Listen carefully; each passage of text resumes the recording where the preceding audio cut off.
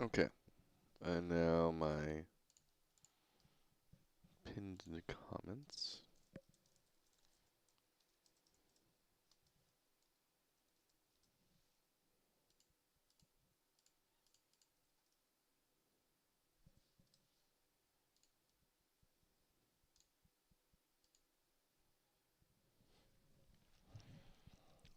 Um, all right. So my goal for tonight would be to figure out some better flow here.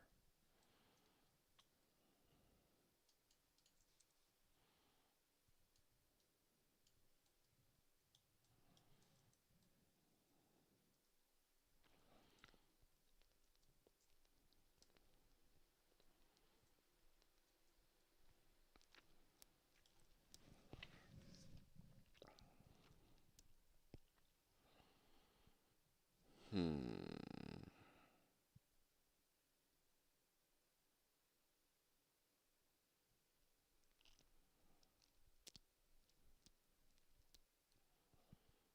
So first things first, I have a lot of this space I can utilize. And so I could expand out everything here.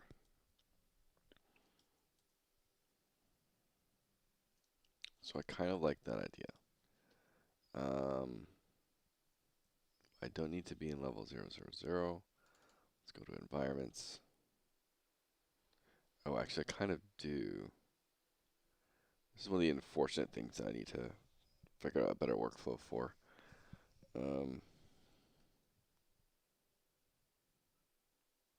I guess I probably don't because of where it's located.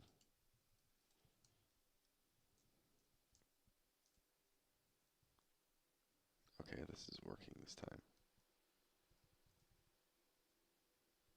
Weird.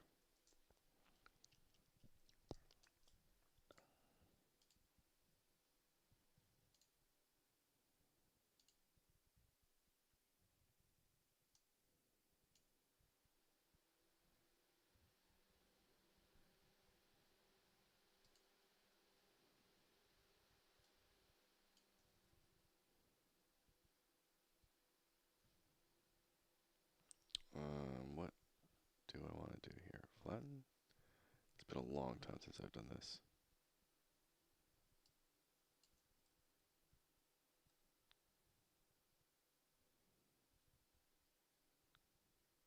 Um,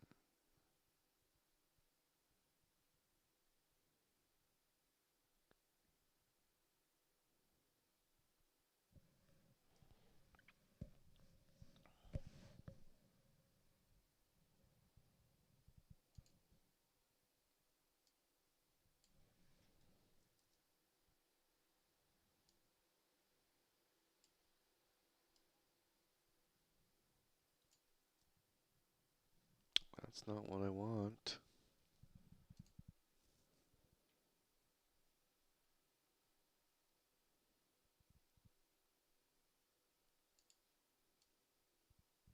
That's also not what I want.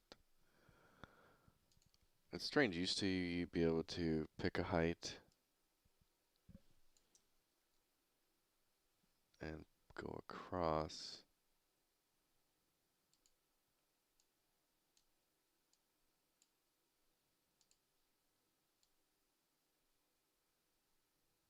Nope.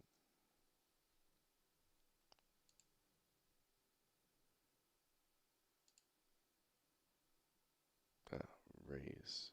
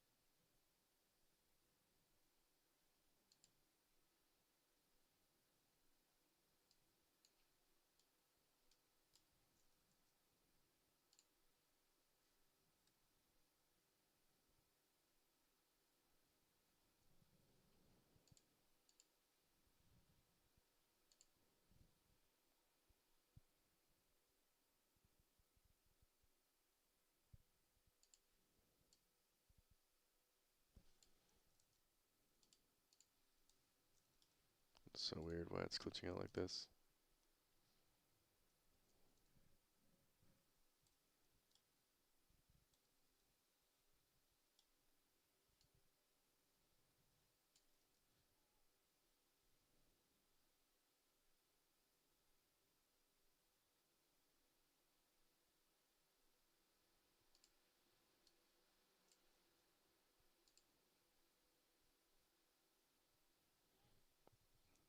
This is so weird. So layers, edit layer. Ah, okay. That's why.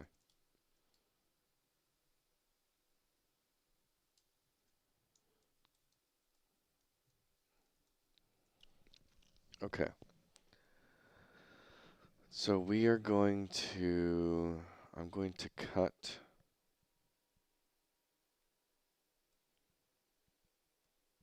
in here. Like so.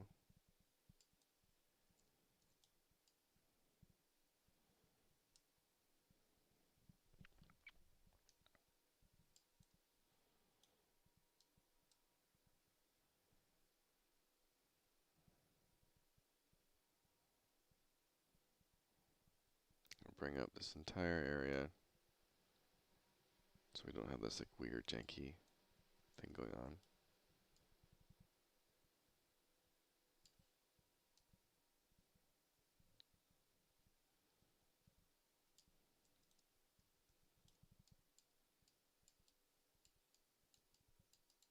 I'm gonna make this a little weird. Whatever.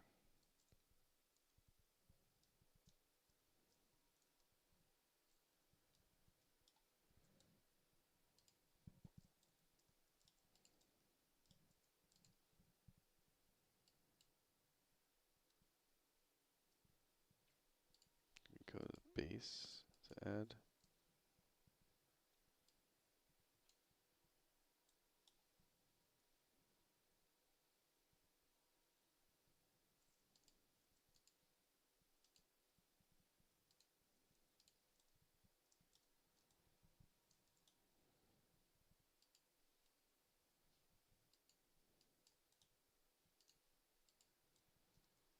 Come on now.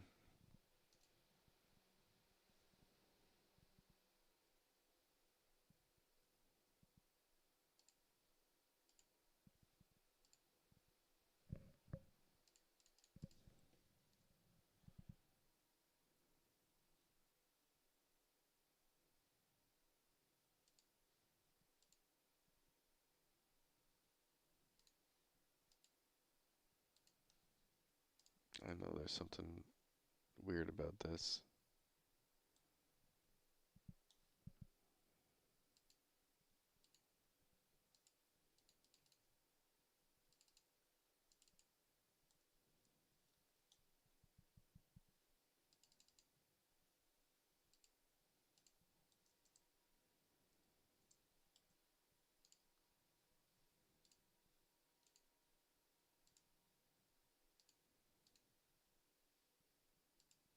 Nothing's locked.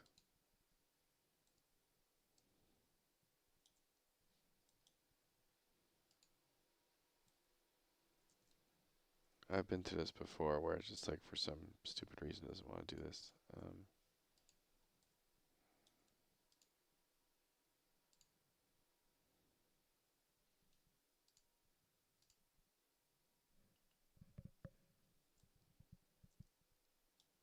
Come on now, why aren't you adding it?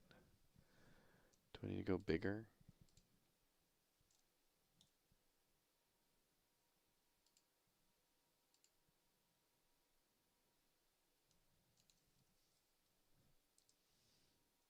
That's way too big.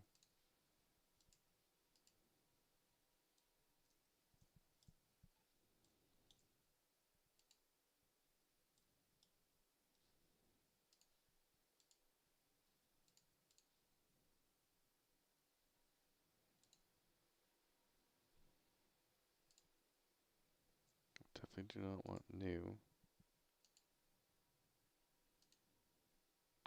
I swear it's been this easy before where we just click add and we just add it. Is this locked? Somehow? No?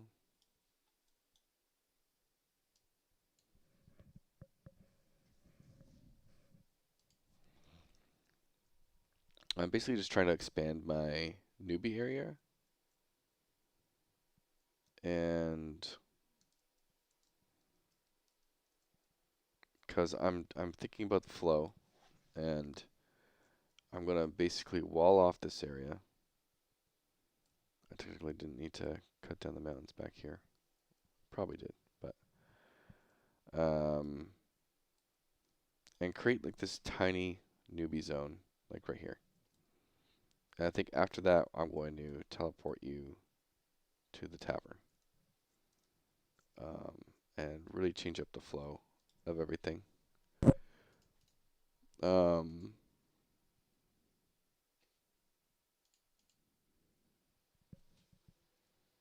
for some reason, it's not letting me add to this landscape.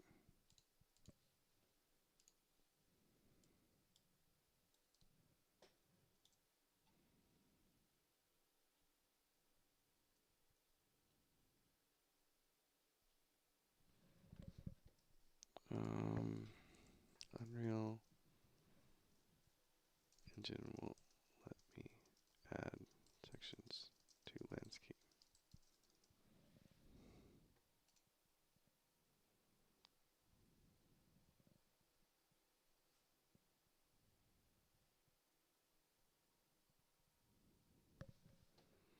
Is it really just a weirdly load thing? So save all, check out. Let's open sky. And then back to, level, do I have a level landscape? Okay. I probably have to do it here then. Why didn't that show up in the other? That's weird. Oh, maybe it did. Okay, yeah, this is why. So now I can go to landscape. And we should be able to add. There we go. I didn't realize I still had another level. All right. So let's go ahead and just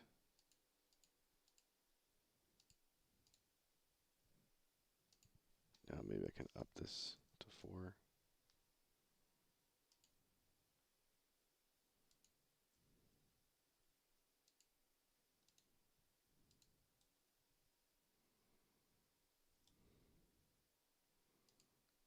There's no real reason not to do that. Nope.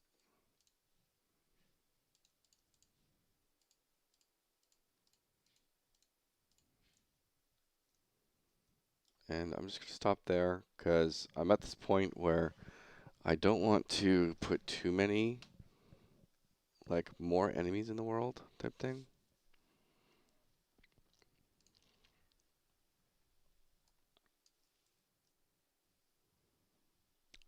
What was it?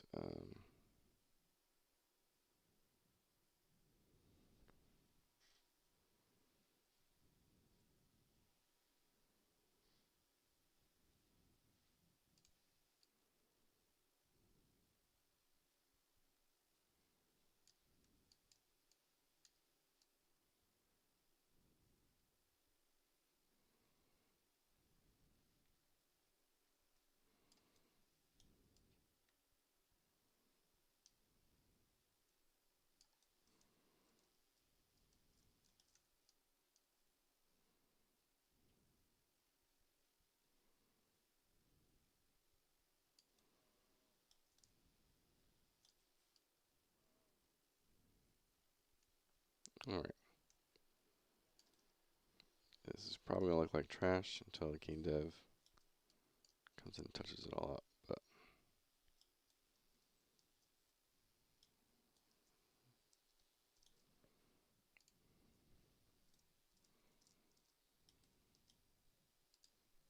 Some erosion.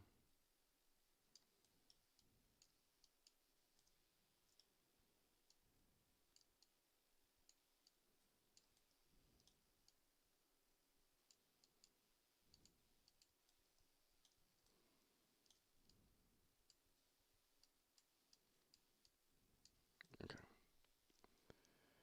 And then let's sculpt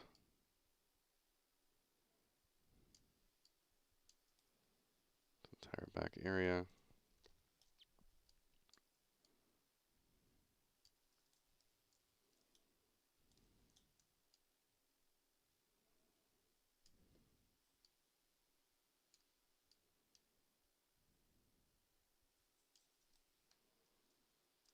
I'm trying to think of place space here.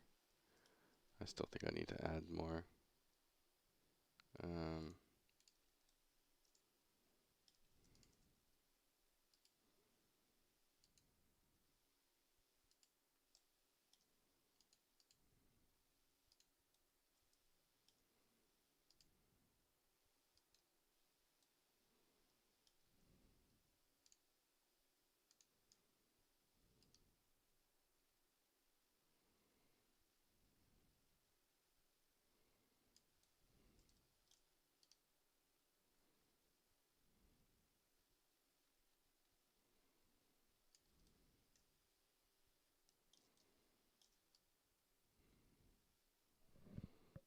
Yeah, so I am working on just a little bit of flow today.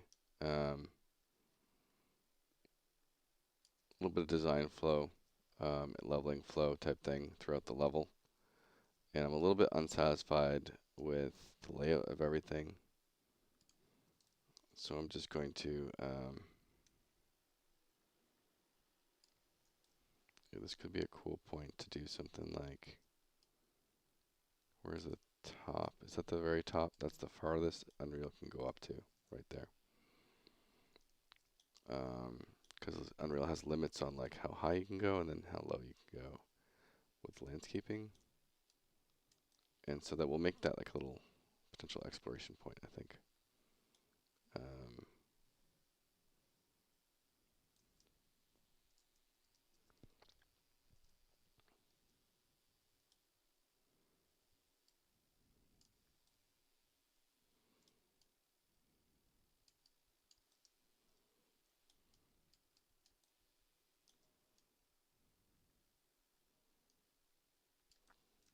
So again, I'm not the like official level designer. I'm just more like technical designer, so I'm just doing a little bit of base work to feel this out a little bit.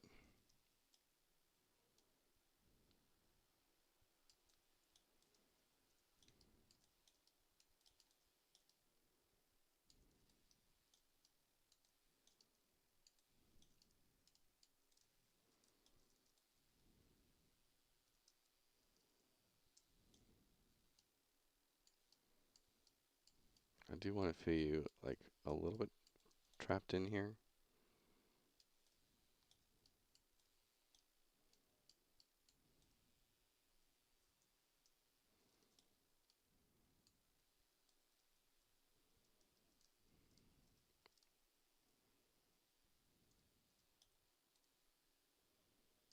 All right, so this is the lake. It's really not that much space still. Damn. Let me try and let me put this to GM server.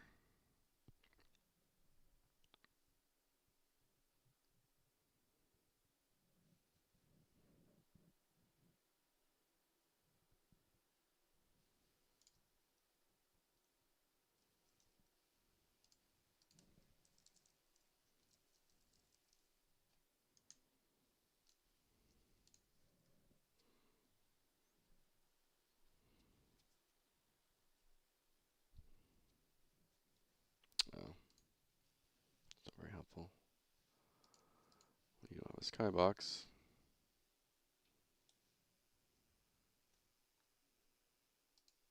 Oh, it's this thing. So I do have like a little sky in here, but the level system so it doesn't get brought in. So I can do that.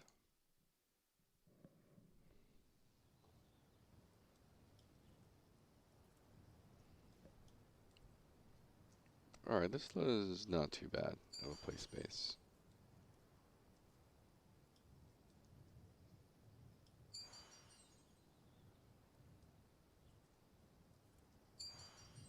We're trying to create the level 1 to 5 experience right now. I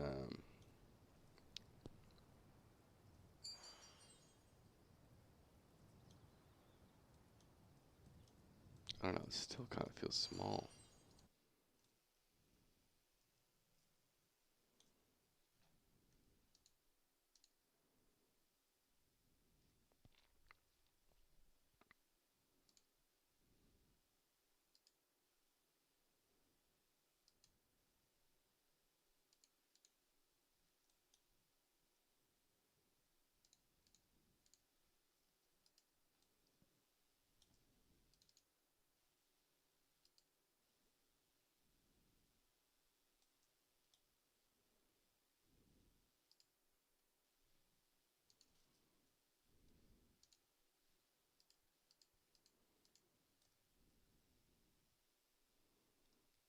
Maybe I expand out that way a little bit.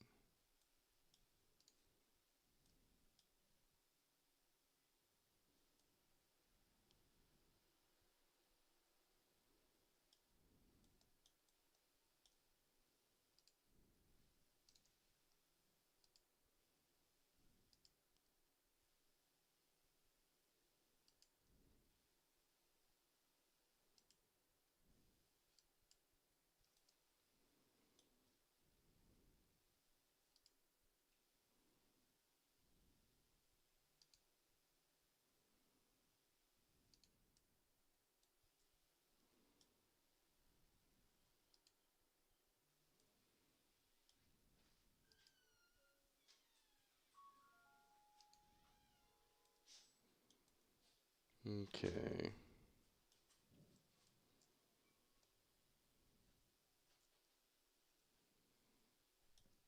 Maybe that works.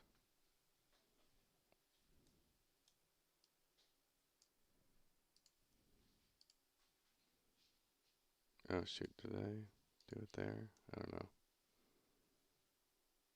Sculpt. Flatten.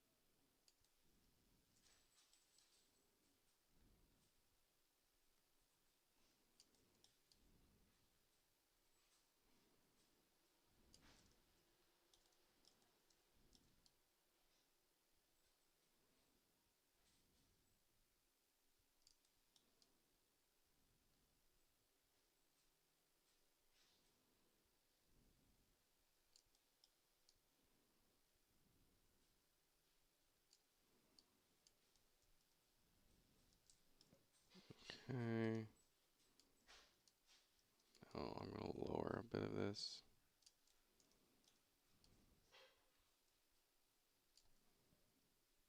And flatten here.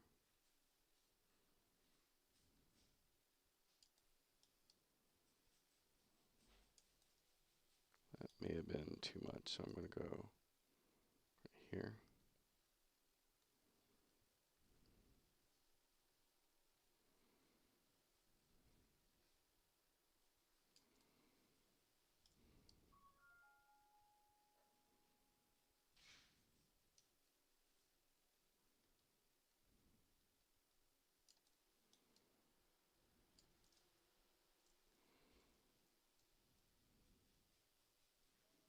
Like maybe we create this like you walk up and like boom, you see this like point.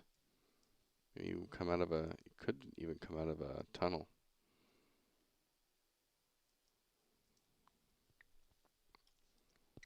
Maybe we do the Zelda thing.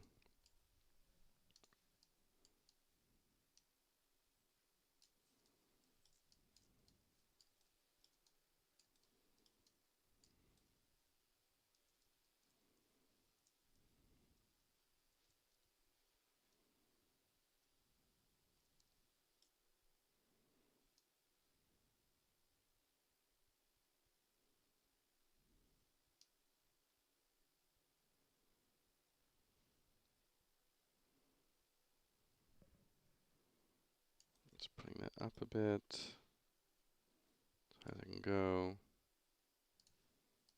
Come in flatten more.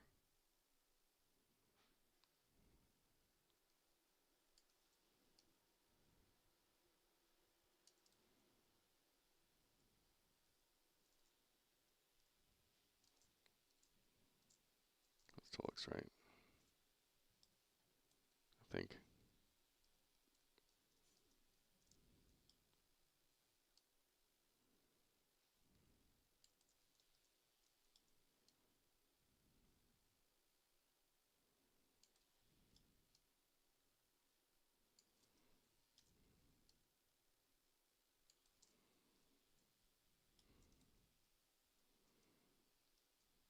Alright, maybe this is a bit more linear. Um,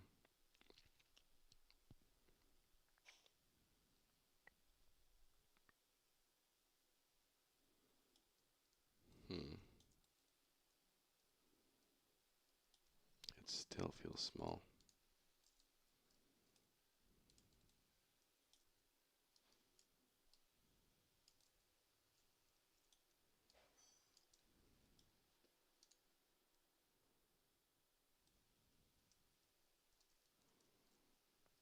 So I'm kind of like here.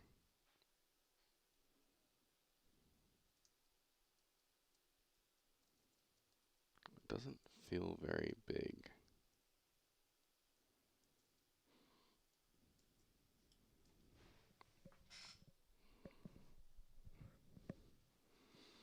Needs to be bigger. Um,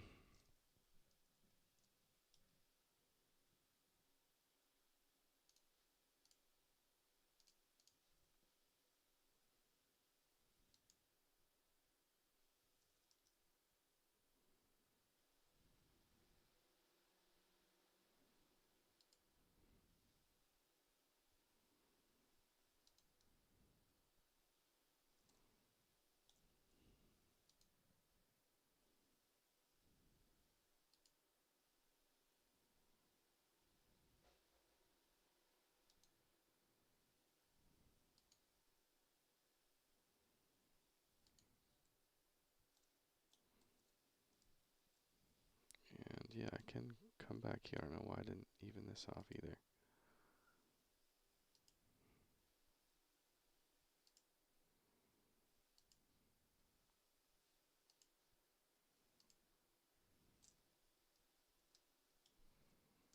Hello, Paxian.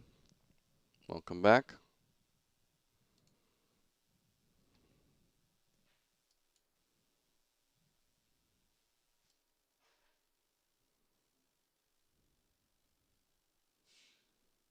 I am creating the newbie yard. And it just never seems big enough.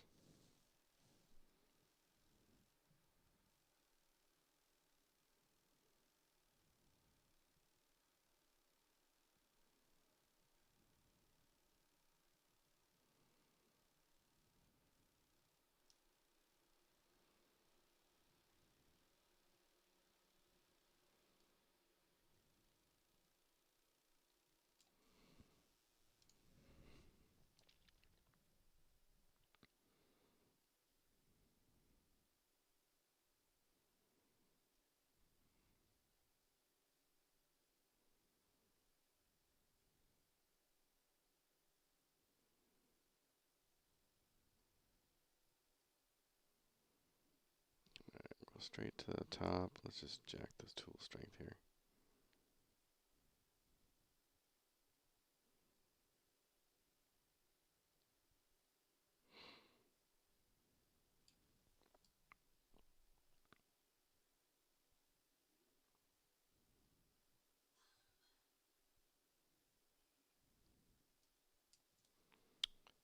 Okay, now we can just sculpt a little bit more. A little bit randomly.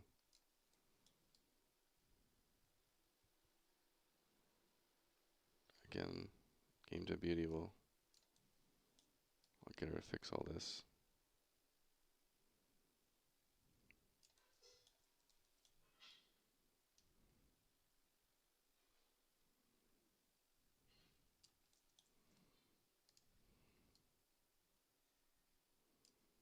Some erosion. Oh, way too strong erosion.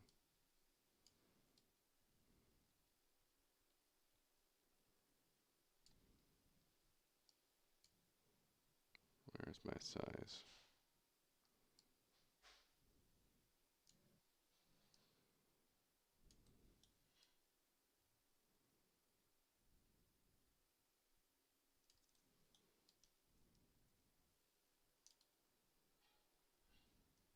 Okay, maybe we need to do more than that.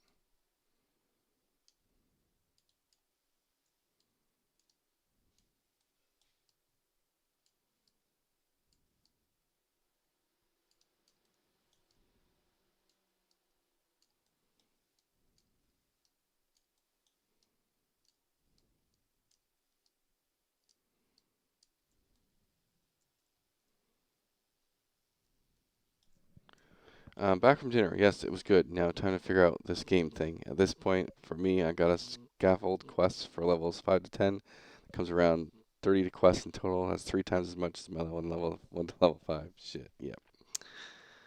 I know. The content push never ends.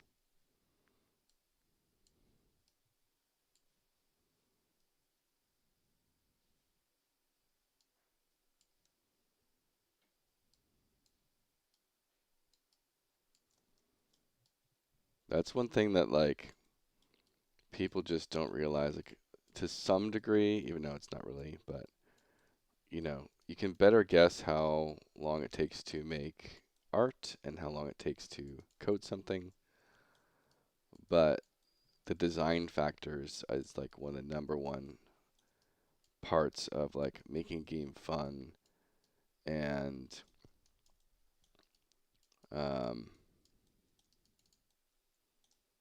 those things, and like implementing content and quests that just you never know how long that's going to take, and that's why it's such a big production problem.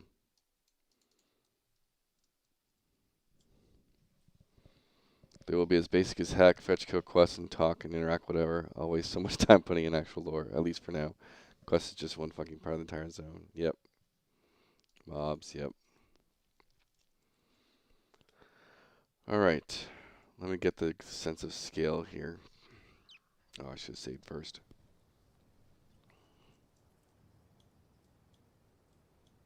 Alright, sense of scale is getting a little better here. That's feeling good. Lots of room to play with. Plenty enough for newbie yard.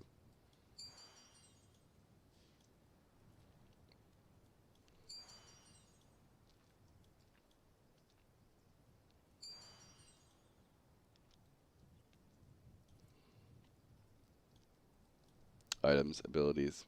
Yep. Combat, quests, monsters, bosses, loot, equipment. Progression of all those things. Proper progression.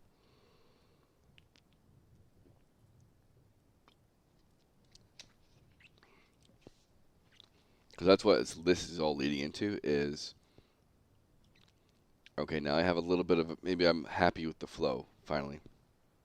Now it's, all right, Now let's make sure people get their abilities slowly. They start with 1 or 2. Then they get them as they level up.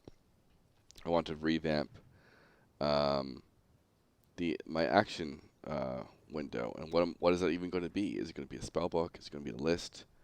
Is it going to be, how is that going to work? We are going to go EverQuest style, where you have like some sort of book type thing with a list of abilities that you can pick and choose. My new combat system, there's going to have some sort of action RPG-ish slotting of abilities. Teaching the combo system, do I teach it right away? Do I teach it at level 5 instead of level 1?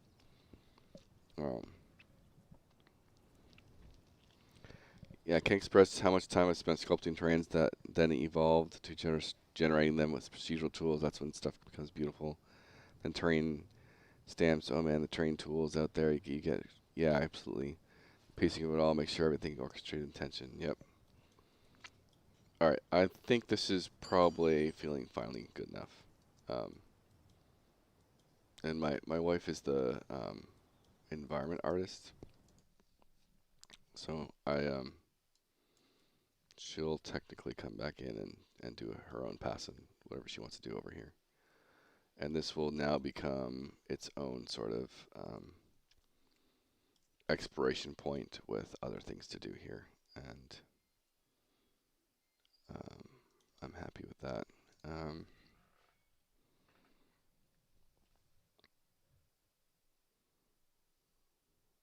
Yeah, I'm definitely like, out of all the things to do in game dev, environments, I would say, are not on the top of my list of things to do. Yeah, it's a nice higher point, so have a nice point of view for the rest of the game map when you leave this area. Yeah, I was thinking about you unlock the entrance to the cave or something. I can cut through here. We could do the Zelda thing. You come up here, peek through, or I teach what will be my fast travel system, which basically you complete this area and then you unlock a teleport to the tavern, and you just teleport there.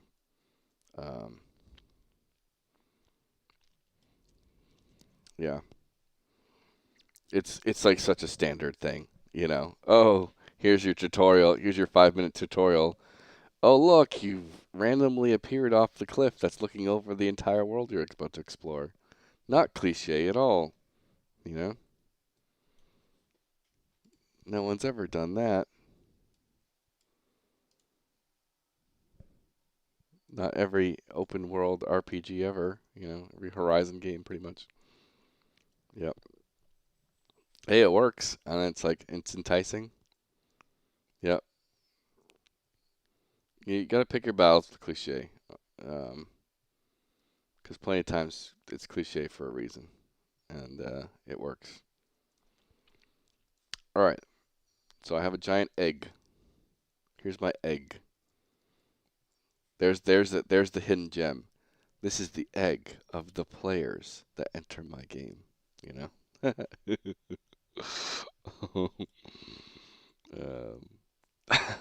The hidden gem. It even has egg spots. You know. All my players are my little birdies about to hatch into my beautiful world.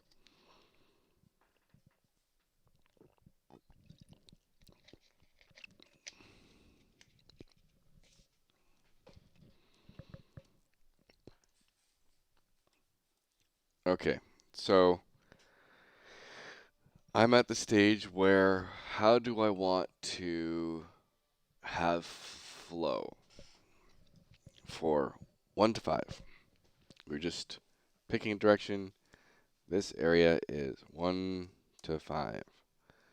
Now, in terms of all this junk, I can have players start in the center and then pick a direction and go. All good. And like, this is sort of the flow I want. Partly because I want to be that game that like that you can sort of just like pick a direction and go, and like just like, oh, there's some things over there. I'm gonna go start killing them. I'm gonna go explore that point. I'm gonna gather some stuff over there, and it's all going to contribute to progressing myself. Um, there's a little bit of an issue of, and especially like for me, that's playtest so often as well. Um,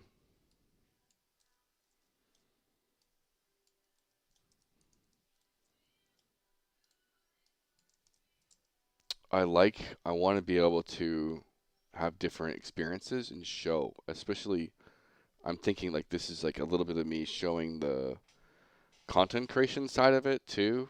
Of I have started at killing orcs, animals to orcs to spiders, almost every damn time, and I want to not do that, you know. So how can we set up this area that's a little bit less like that? Um,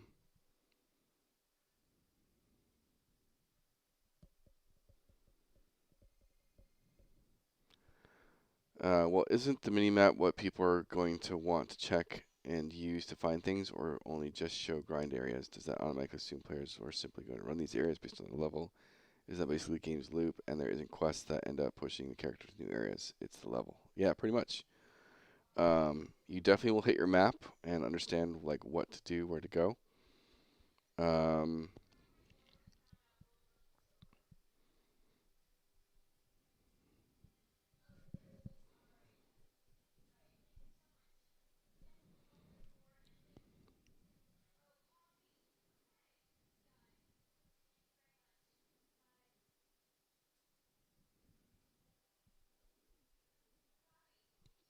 I'm thinking. Get some tunes going. Even if it's just some medieval lo-fi.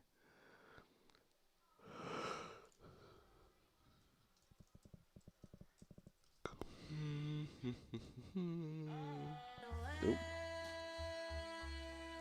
Sorry. My work is easy because I use ClickUp.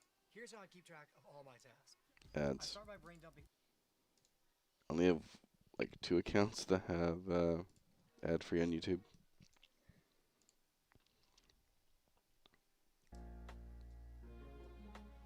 Okay, back to start. Right click loop.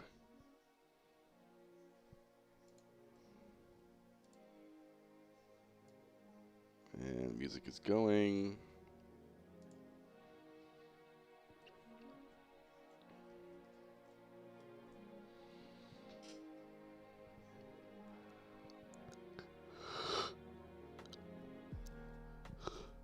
Yeah, well then that makes it pretty simple on how you're able to go about the layout area. Maybe there's more to it. Yeah, it's just about understanding like what monsters do I want to incorporate here.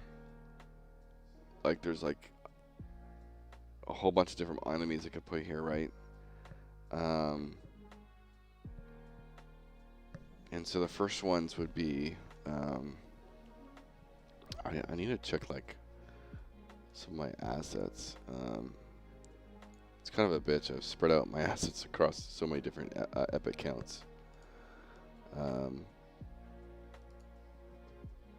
Just because like sometimes I'll randomly buy something on the wrong count.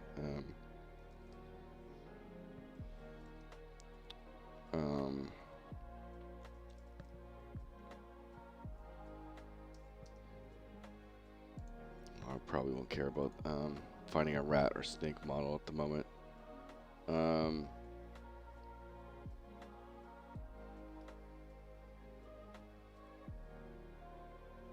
And then what is I'm trying to understand the general consensus here. So we have camps.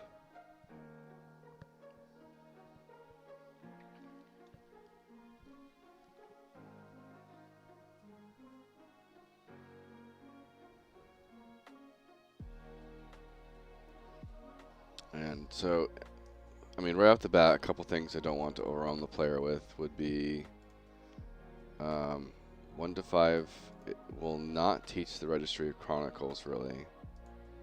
Well, you kind of will get pop-ups about this. No, so this is we do want to teach. It's the Fabled Expeditions. So let's think about it this way. So now 6 to 10 is going to be like Fabled Expeditions.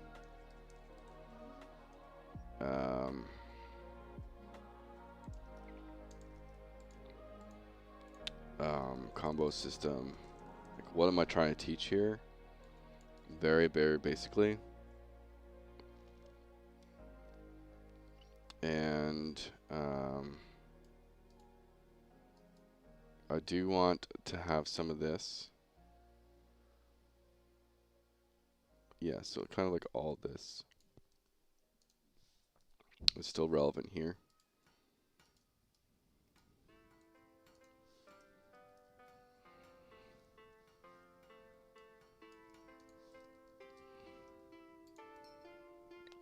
I could maybe like not really care about teaching this per se.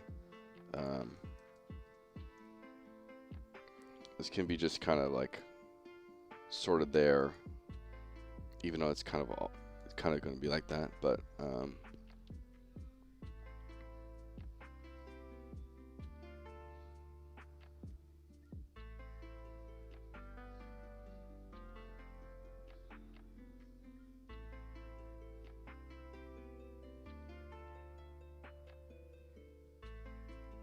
I'm trying to think of like what's your first 5 minutes, you know, into this game. Most of the time, just like anyone, it's just you start whacking stuff. You start, you get a quest.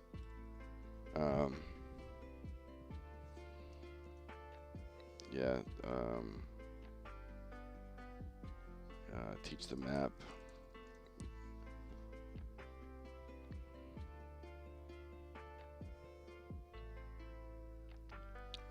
Exploration. This kind of goes into this a little bit. Exploration.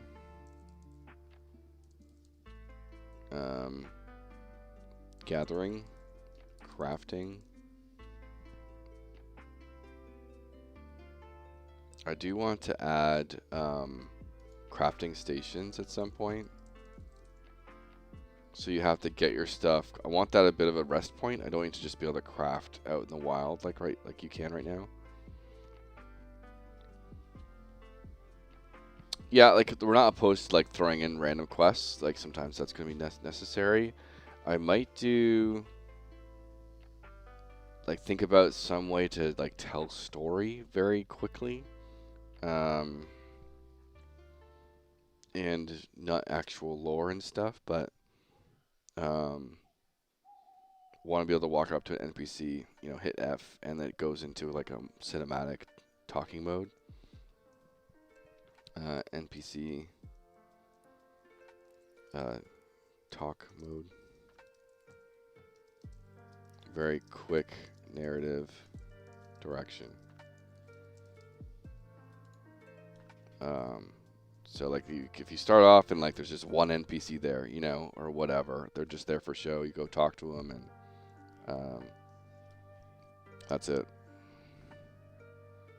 And you get like that kind of Zelda-ish, like the camera you know, zooms in on them a little bit, and you hit next a bunch of times, and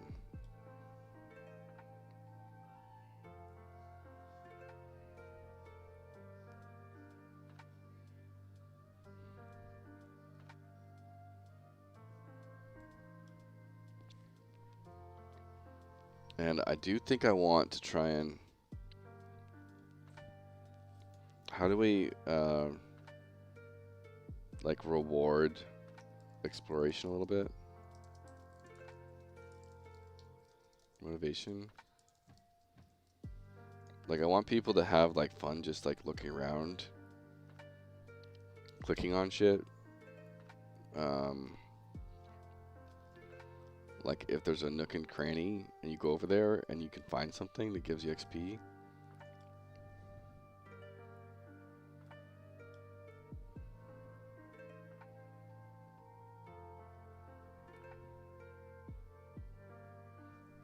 Alright, so some of the first things I'm going to do is let me create a new actor. I'm going to try and create like a placeholder camp placeholder.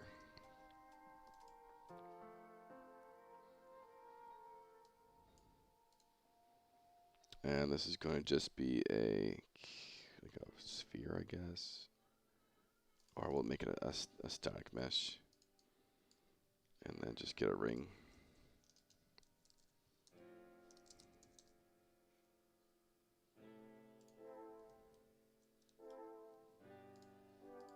And then I'm sure we can jack this up a lot.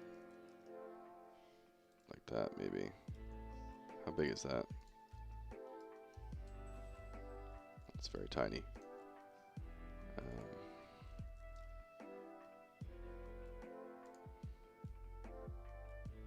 Oh, it's the wrong mesh.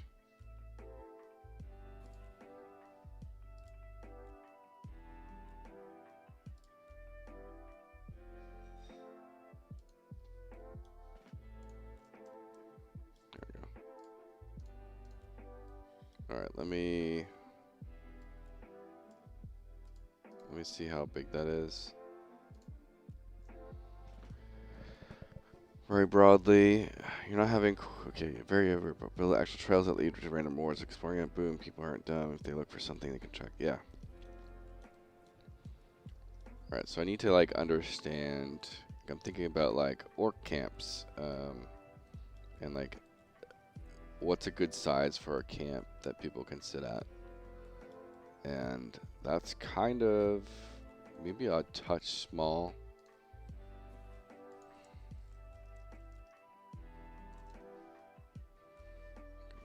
I could probably just put that to 5, whatever. I guess it doesn't matter. 30.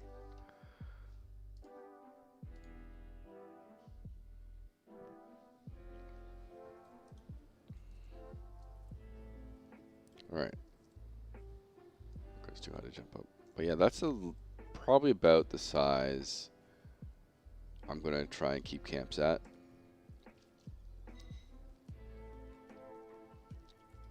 I'd rather a lot of different camps than just one giant massive thing.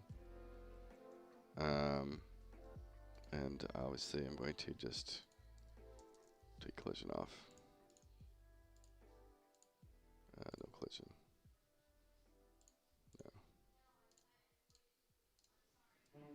No. And so I can start a little bit random. Well, I make these rings too to estimate sizes of group mobs, yeah. And like elevation too, so like let me just do like I could probably change this to cylinder instead of, let's just do cylinder.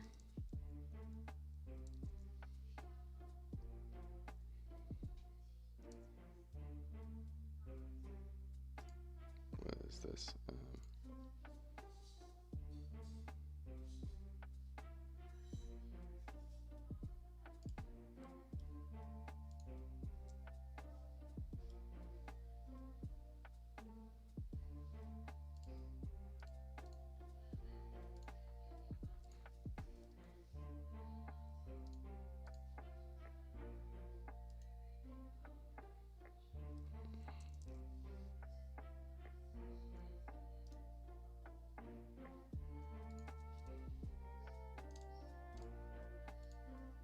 Okay, and then just so I can see it, where I put these things. Another static mesh of the same thing. But we're going to put this to like 40.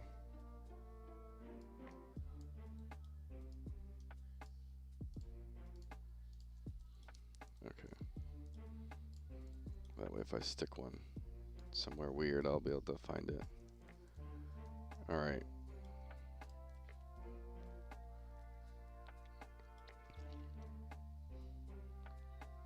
So we'll have that guy there.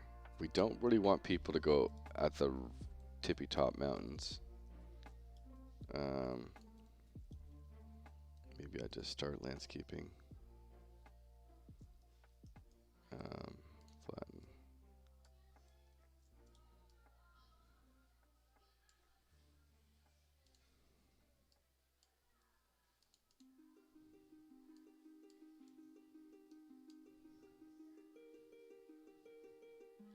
Bring my size down.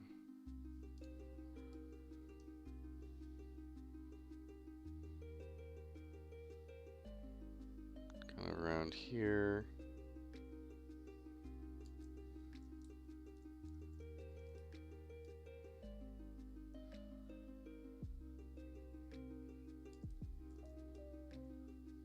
And then throw a ramp in there.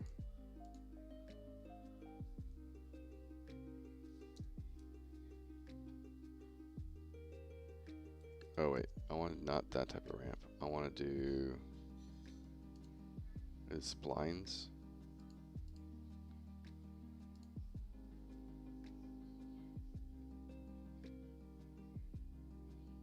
I forgot how to do this.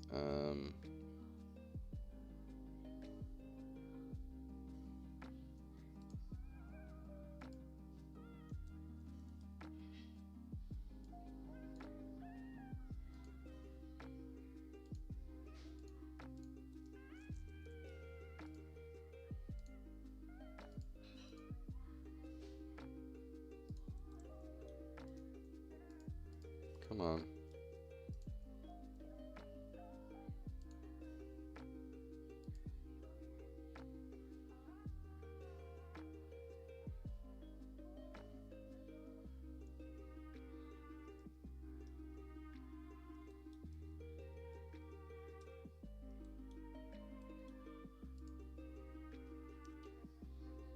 Do I have to put it there?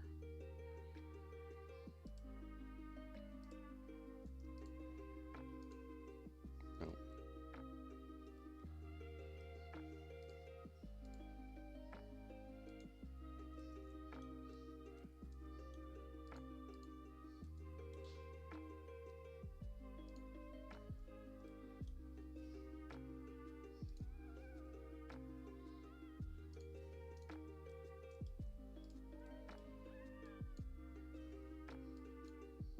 Trying to remember how to use these damn things.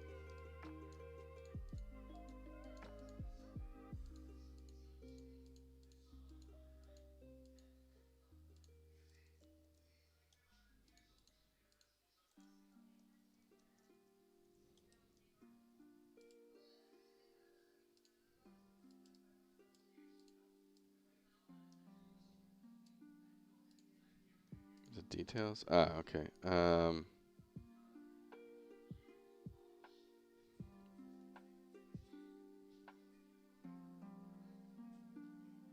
Where is...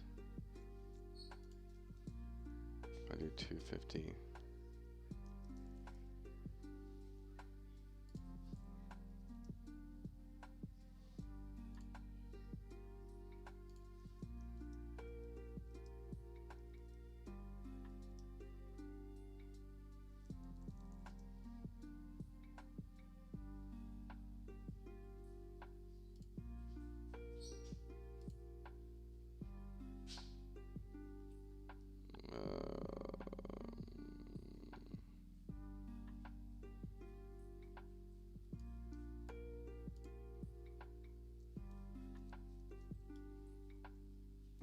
Okay, I might just say screw that and do it later.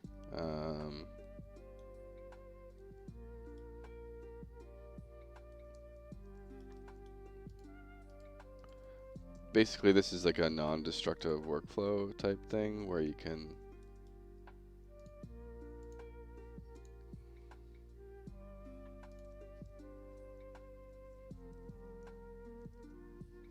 but I'm trying to understand why it's pushing it so high.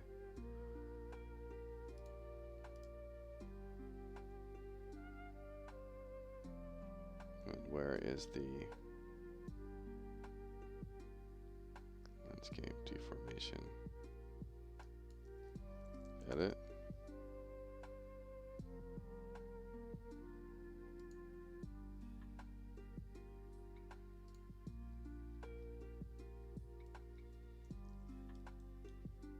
the specific point.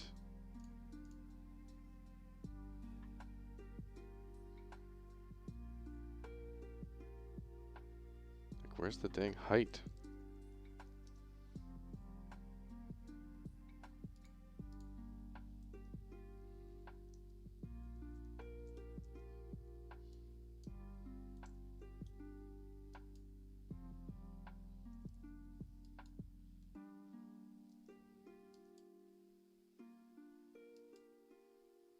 That can't be right.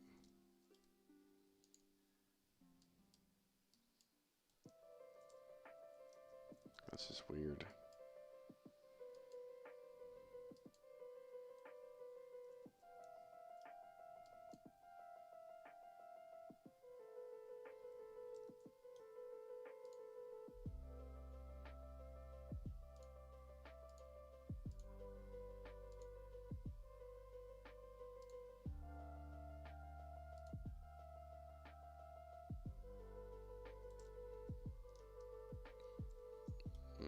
Okay.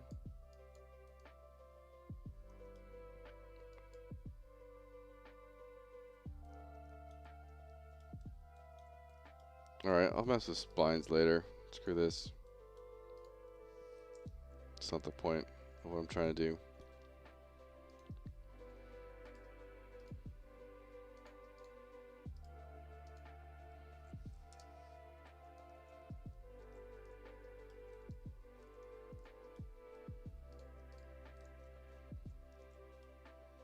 Okay.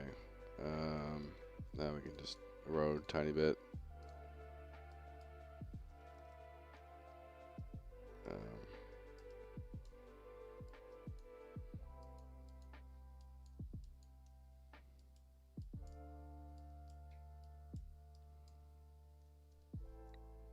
This is like way too strong.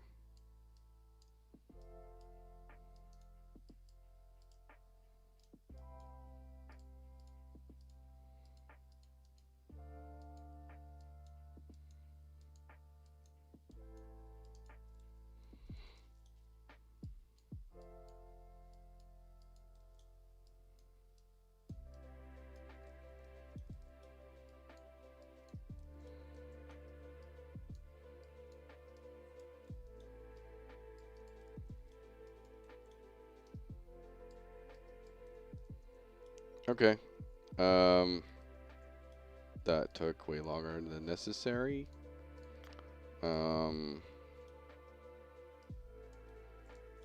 Okay, that's one place.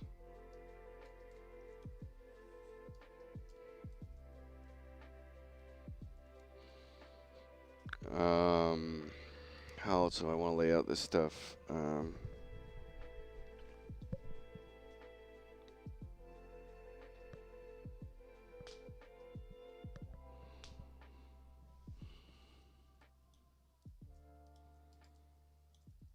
I think I am going to have the players just start on one side, as much as I don't want that. I don't think there's any way around it without it not feeling weird.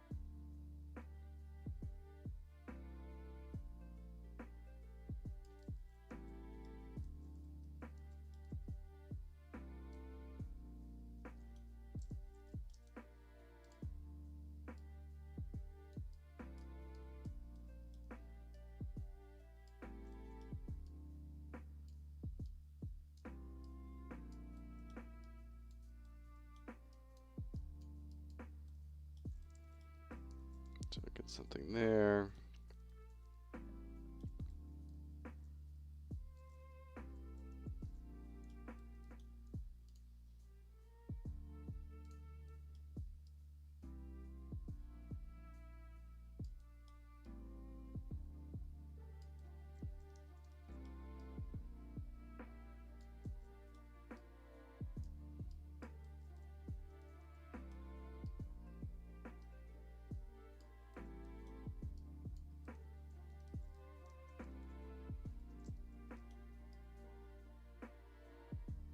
The other thing I'm concerned about is how many enemies I'm about to add.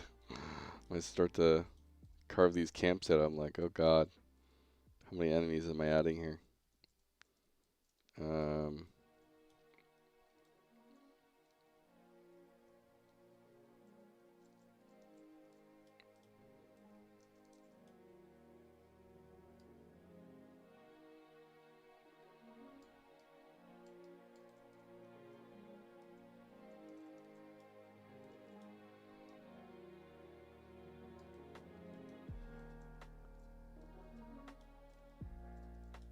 Okay. Something like that. Just throw a ramp in.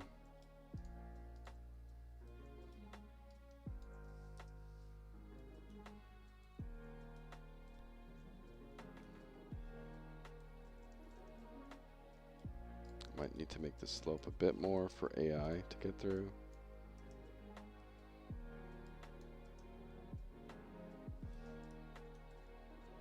And then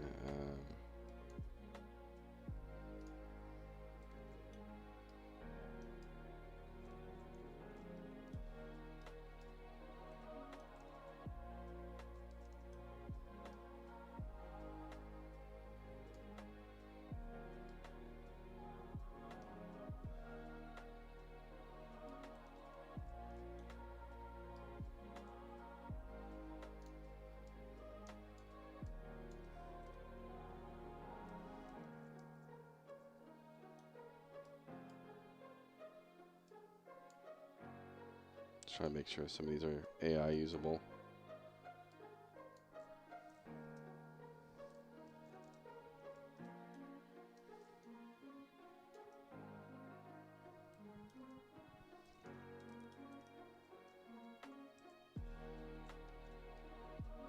That should be fine. Some erosion.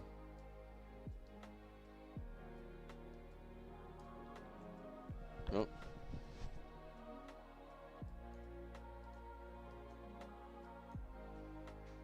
Oh, I'll be right back.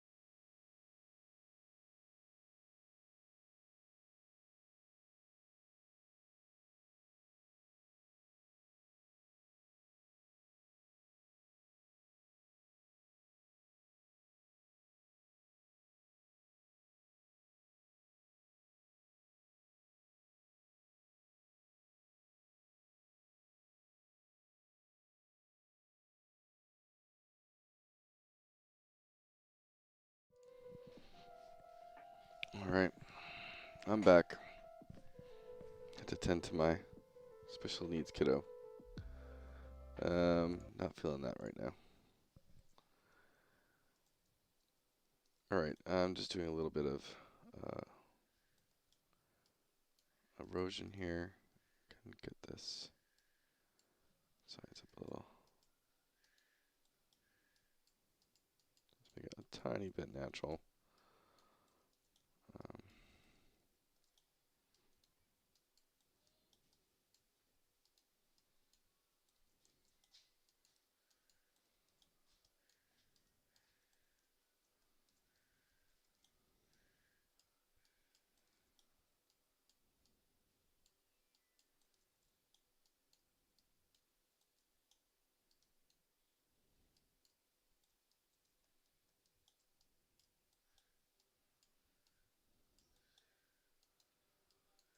I forget if I did any of this here. Maybe not. I'm not trying to spend too much time here, but like basics.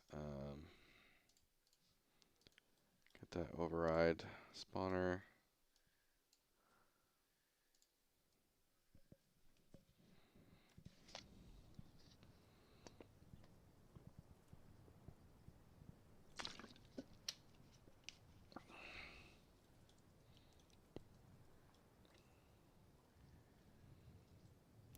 Right.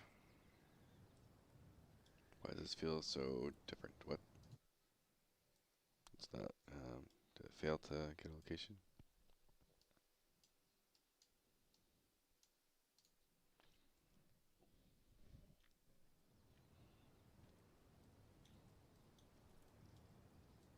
There we go.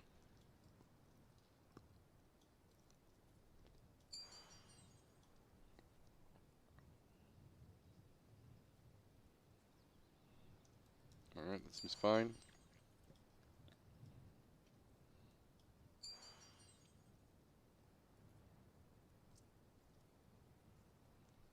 The other kind of thing to have to try and support too is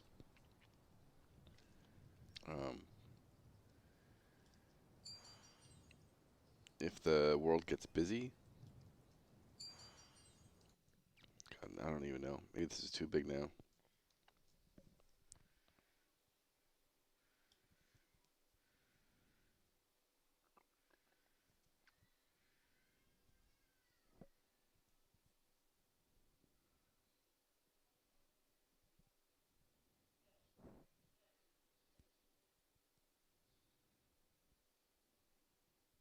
I can definitely do a little bit of undead in this area.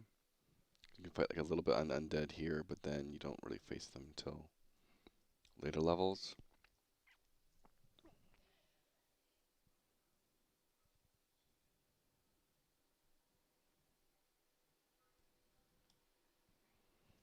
I can have a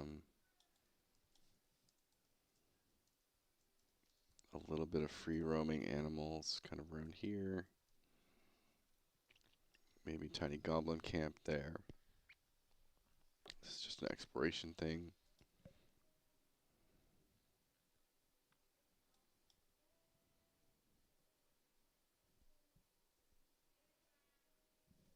I can certainly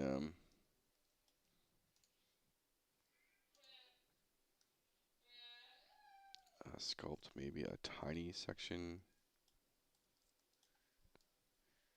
here.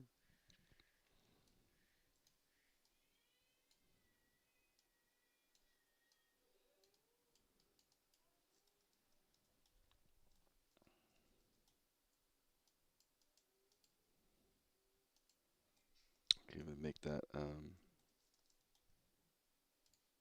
potentially a small camp.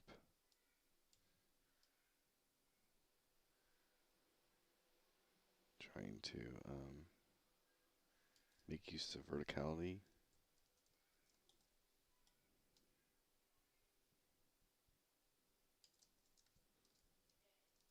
Can't like see over the mountain at all there. Sounds good.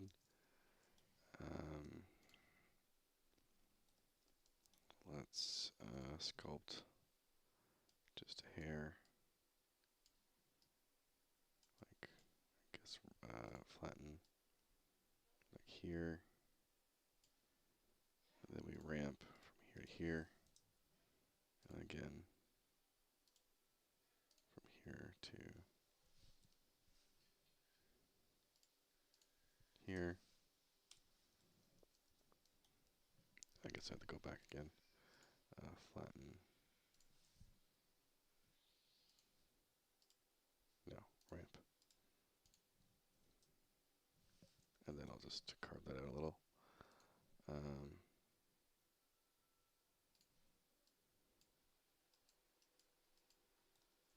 Actually, that's not going to work.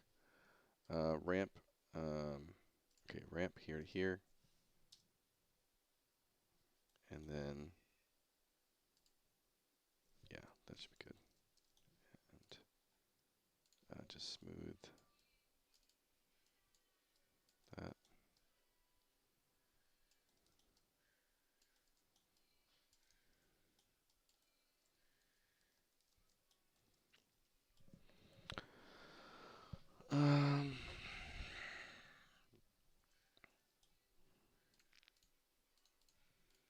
And I think that's about fine for a platform. Yep.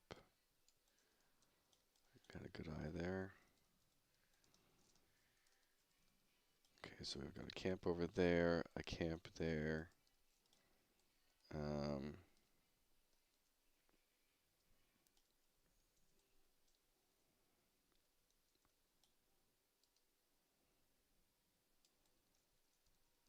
We'll start here.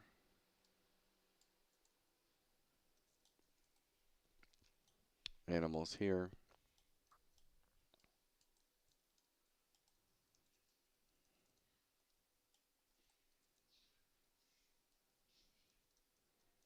Got something up there, something back there.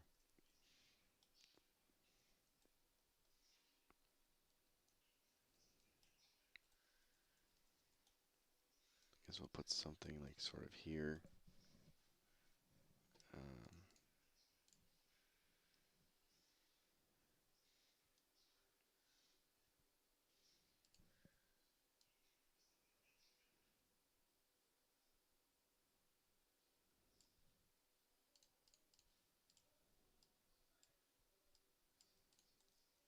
And try to like also like allow people to run around a little bit so they can like hug this wall.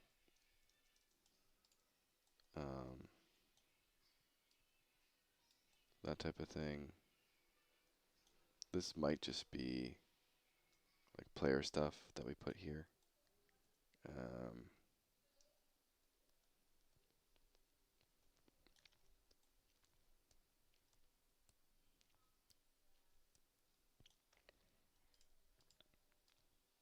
Let me see what this kind of pacing feels like.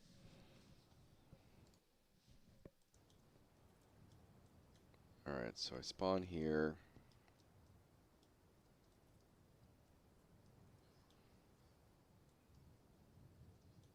I can just go ahead and start killing things on my own.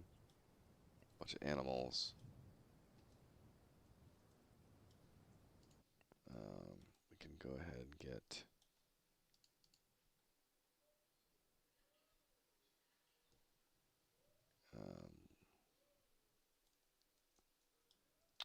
let's go ahead and just do a quick I'm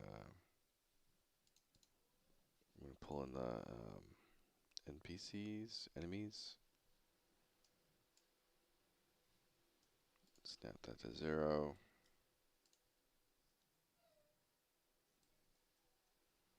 And technically we can move to creating more. I can move a lot of these guys to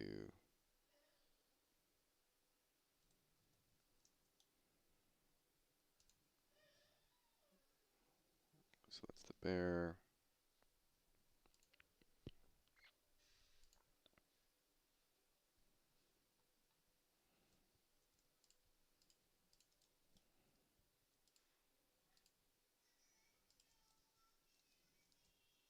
All of these guys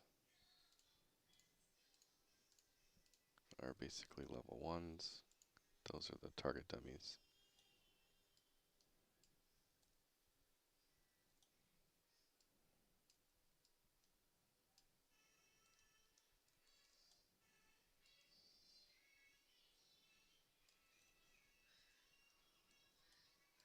What's this guy? He's a level 2 to 3. Pull him there.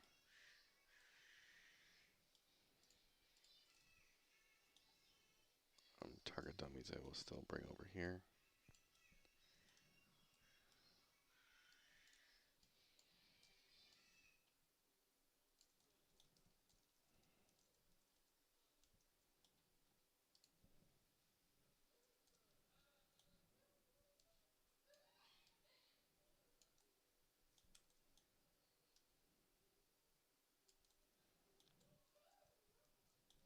Okay, save.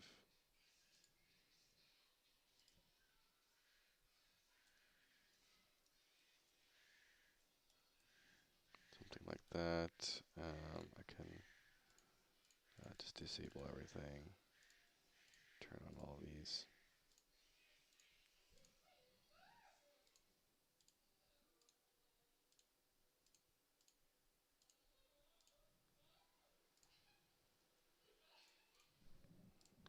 Not to be a downer, but I hope this ain't a tab target MMO. Well, you are a downer, my friend. I'm sorry. But yes, it is tab target MMO. We're doing our classic MMO that's kind of inspired by both EverQuest and WoW. And so it's not going to be for everyone. But we hope you at least you could give us a try sometime. But we are not a like action target and stuff. MMO, we're not a BDO, and we are very, very, very apparent for that. We are trying to do new things and interesting things to hopefully make the tab target experience better. So I hope you at least give us a chance that at some point in the future, try our playtest for free and give us a try.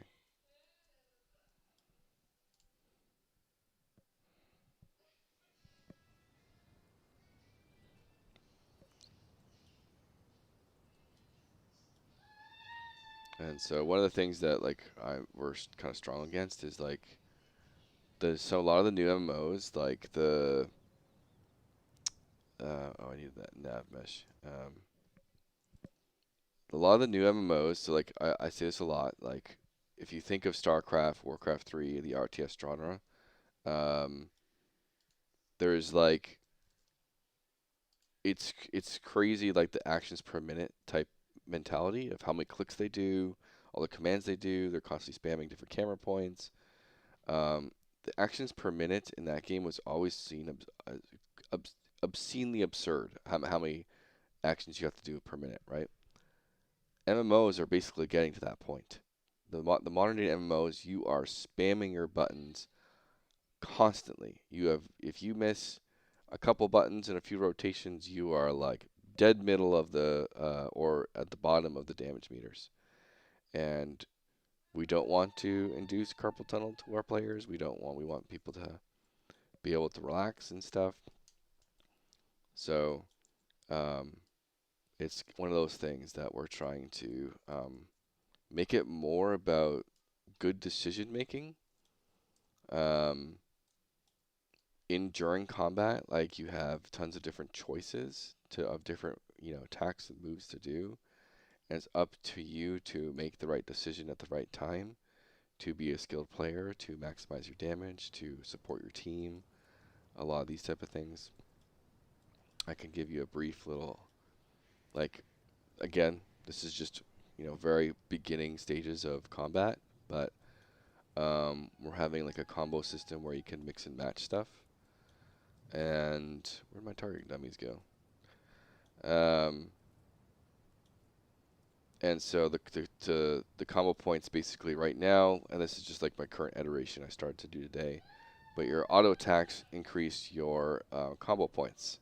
And then you use your abilities, depending on what your abilities do, they'll change based on your combo points. And so you can see I'm attacking the target, the combo points are going up, but at 3 they reset. And so each combo point is going to change the mana consumption they do. When they're red, it means you get an automatic crit from your the ability you press.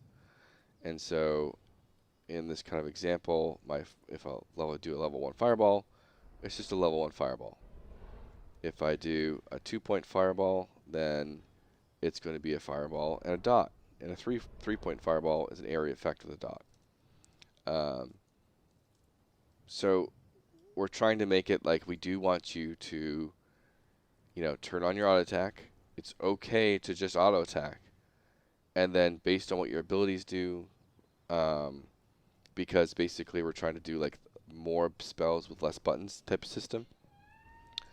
We want you to think about what you want to use. You might want to not use an area effect attack at this moment, because stuff might be crowd controlled and slept and things, and so it's up for you to decide at that moment in time the right thing to do at the right time.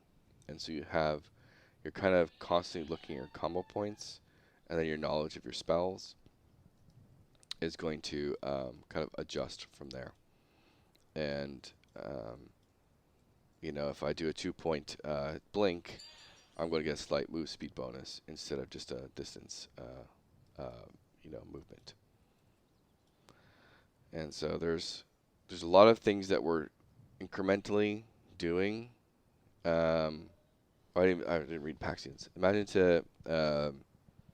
having to make this game action target. You think that's more work than tab target? Yeah, for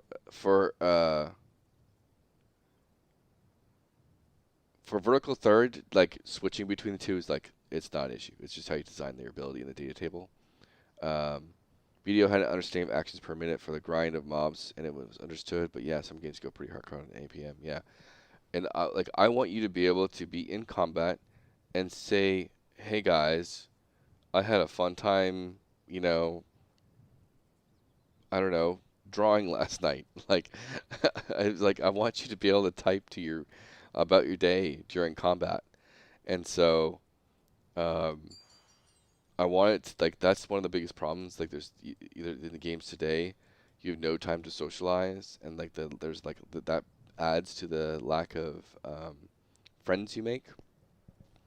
One of the biggest cultures that drives me absurd is speed running dungeons is gotten to a level of what's the point. And I played New World the last couple times I played New World. If you weren't going hyper speed, beating a dungeon in 14 minutes time, taking every possible risk you could possibly take, this was a dead terrible group, and I'm out. And I would play a tank in New World. I would have mages or whatever they were, staff users and stuff, flying forward, pulling everything they could, and complaining when they die. Like it was the most obscene culture. Like that's just doesn't. It's why am I even doing a dungeon if we're not even going to experience the dungeon? And so I don't like the pull everything AOE meta, and that's something I'm trying to change. I want you to think about CC. If it is an AOE thing, like in EverQuest, you had quad kiting and stuff. It's something that there's a lot of skill involved to it. It's not just stat checking and overpowering everything. There's pros and cons to it all. It's not mana efficient a lot of times. There's limits on how many you can do, so it's not just you hit everything. Sometimes it's limited to you only can hit 4 things at a time. And so maybe it's sufficient to do it in some situations on 4 targets, but after 4 targets it becomes like there's no point. And there's obviously high risk involved to it as well. And wiping your group if stuff goes wrong. Or wiping your trio or duo or dying in solo player type thing. And so far I'm enjoying like the auto attack is like your almost your metronome of your abilities, and it lets you kind of pace how you want to, what you want to use and when you want to use it, as well as your crit. You're trying to use your crit at the really correct, precise moment, and that's sort of what I'm getting into. So before today, every time your auto attacks would only give you your crit, and every time you use an ability, it would increase your combo point. So you could do like blink, you know, combo point 2 for a dot, and then combo 3 for a fireball. But I just didn't like how there wasn't as much agency on what you use and when you use it. And so combining that into the auto, I still don't think it's like 100% there in any way. I'm still thinking about other ways to improve the agency, and we want your kind of like combat to feel like chess, like you're planning your next step and your next step and your next step, versus just like freaking like you're becoming a piano player to do your rotation. It was gamers' fault, but that's just part of nature. I feel like you can't deny people wanting to compete, but it's super cringe when the devs go out their way to make systems like Mythic Plus. That's the stupid part, though, right? Like in New World, there is no Mythic Plus. You're just doing a dungeon. Like, and in New World 2, um, doing it 2 to 3 minutes slower was proper and okay, but that wasn't enough for a lot of people. Um, like 3 to 4 minutes slower, you would guarantee clear the whole thing with no wipes. Um, but that culture didn't exist in like the State of New World. It was pull every room, um, YOLO it, use your cooldowns, use potions, um, and that's how it was.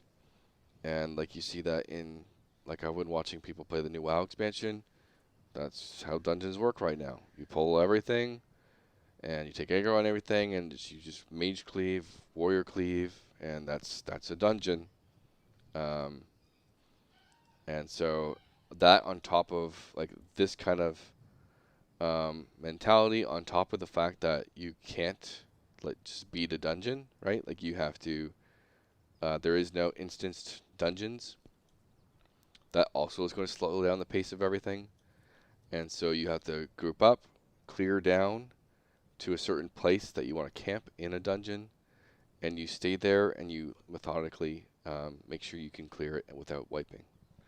And so, yeah, thankfully I didn't play New World, but yeah, shame the game's going offline. It had a lot of cons. Like, I will quote that I liked a lot of New World constantly, but it took me so long to, like, when it first came out, it probably took me a year to hit max level. And then I realized like you still needed like I think keys for dungeons. And I'm like, oh, that I'm not doing keys for dungeons. Screw that. And then I came back in, and then like they fixed that. I came back in and like, what do you mean? It's horizontal progression where all you're doing is farming the exact same gear for with different resistances. And like, what do you mean? Like, so the gear progression was god awful, and um, I still stand by like if New World just all they did was nothing fancy, cookie cutter raid tier based rating and raid tier based progression, it would have survived. Their PvE was actually their PvE and their boss designs and their boss fights were actually really really fun, and that's what kept me from playing, or at least kept giving me a carrot on a stick to keep playing New World, was that their PvE was actually fun to play, and their dungeons and stuff was fun to play.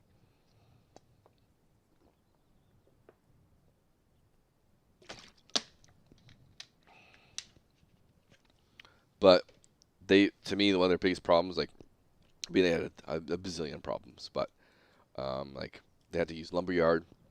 They were forced into that decision because of Amazon. That was an issue. Um, They started off as a very PvP hardcore game, which influenced the design too much to be PvP. As we know, PvP MMOs just they're the highest chance of failure in the MMO genre, and as a result, they like, okay, now we'll split the PvE. And they had one foot in each door, and they didn't do either super well, and then they were kind of a game for no one. That being said, they were actually at their prime of like state of the game when they got canceled. So um, they were actually doing really well at the very end there, and a lot of people like the last thing they released was this like, big Jester raid, really well designed. I didn't get to actually experience it, but from what I watched, it was actually a really cool raid to do. Well, that's good to hear some of the PvEs were good to play. Yeah, bro. I mean, the split of PvE and PvP New World was just, yeah, it was bad.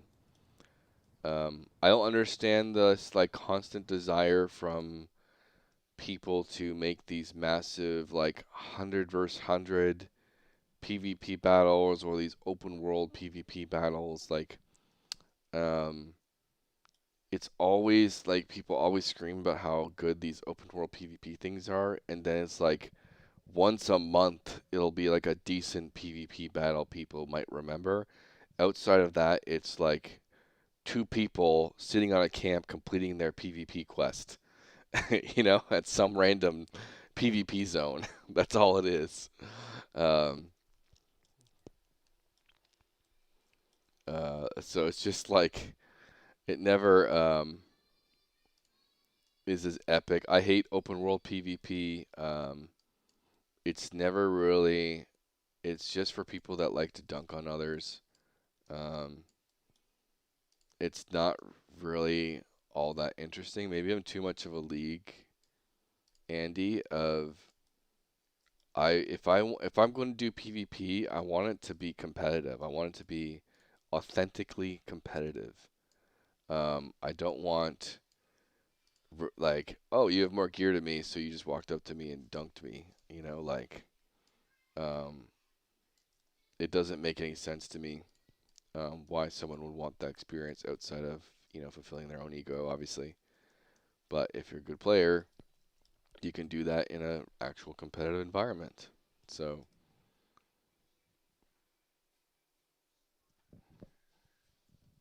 oh yeah, man, my take on PvP is an MMO.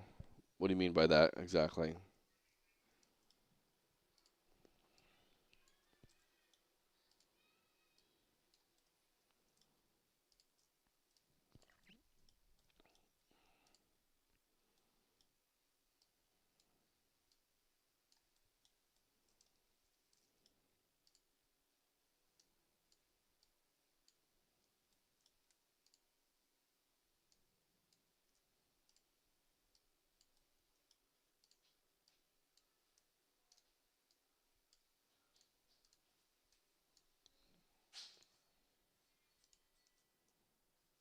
I'm just trying a little bit of random pacing of things.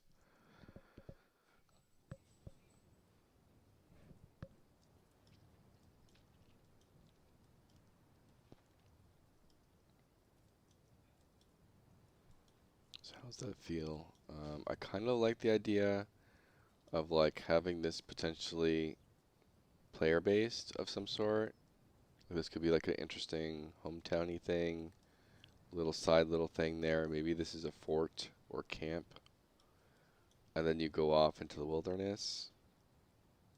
Um, I sort of like this pacing of stuff.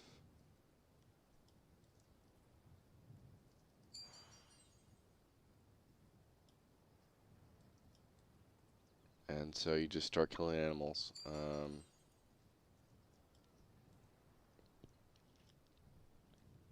And then as you kill stuff, you're going to be, this is eventually going to start to shimmer when you get, X animal kills, right? Um, you'll come down here and be like, oh, I have, where'd the animals go? Animals. I've killed 10 animals, and I can, you know, accept that. Boom, I just got 500 XP. Um, if for those that want to explore, they'll be like, "What's over here?" and start getting XP from exploring, or like, "Oh, I got XP for exploring. I'm gonna go this way and explore." Yeah, I did like WoW Classic Battlegrounds. As for my take, there are positive and negatives to having PvP zones in an open world. When I came into Stranglethorn Vale for the first time, experienced open world PvP. That was cool to be honest, but I knew the chance of high level gankers. Luckily, I didn't get screwed over by one. Yeah, I mean, like it's not that the we played like when we played WoW, we were on PvP servers too, and like it was once in a blue moon you had someone actually be a complete dick to you about like camping you and stuff. Um, but yeah, I like my PvP and PvE completely separate. As for implementing my PvP, whether I'll have okay. As for me implementing my PvP, whether I'll have a zone with open world PvP enabled, I would, but it would have to be some form of balance. Not really big deal, or just yeah, I enjoy the chance of being attacked. I prefer them separate. Yeah. Um, Again, there's an audience for it, you know, like that enjoy that type of stuff. Clearly, um, just about finding that niche. I know, like my take on any type of like open world thing is it has to be like once a week. That's my take on it. Um, like limit the times it can be. And I say that because it's just if it's too often, people don't do it. It's not really matters. Doesn't really matter. Um, I also have like so I grew up. A lot of my friends and I, even though a lot of us were gamers, we didn't play the same games. And so I was a big EverQuest Andy before WoW came out. And then my other friends that played, they were on Daok, and so Dark Age of Camelot. And they would always talk about these Thursday night thunders or whatever it is. And it's just that's when like the big shit went down is on Thursday nights. And brought everyone together, these massive battles. Sometimes like a thief would steal the ruin or whatever the hell it was they stole.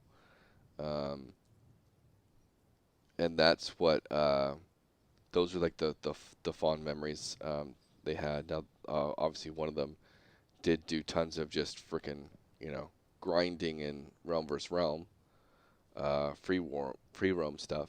But and they just kind of had their crew that they dunked on people with. But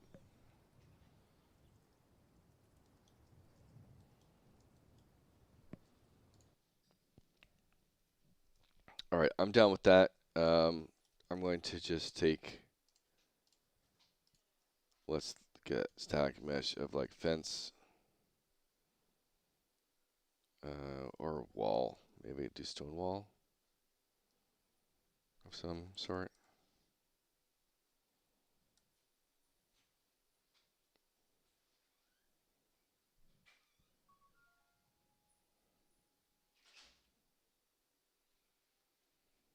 Yeah, maybe when we won't get make it feel a little bit raggedy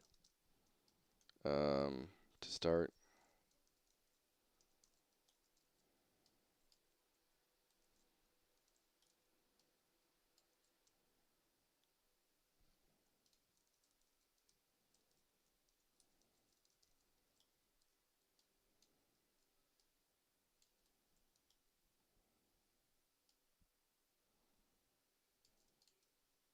I'm not really going to care about making this look good right now.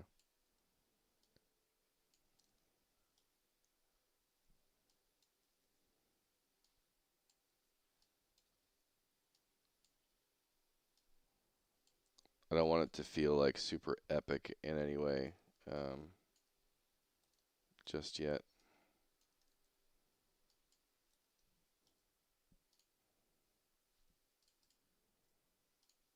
And then we go this over here.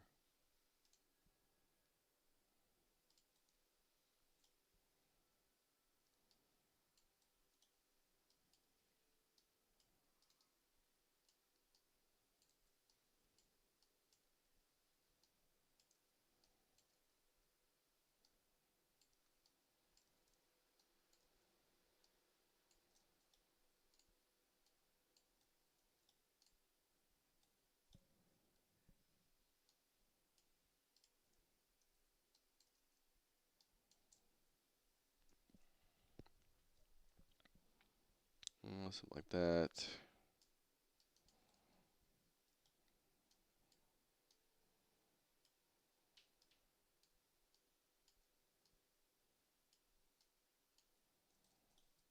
All signs of stuff there. Really want to invent a lot of like obby situations for exploration as well.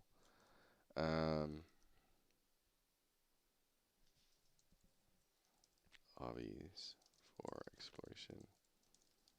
Click books or I'll say clickables for exploration. Like notes, books, readables.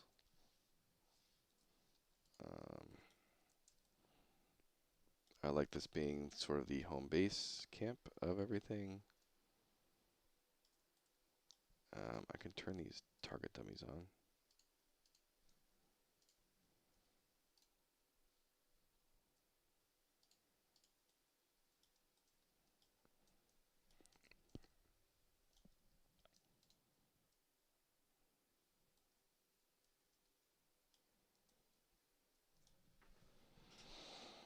Okay, what do we got?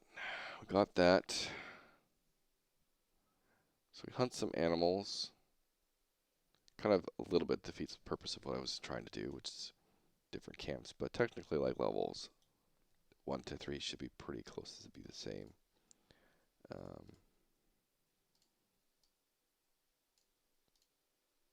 And then after, so this is probably like levels 1 to 2, maybe 3 here. And then after that slows down a little bit.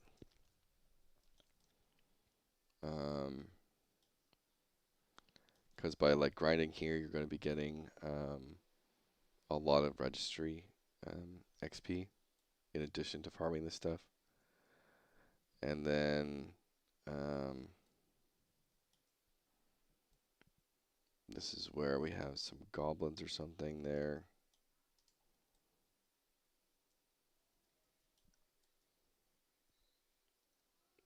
Let me think.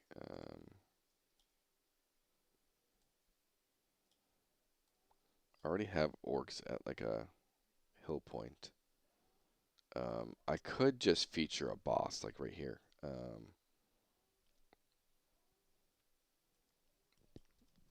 Like introduce people to bosses that just spawn.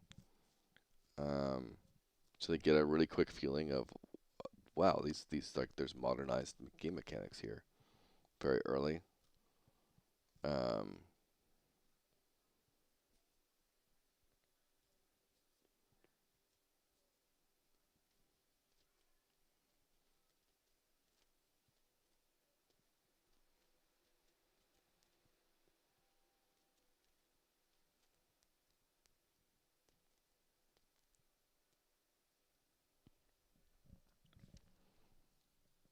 Do I want to just make boss bots?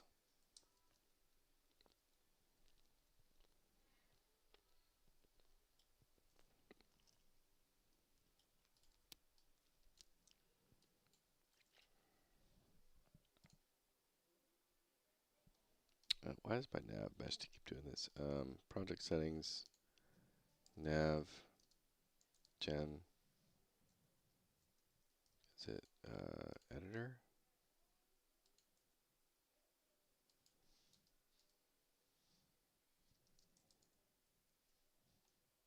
I don't want that. If you're ever working with nav mesh stuff, I highly advise you to just turn off auto. That was in editor settings, editor preferences, and I just, if I need to update the nav mesh, I just do build paths. Otherwise, you just, everything you move can regenerate the mesh. Okay.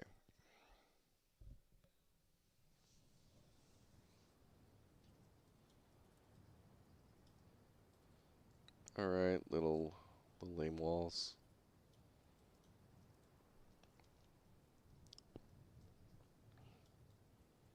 And so it gives a little bit of time for people to decide like what they want to do. And we'll have other points of interest, places to reward people for exploring. And so, like, there's probably going to be some power spices and stuff over here. Some other interesting things that you can level up through. Like, I want you to basically be able to level up, just like automatically go start killing stuff and get level 3. Or turn around and go explore and get some stuff for XP.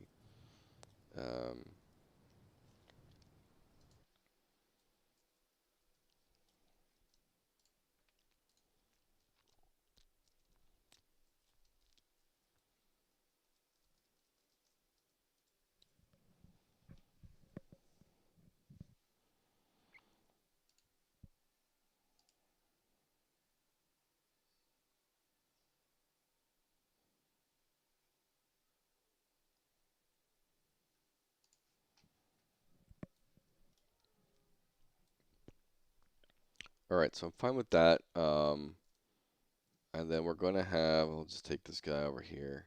I think I have another one of them. Is this guy?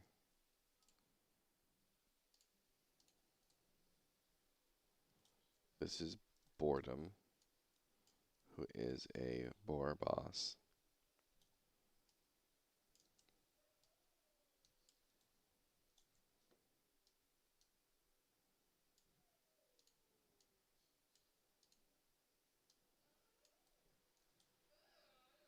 Just readjust this path thing a little bit.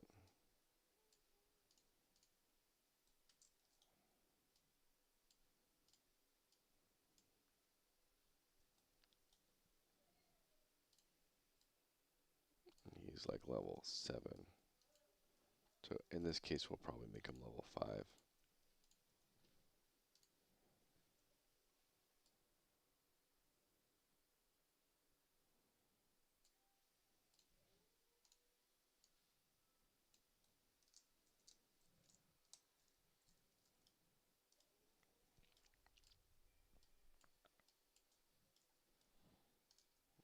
He's just gonna, it's just a patrol route.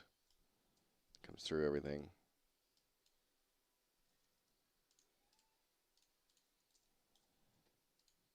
Okay.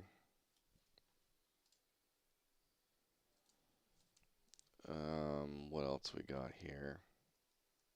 So camp there, camp there, camp of some sort there.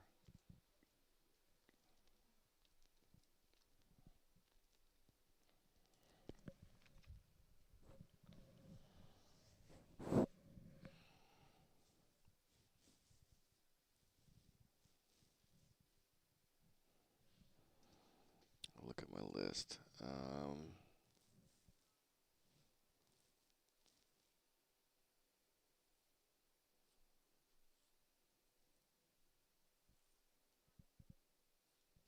Probably need some sort of spider thing. And or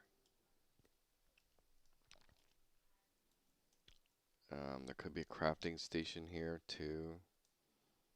I could put a second town, like right here. And that's where you start crafting.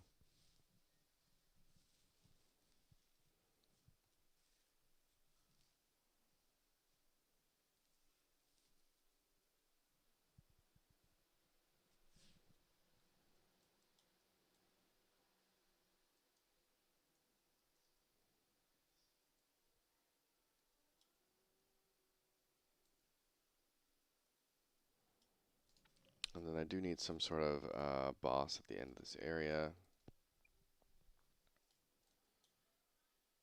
Or I should say, there could be boss is. Not just one boss, but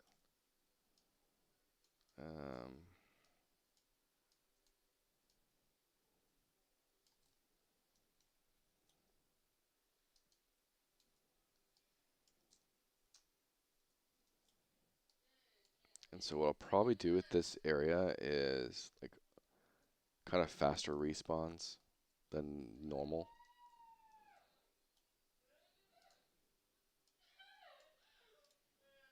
and less, maybe a little bit less monsters.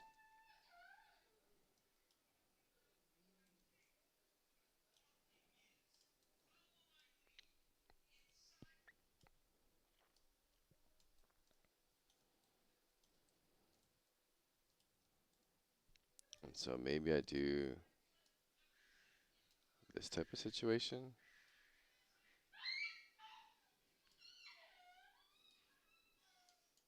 So this could be, maybe the second town's here, and you have a choice of 5 different areas to basically level up.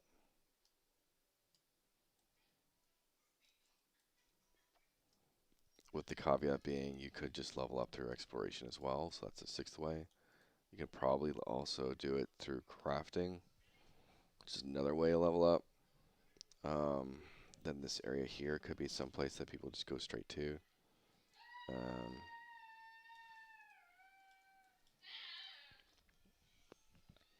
I'd also like to probably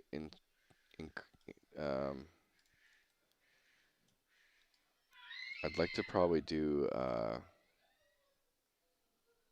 cave.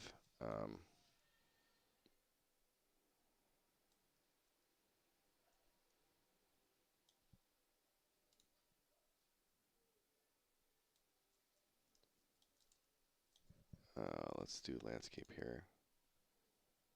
We're going to flatten from, say, here.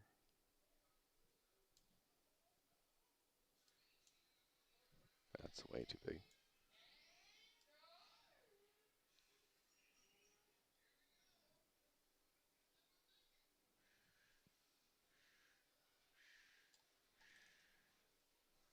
Okay.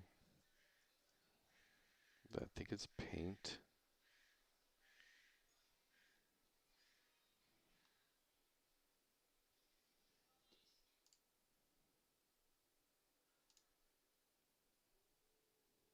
Visibility.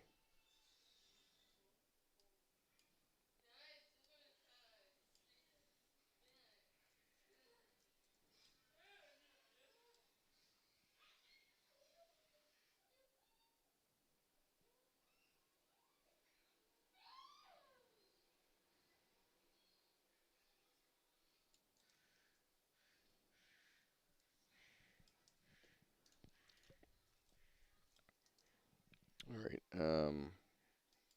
Do I have just things called cave by any chance? Sort of. Some of the challenge here will be the ground.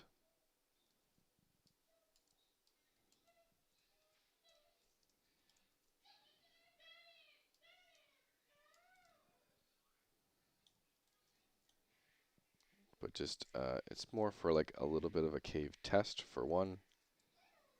And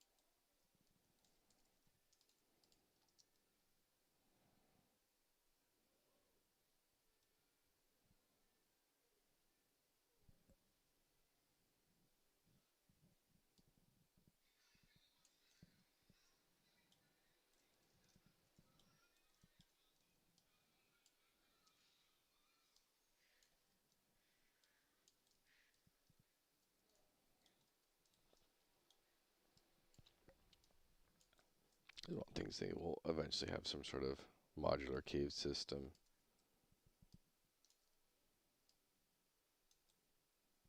Down the road. Let me list line the. Try and get this a little better.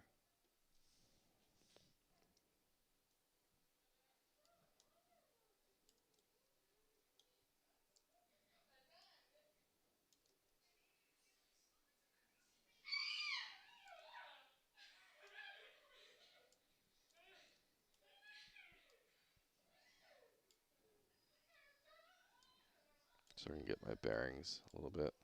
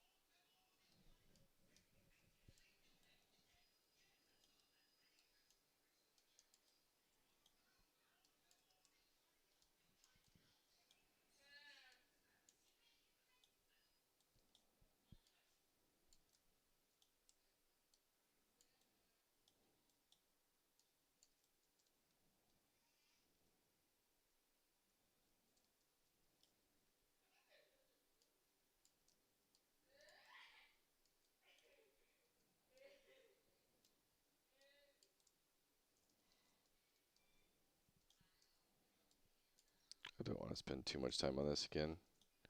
Just like getting a feel. This is how we just do, like, really, this is our form of great boxing a little bit.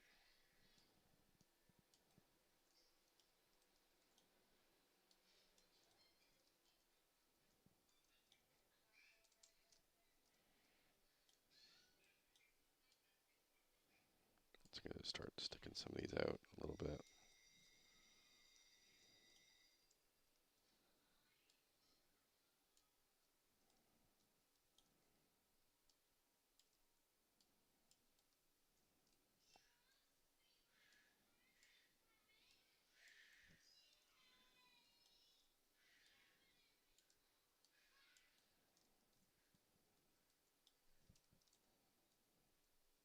Okay. Now I need some sort of floor.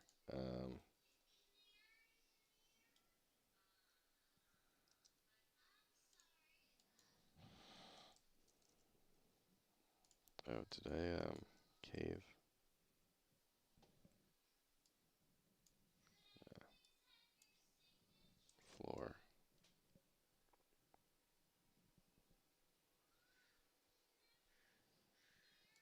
Let's do like a dungeony floor. It's too small. I'm placing mobs haphazardly, yeah. Get it in. Get it in and be done. And on that note, I'm going to just do this. And we're going to make it big as fudge.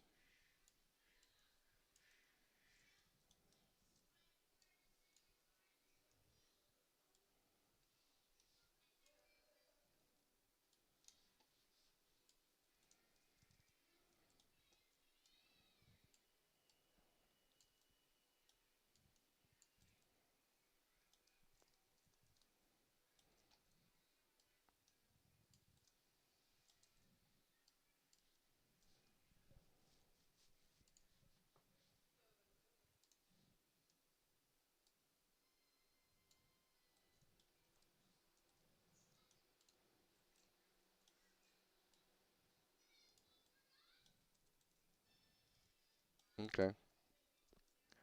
Let me see if I can walk in that.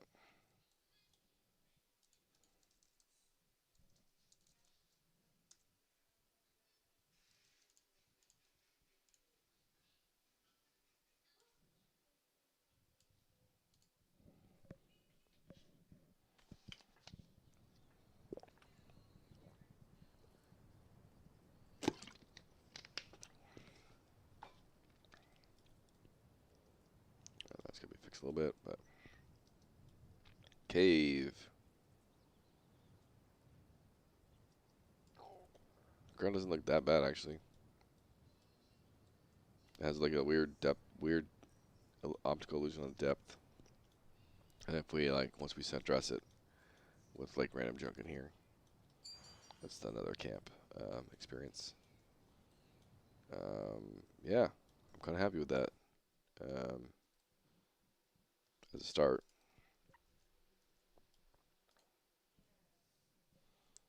These can be just put back to 1.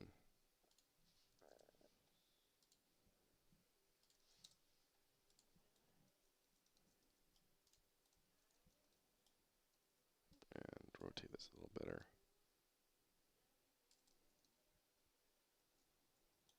And I'm going to have to try and fix the terrain a little bit.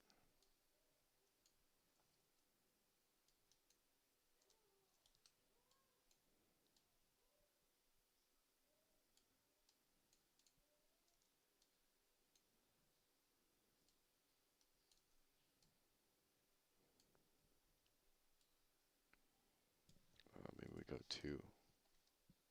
Make them thick boys.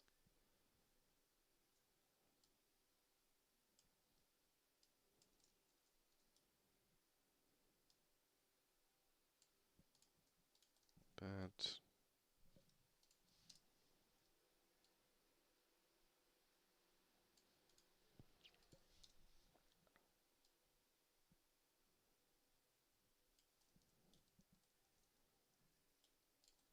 And now let's sculpt it a little bit differently.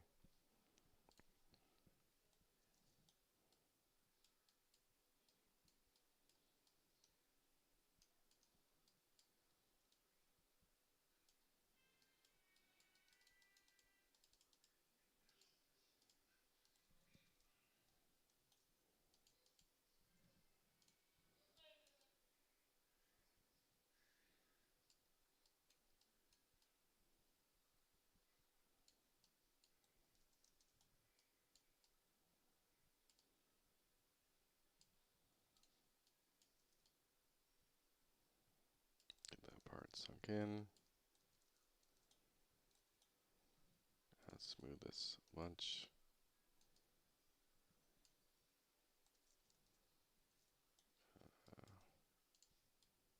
Sink that down.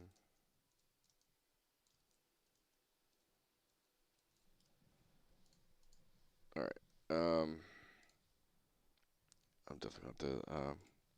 It'd actually be a lot easier to prefab these caves than it would be to just build them right here in the terrain. It's not that terrible.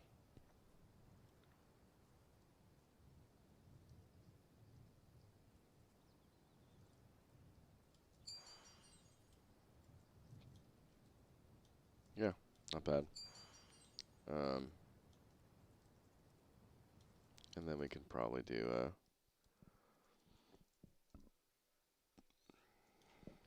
another mini dungeon at the very start of the game. Open world mini dungeon. Yeah, it's good to have like, you just really want to have diversity in,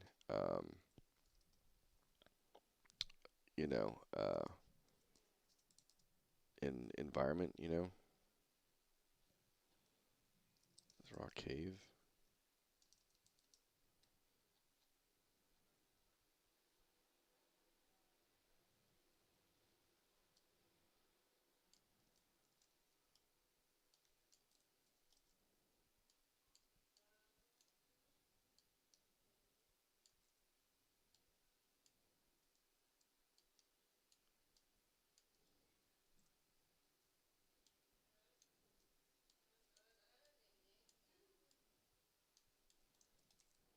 There you go.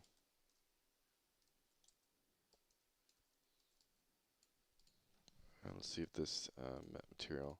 These are all like Cindy assets, so a lot of them can be just swap the material to match them. That was like from a sci-fi scene or something.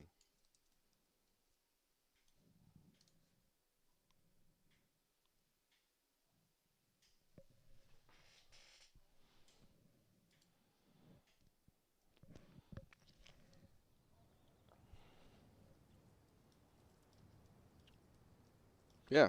That's kind of nice. All right, T. Hold on. Is there anything like that's got this?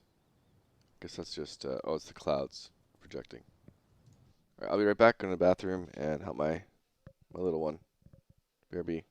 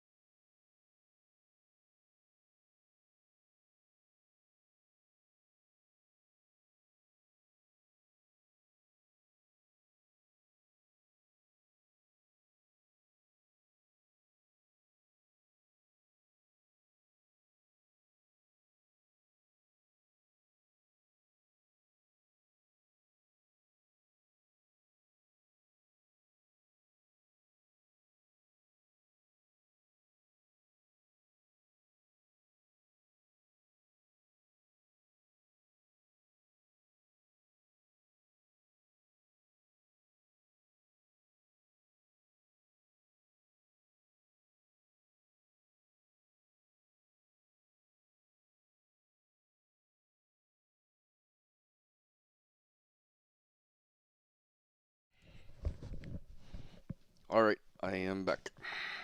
At least for a little bit. Alright, let's see if we can get a little bit of a better angle here.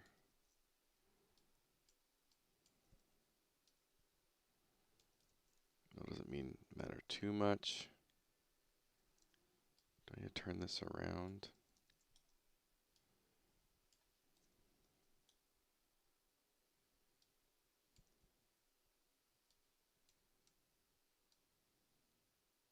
Yeah. Let's just keep it where it was. And then, yeah, I think I'm just going to dip this down a bit more.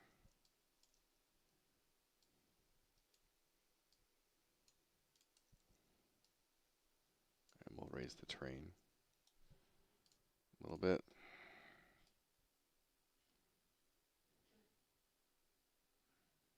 Just going to raise a bunch.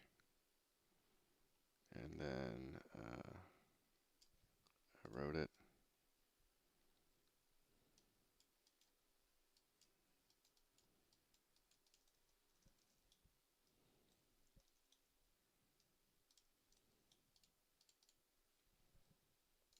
Maybe a couple smoothings.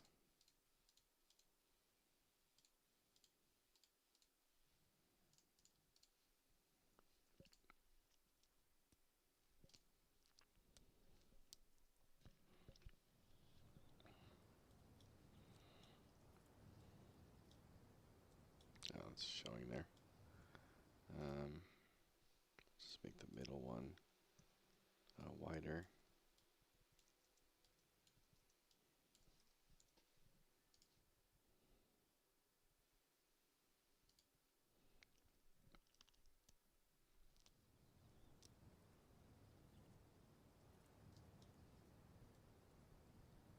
That could definitely be smoothed more. Did not see that.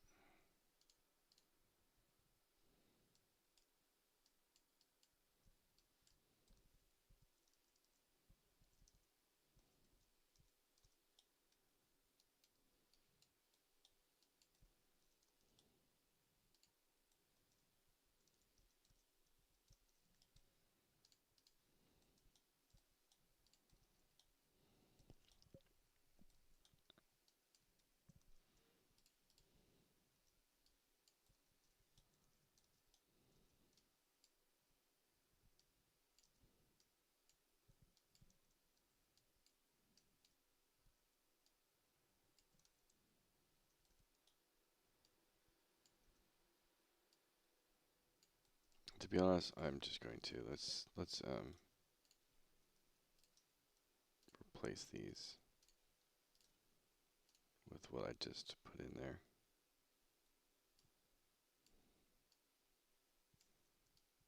It's probably a little better anyways.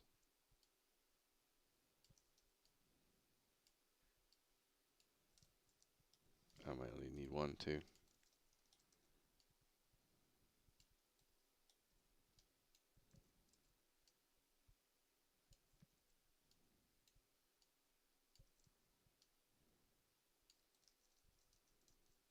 One will look like that. No way has to be perfect. Try and landscape it a little bit. Get that little edge out there.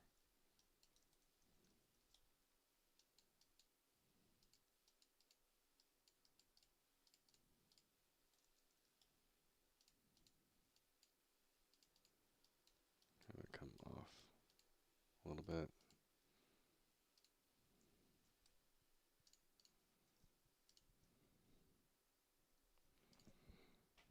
Yeah. These are definitely going to become modules down the road. Alright, that's way better.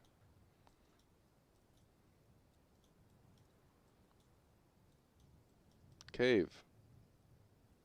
I'm in a cave.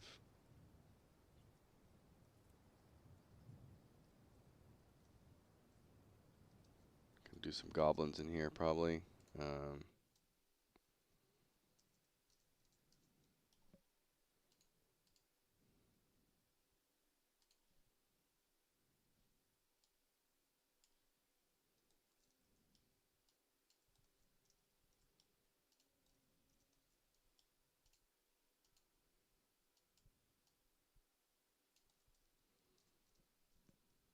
Okay. Good enough.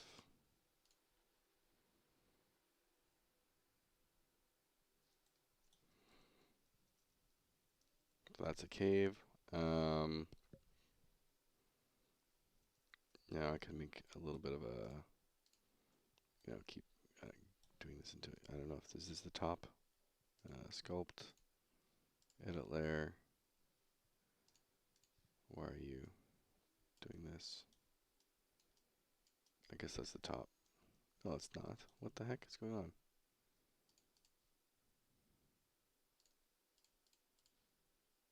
It's being weird. Stop being weird, Unreal.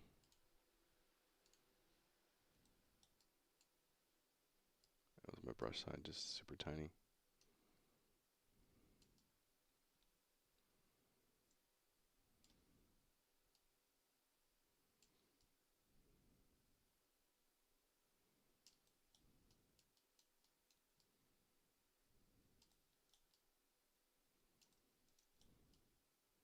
Can just hide all the crap.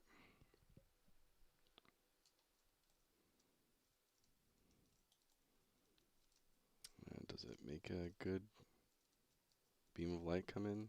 Or no? That's kind of nice. You can kind of see that though. I just have to raise that more, I guess. Where is it coming through?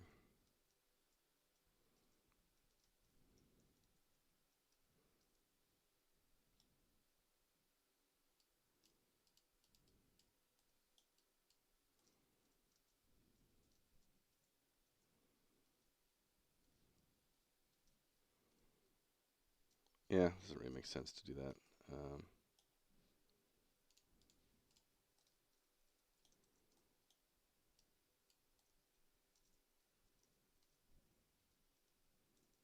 Okay.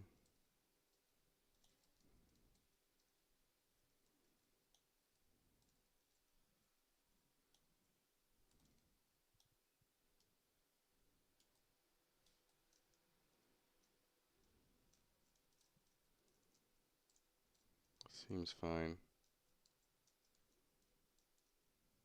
Sorry if I'm making you like sick with all this pivoting around.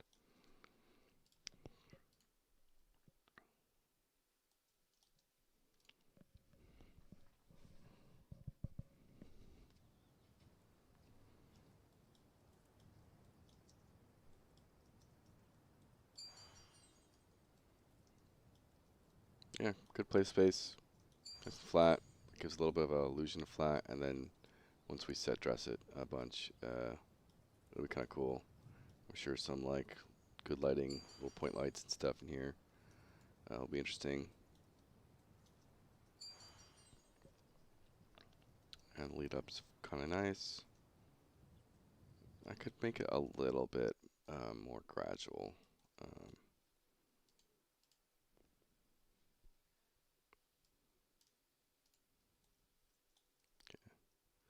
Not like that, I won't. Brush size, tool strength.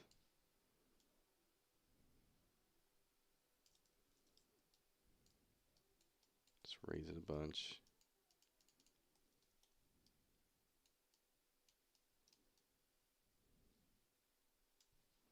Then smooth.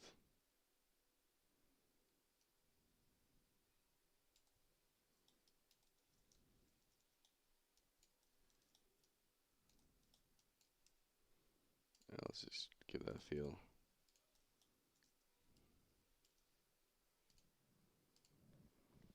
The cave looks like you could fit 24, 20, yeah, and a cargo plane, not an automatic garage door. Man, it's epic. I know, right? Yeah, so this is a little bit more feels a bit more natural. It's random hills coming into it.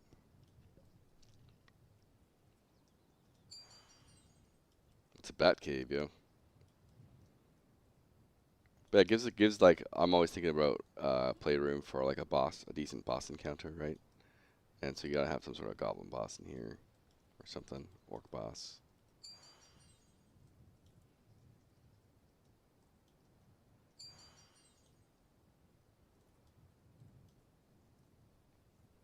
Okay, so that's something.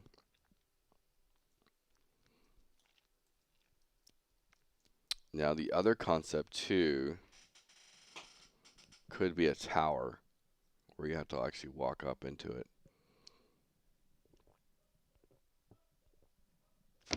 Or vice versa. Instead of going to a wall, I can do into the ground and block an actual almost mini dungeon there too. Um, I'm trying to like get a taste.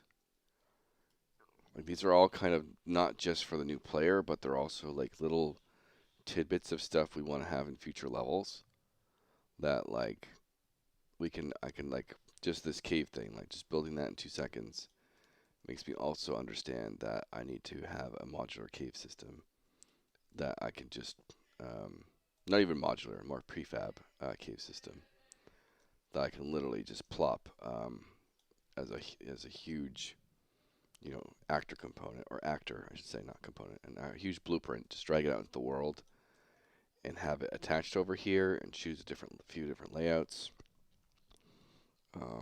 It could just be it could be procedurally done, but then I manually choose which seed it is.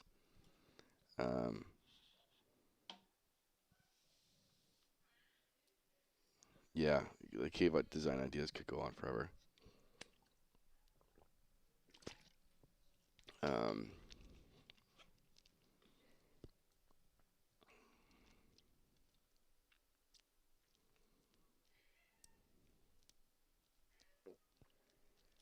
yeah, I do think I'm going to do the next town thing. I'm going to do a next town right here. This is going to be where you end up crafting. So we're going to, let's just map that out. It's going to be something like this, probably. Let's do wall. This one's going to be like an upgraded wall. Stone.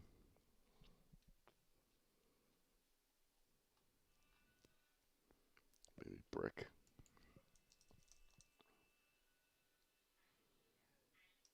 Or a castle.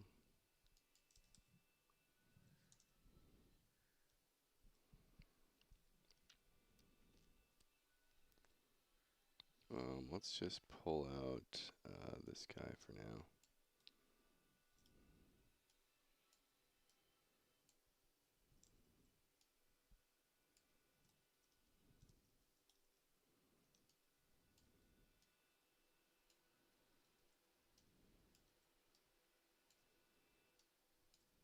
All these need to be lowered.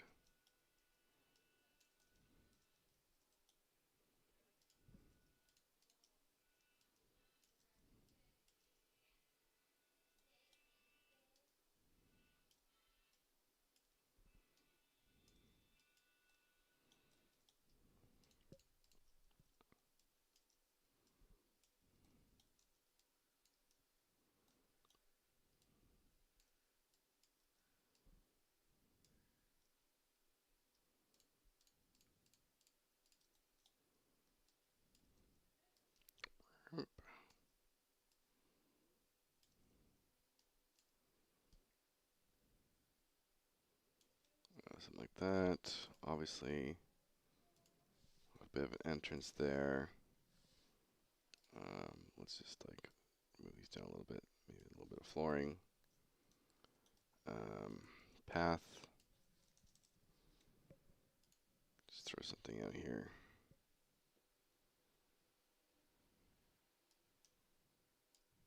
Again, this is all just stupid placement, placeholder stuff.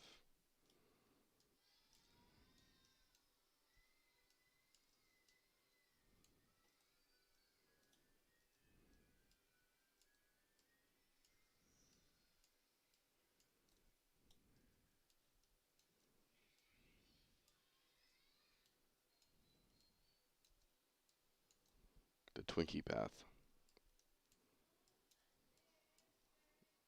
To succeed in Tearyn, you must know the Twinkie.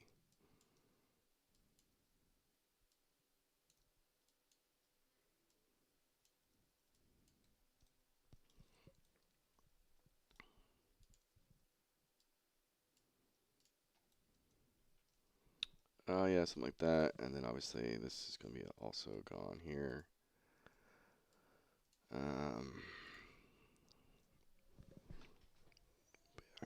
I'm doing like the technical layout of stuff, and then gameDEVbeauty is going to be like, this is god awful. Let me redo all this. All right, so could be, yeah. I mean, she can obviously choose the town layout, but it's a decent town size. This is where crafting stuff. With the crafting towns, you always want to have like your trade skill stations close by. You want people having to, walk all over the place. How many people like hated like Stormwind and Ulgrimar for like all the weird locations, especially if you're a blacksmith or engineer, like you're going all the way back in Ulgrimar to do any of your stuff.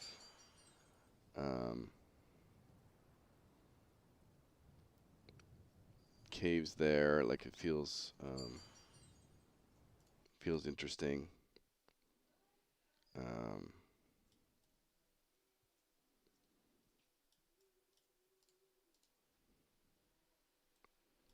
Let me open this thing up.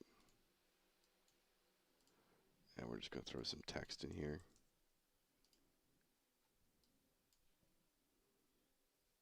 And open up the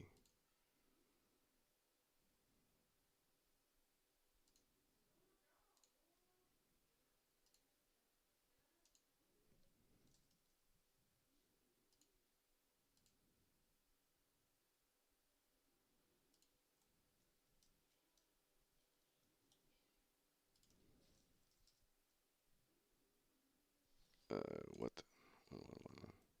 Oh, this is why. Touch.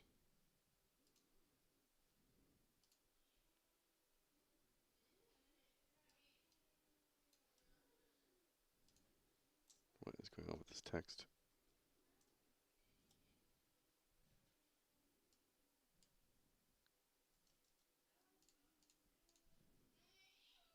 Oh, I'll be right back.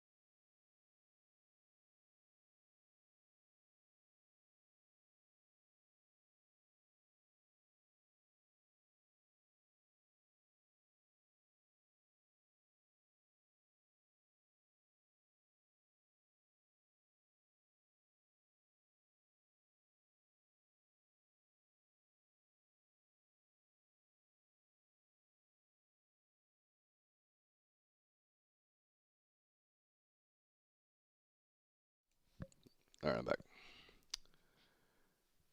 All right, so I hate how I have to do this sometimes, but attach, no, make new root, attach,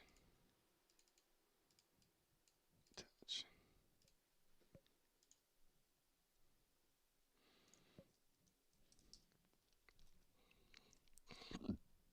Excuse me.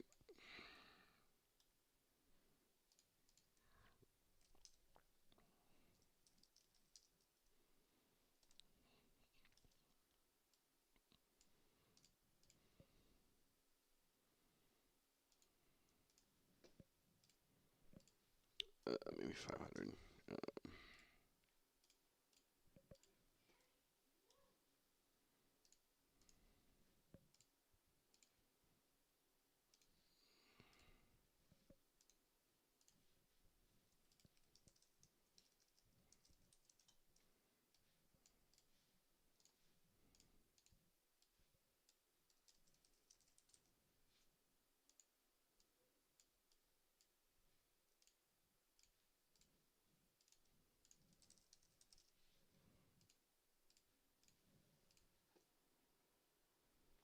All right, so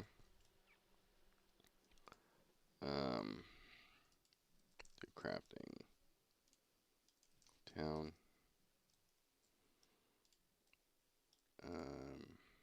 Obviously over here.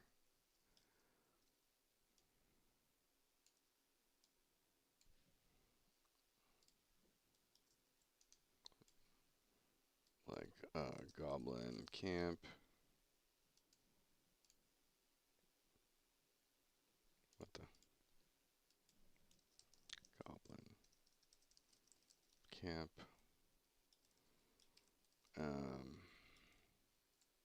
Oh, you know what? That's gonna be spiders. Let's see spiders. Spider camp.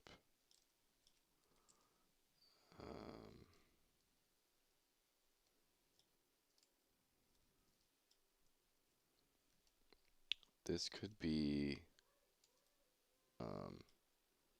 I sort of like that idea better. This can be just goblin camp. Goblin camp.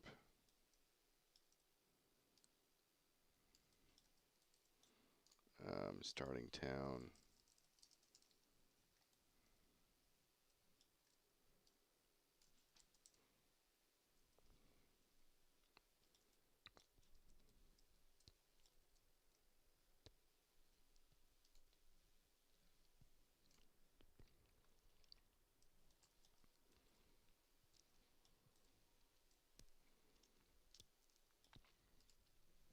We'll do like, I don't know, bandit camp.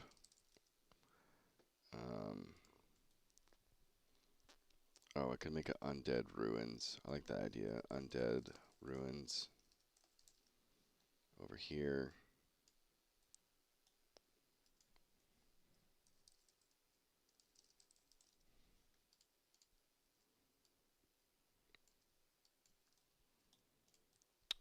This could be.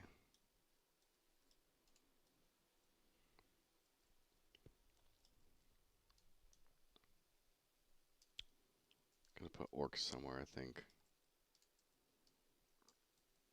Bandit camp.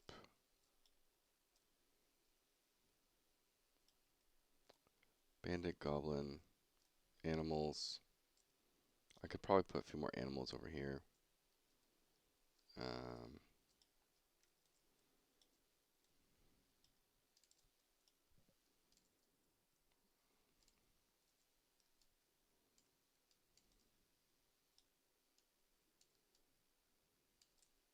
Do that type of thing. Same thing over here. Spread these out a little bit more. I'll probably put the respawns on these much faster compared to more.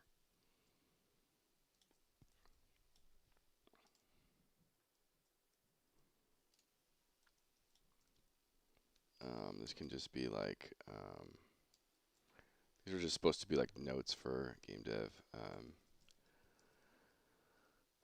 Exploration.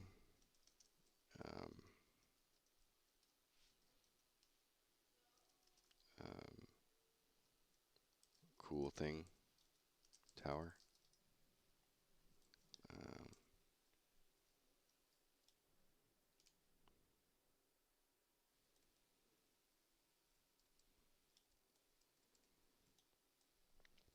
Goblin camp.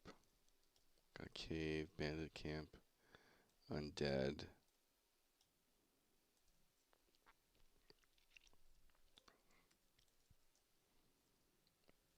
And all of these are going to be like the same level.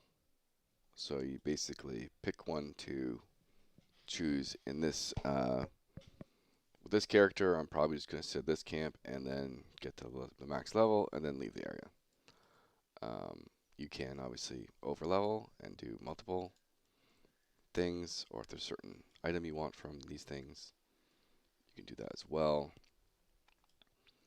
I like this being like a, you know, like some sort of, outlook tower, maybe some story elements there.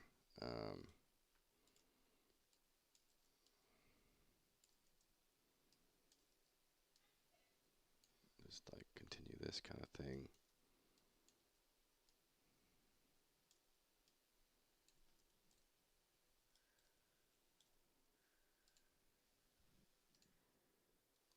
Um,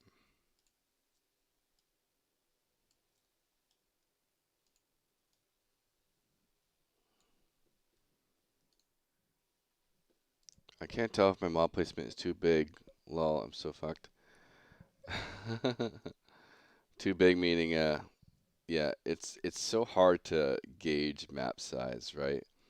Especially as an MMO, because you have to think about, you know, is this going to be enough for the big swarm of people that log in?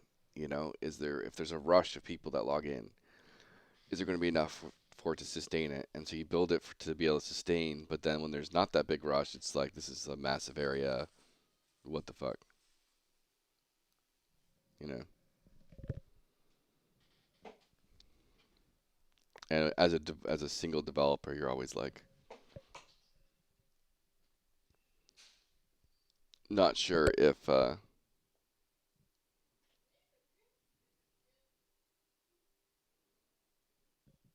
can't tell. I'll be right back.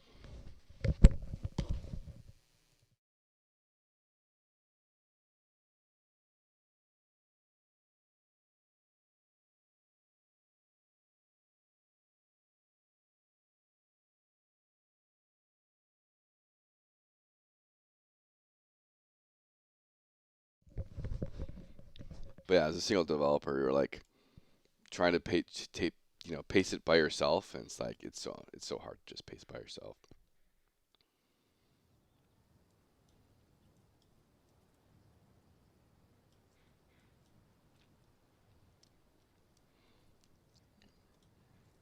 Overall, I think I'm pretty happy with this.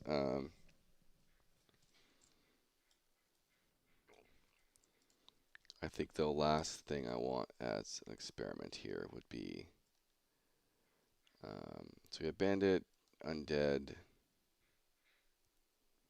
We could do like one type of elementals here, and then spiders are there.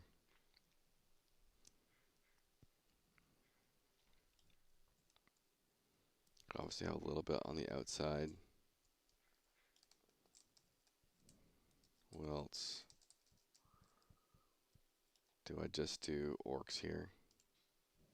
I feel like you have to have orcs as you're in the starting area a little bit, or camp.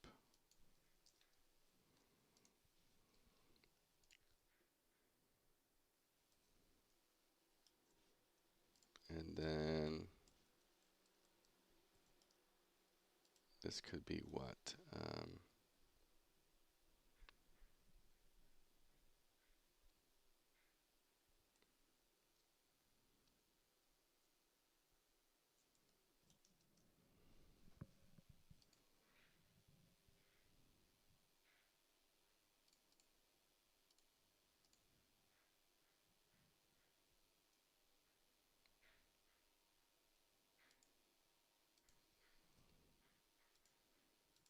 Mercenaries.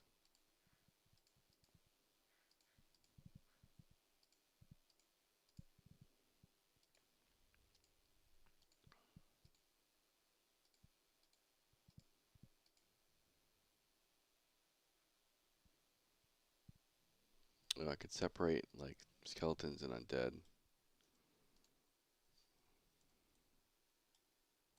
Or like ghosts, sort of. I think having this, there might be too many camps going on, like right next to each other.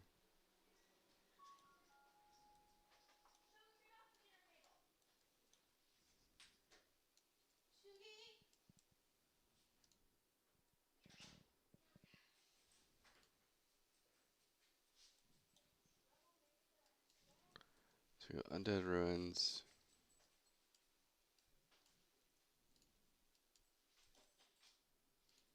Like bandit camp. Orc camp. I kind of like that spacing a little bit. So 1, 2, 3, 4, 5 camps to level up at. Then you can still level up through exploration and crafting effectively. And then maybe I do my one little dungeon cutout here. Which I think might actually be able to, this is just another like test.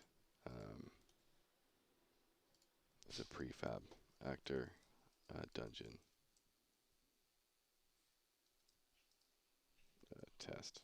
Oh. Okay. Add. Okay, we're going to just lock our things to about 50. We're going to just do. We're going to keep. I'll just put an arrow in as it there, and then a static mesh. Let's get dungeon wall.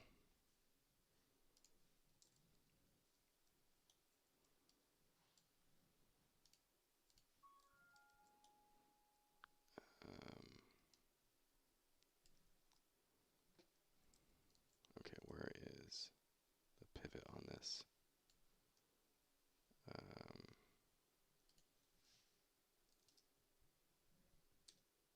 Okay.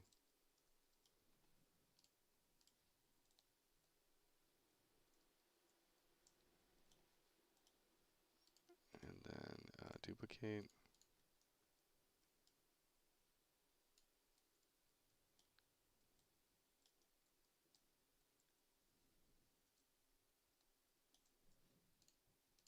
Let me just test this sizing here.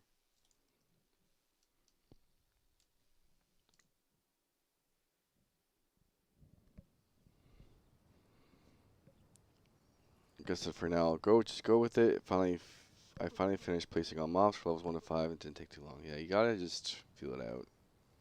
Alright, that's honestly not too bad. Corridors. I'm happy with that.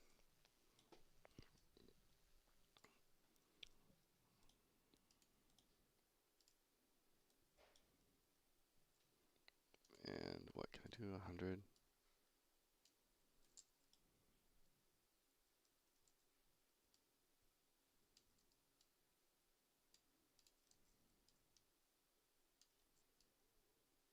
I'm not gonna make this too nutty. And then we're going to do duplicate. Delete dungeon floor. Where is this from? Dungeon floor. Static mesh.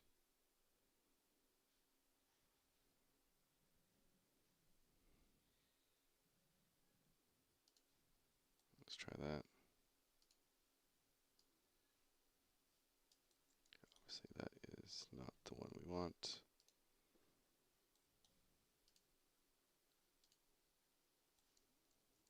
Okay, so it's tiled.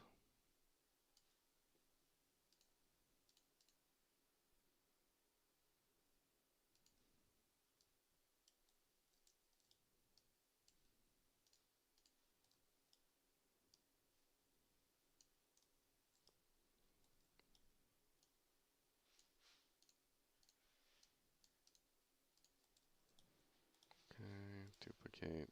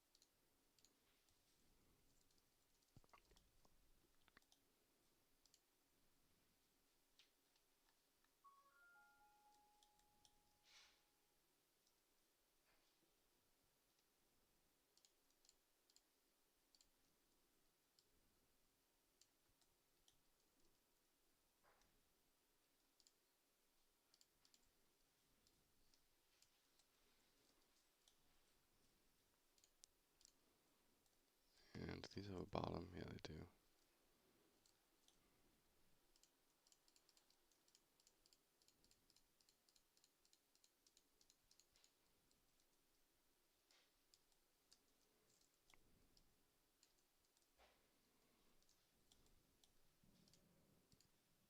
All right, let me just test this.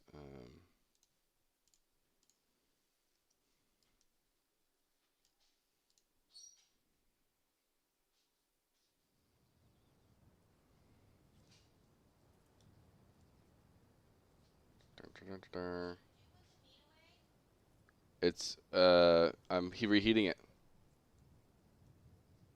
It's in the oven. I'm reheating it.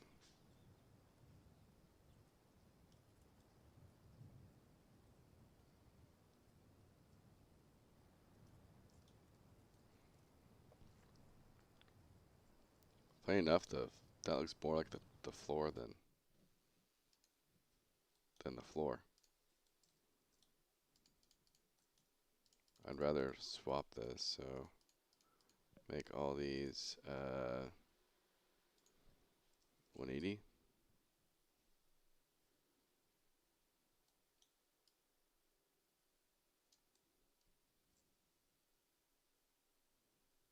No, that was wrong. Is it here? 180? No?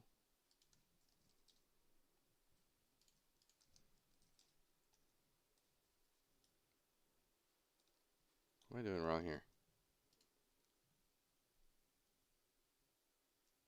Oh, right. So that's correct, I think. And then I drag that down.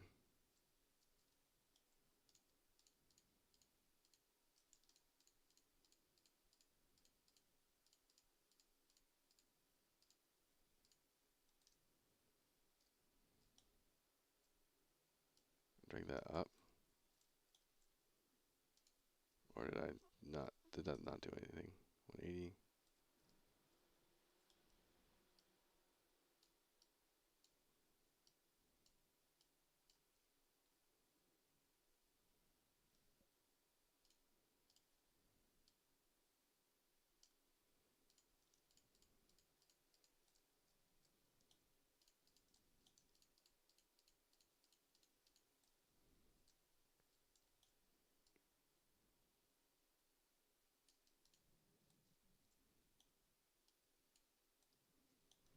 All right. Placement turned out better than I thought. Next, I just have to place each mob and set up quests, and that's pretty much done. It is that easy to make an MMO. Yeah, just lickety split, snap your fingers, throw a few things on the ground. You're good to go.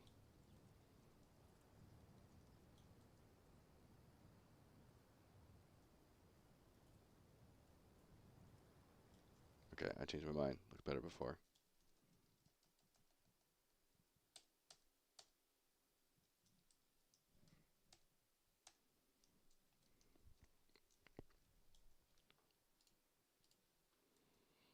All right, now comes the hard part, the angle turn.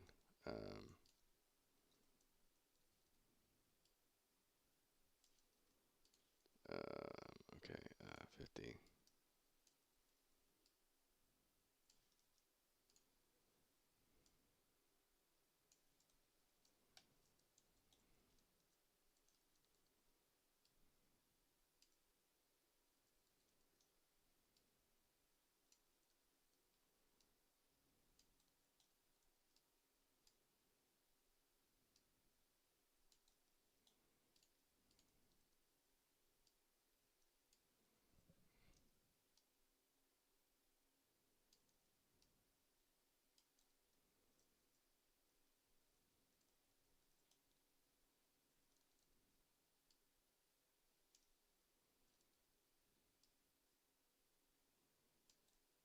Okay.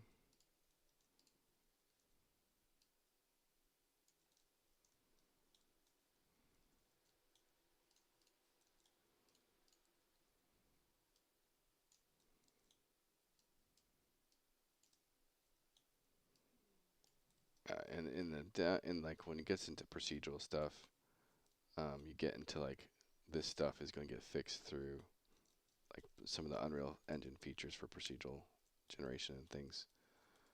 And it's not even really procedural, it's just tooling. I wouldn't even really call that procedural.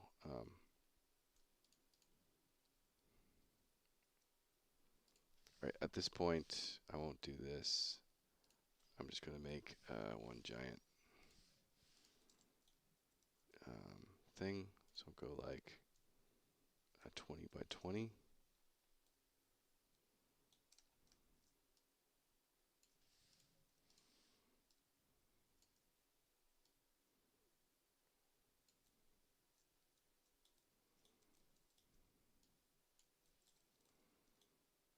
And then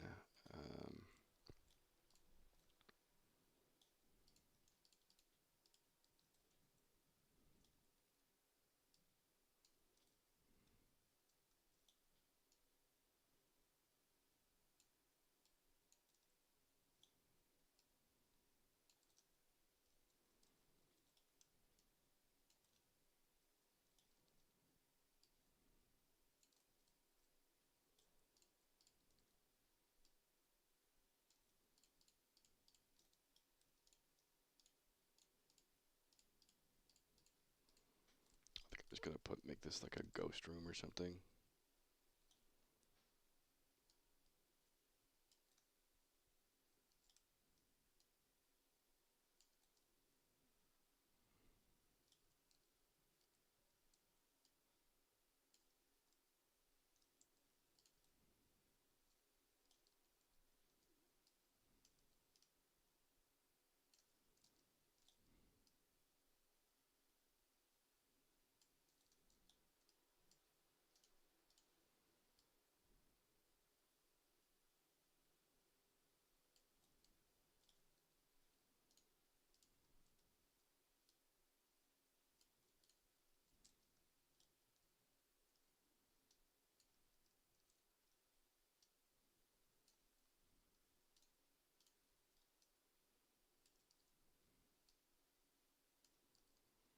Yeah, this is very half-assed, very quick.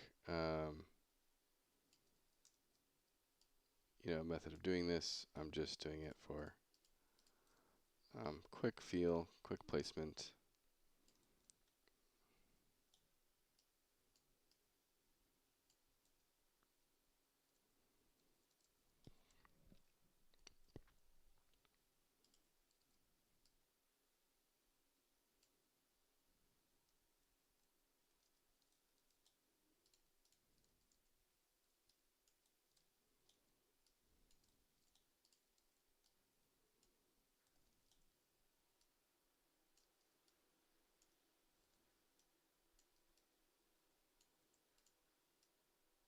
Oh, I'll be RB.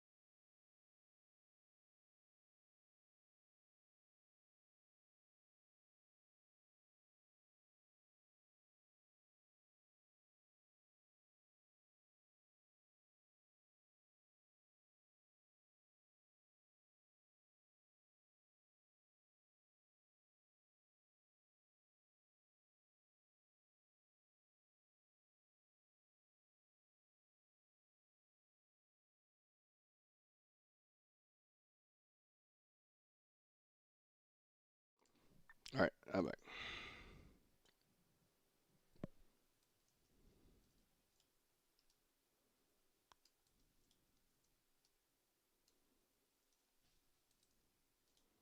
Alright. And then, do I make this bigger? Less claustrophobic?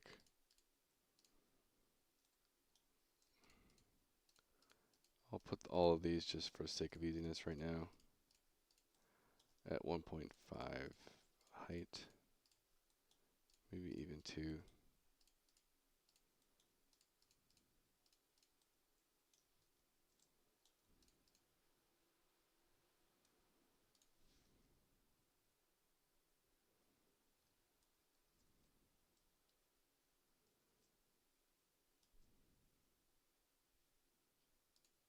Eh, it looks too terrible.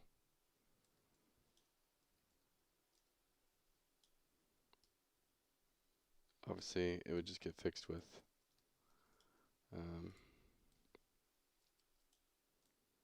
and then just because I'm being lazy, I'm going to just not that.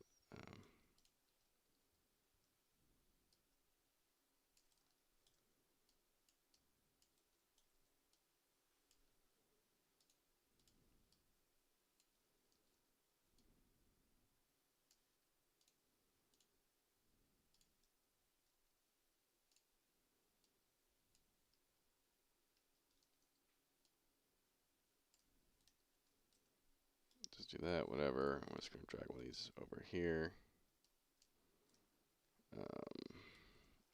And make this 20 by 20.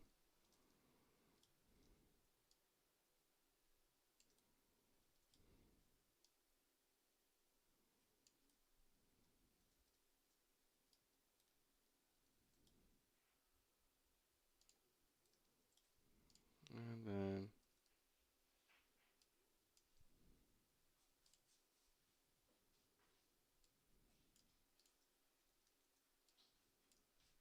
sure.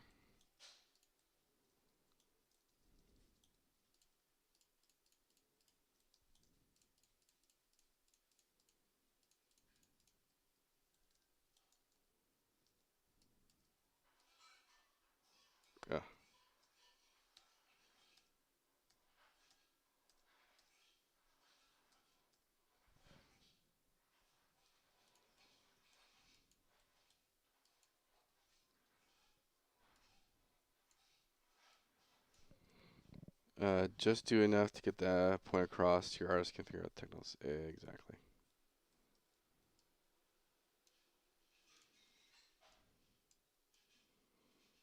It's also just like a very quick reference for me of like, hey, what are the things I need to build to make these things happen?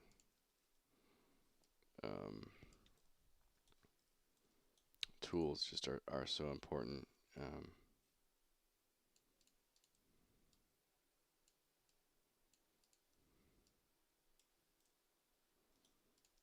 And if your people don't have the right tools, it makes their life a living hell.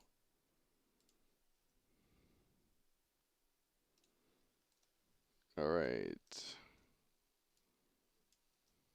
Kudunk.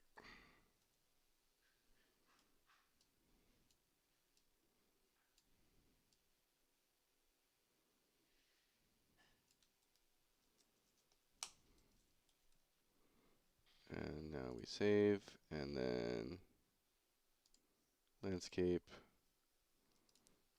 visibility. Tone that brush size down quite a bit.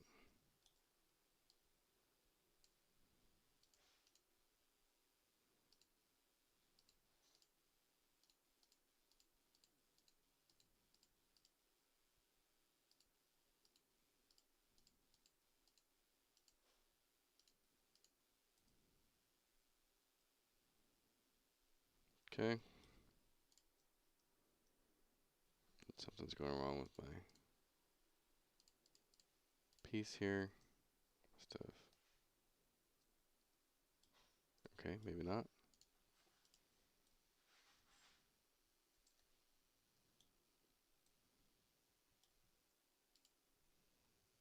That's odd.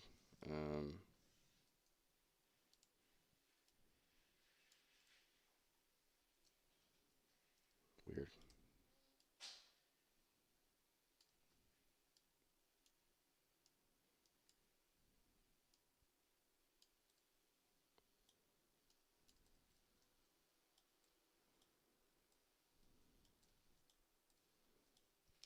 Okay.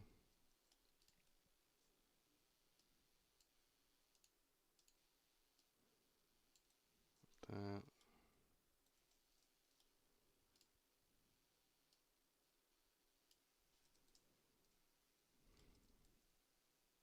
Alright, good enough.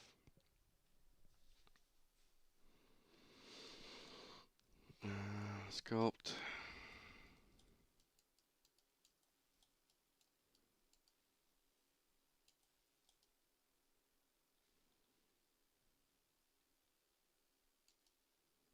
Alright, a little faster.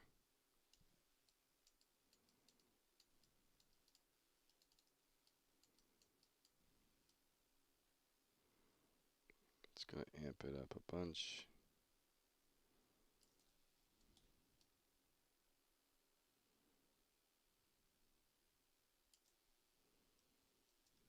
I guess I can try and be a bit more meticulous. Visibility here.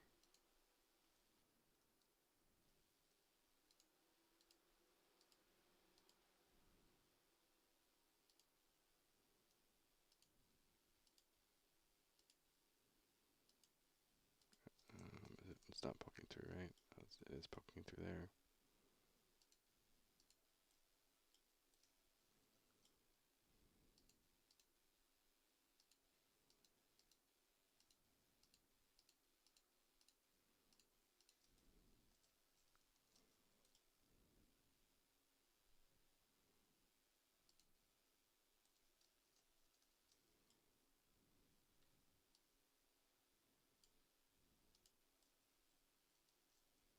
That's probably fine.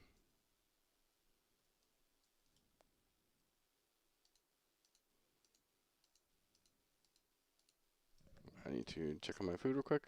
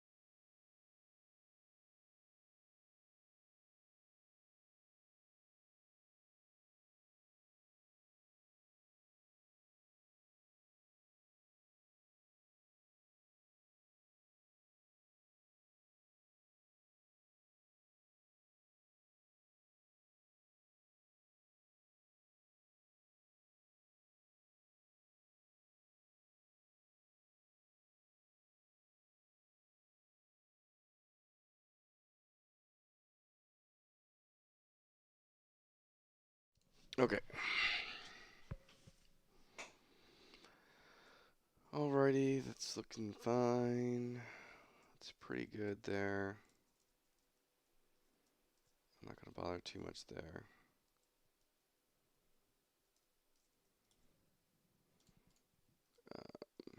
Yeah, that's fine.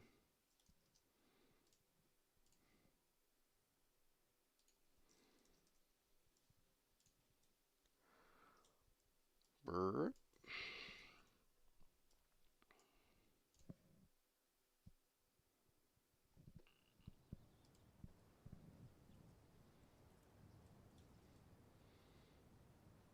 Dum, dum, dum.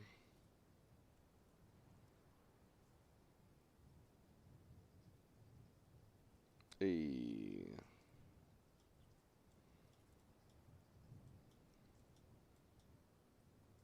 I can't teleport in here because the way my teleport works right now, it's gonna put me on the mountain.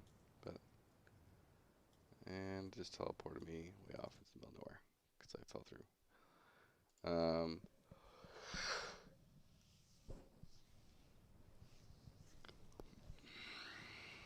Yeah. I'll put like a ghost thing down here.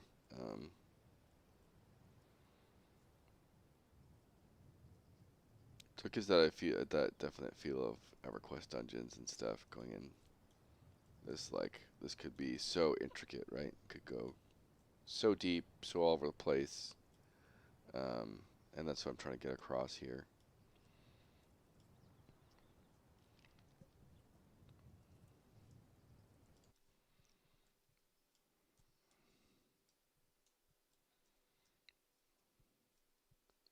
just drag one of these guys over here.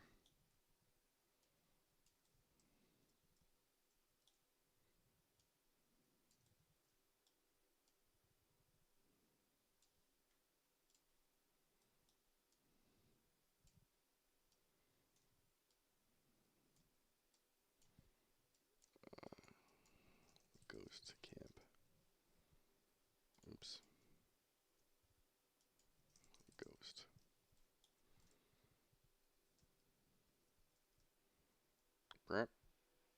Okay, there we go.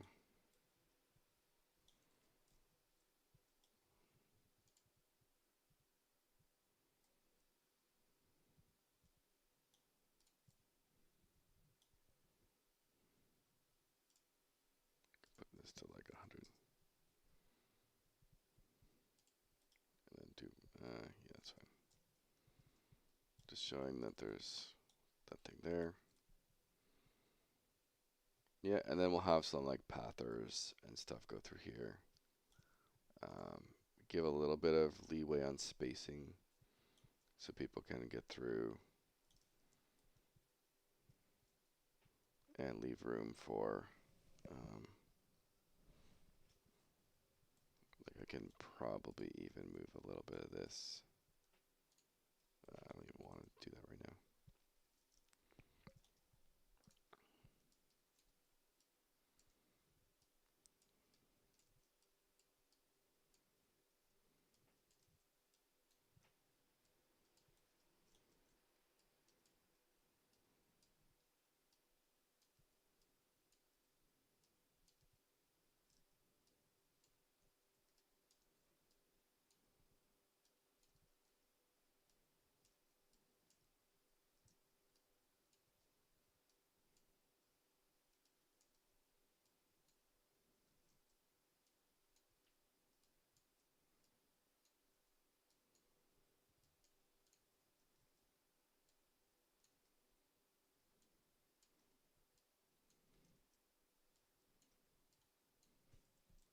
Okay.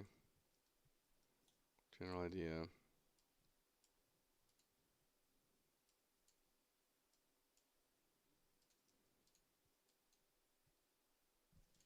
Probably just kill that one.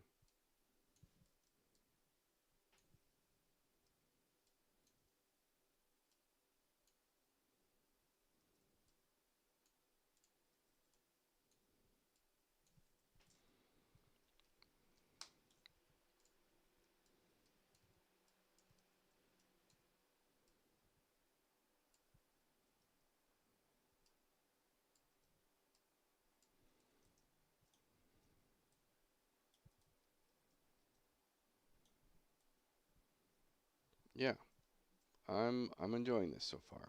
I think this is feeling pretty good.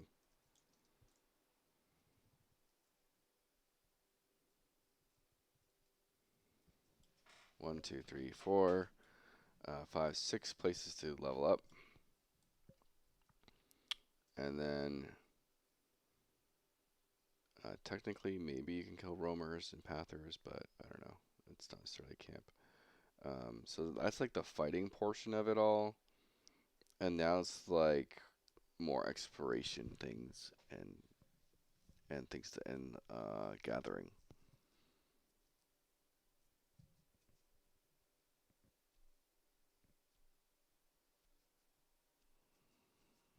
And then this is going to be like the crafting town.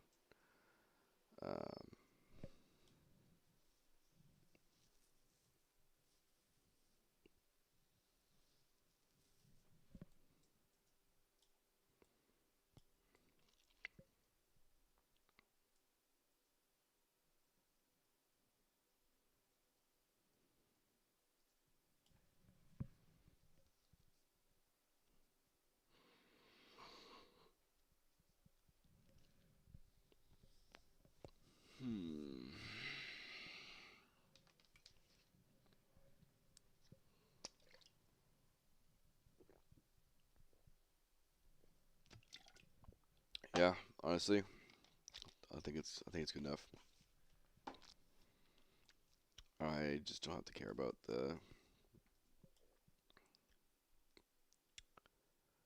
I need to have like some of this stuff going on.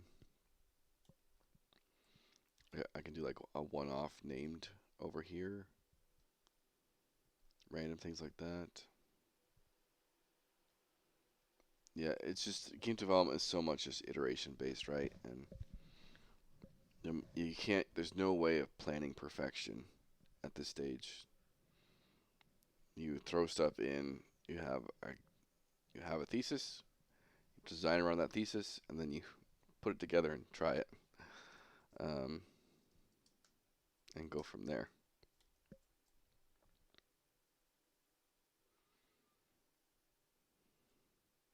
But this helps a lot. Of 1 to 5 here, potentially 1 to 8ish, um, maybe even 1 to 10. I don't know. And then everything else is a different. Like I don't have to train people as much here. There's not as much flow needed. It's just here's a bunch of camps with bosses. Um, so this is definitely helped the flow a lot.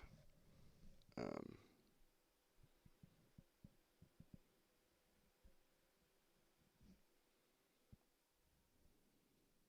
and then everything here can have like accelerated spawn times to help with the needy any type of needy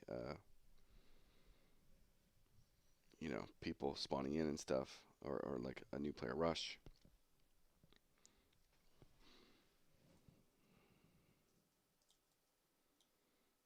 And one thing I always wanted to be like, if people want to group up right away, they can immediately start grouping. And because of my like strength in numbers buff that you get in a group, you can basically go right to these camps right off the bat if you wanted to,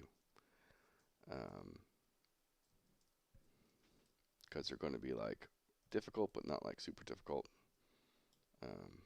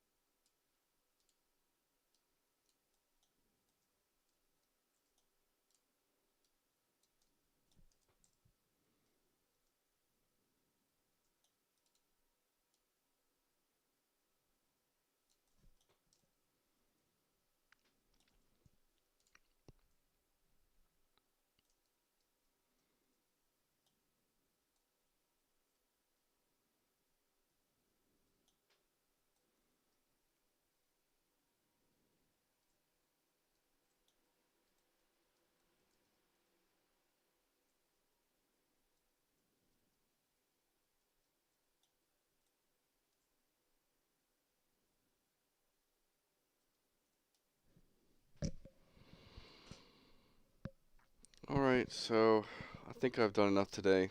I think I'm going to call it here. Eat some food. I'll probably either watch some TV, or play some League. Um, yeah, I agree with the design of the starting area being its own things and focusing on onboarding, but you're really just playing the game. Shouldn't feel like a tutorial, but partially is, and your RP progressing, and you're progressing, which is good. Yeah, this just helps so much because it's like you go through levels 1 through 4 so quickly that it's hard to give it any decent amount of space. Um, and so it ends up taking like a huge chunk of your space just for this like newbie area, and then what are you left with? And that was like a big trouble for me.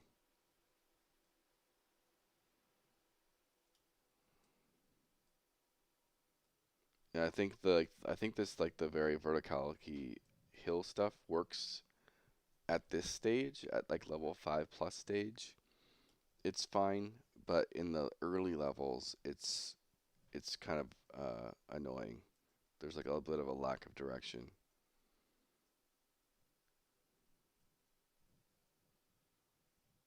Yeah, I don't play the off modes. I only on League I only do ranked. I don't really care about all the other weird modes.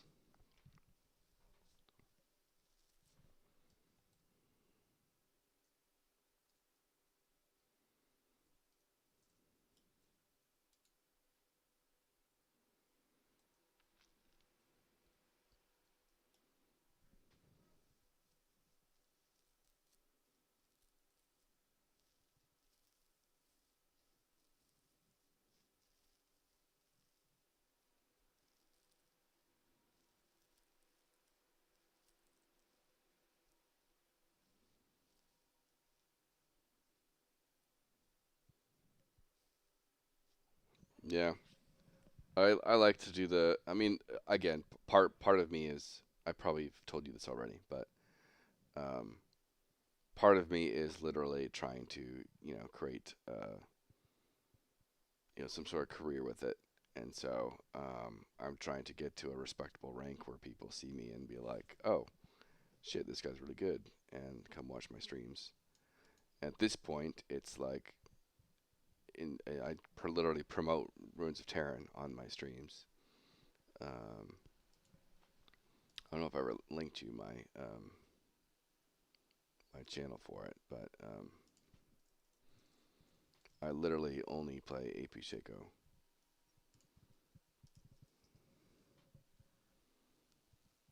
So I have a channel I'm trying to grow as an educational AP Shaco player.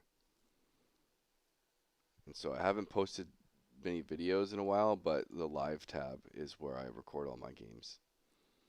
And so this year I'm on a push to, like last year was a lot of my learning Shaco, because I was already Emerald on Ivern as a jungler.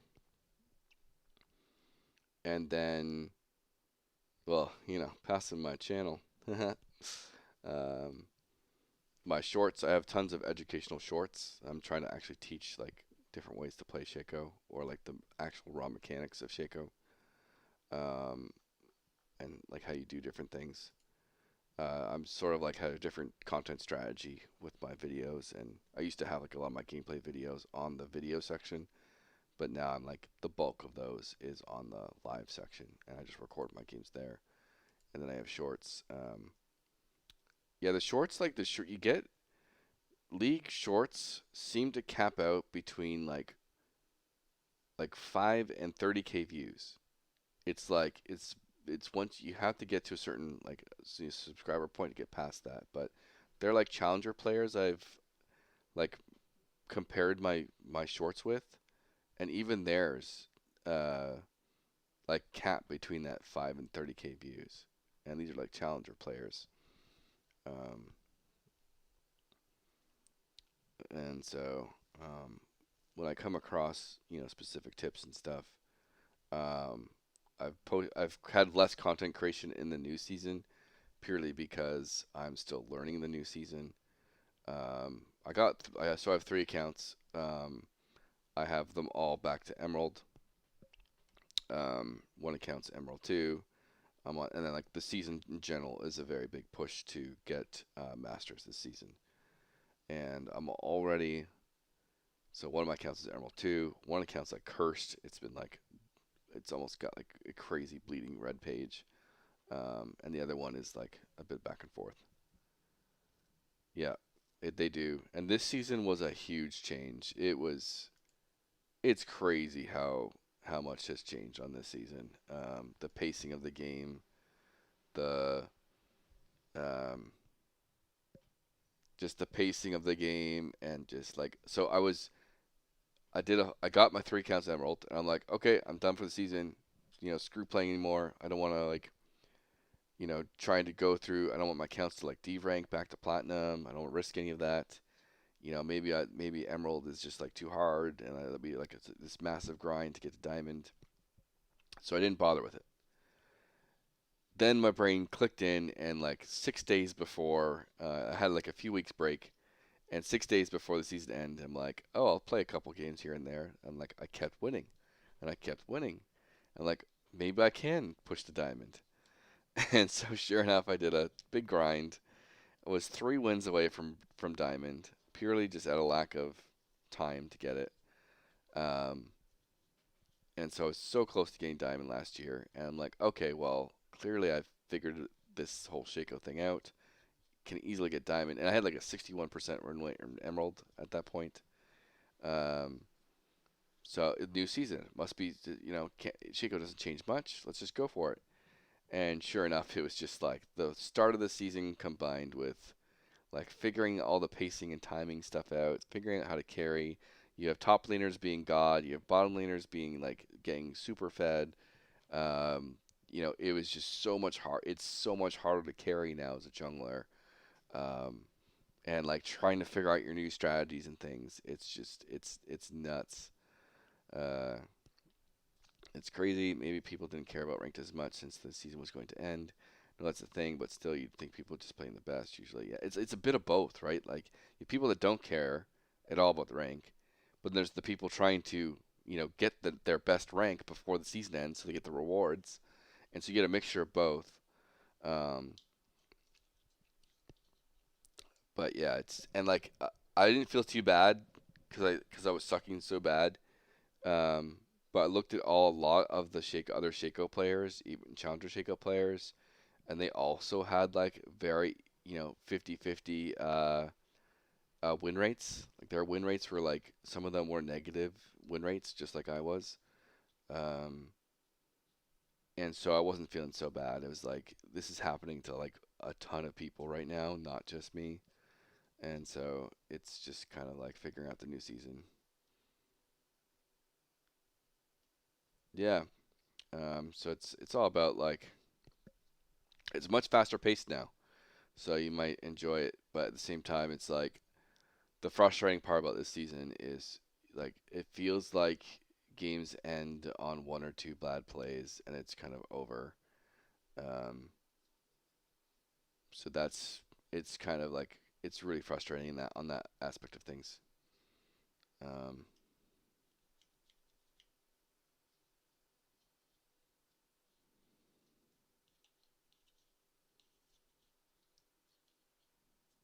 yeah, like a lot of my games lost were like these people died here at this moment and then they got maybe objective or maybe they just got a bunch of kills and then from then on it was just like really hard to do anything. Um,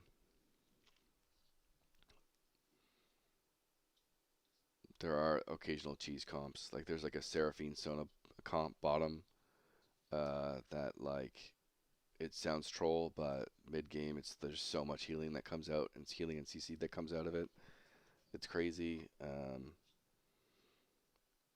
Yeah, I don't know. I've only watched professional games recently. I don't know how it is ranked with the LCS. Yes, yeah, I watched Los Ratonas little like spree they had there. Um, that was fun to watch. It's fun to watch Cadril, right? But I'm not too interested in watching LCS anymore. Um, hello, Pel9438. You seem to know my real name, not that it's not out there. How are you doing? There was finals for LCK and LCS. That's the other thing is like I really don't like the league structure. Like the fact that I felt like the season just started. We're 2 or 3 weeks in, and they're like, "Oh my God, I'm so intense. If we're one more loss, and we're gonna be out of playoffs." It's like, what do you mean playoffs are already starting at like 3 or 4 weeks in? It's wild.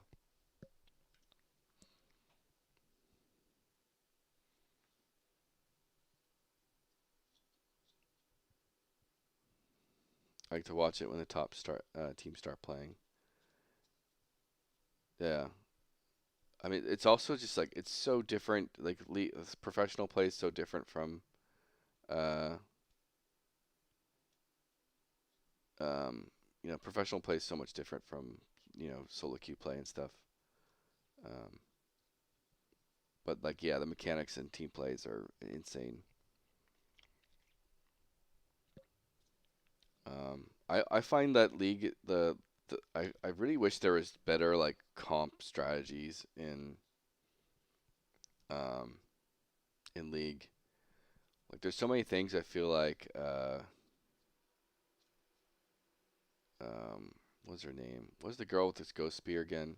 Um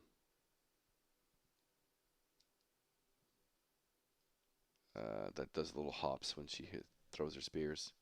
I'm drawing a blank. Um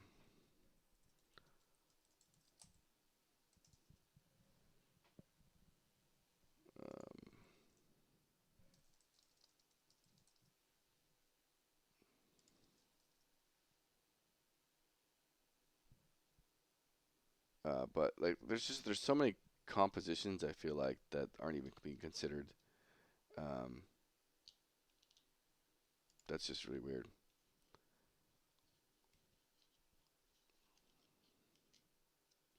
I'm fine, Christina. How are you? Hope we're doing well. Actually, I have a question, if you don't mind. Go ahead, pal. I'm just kind of winding down, so I'm just yapping. Packed in talking about League of Legends right now, and so I mentioned I have a League account that I also stream on.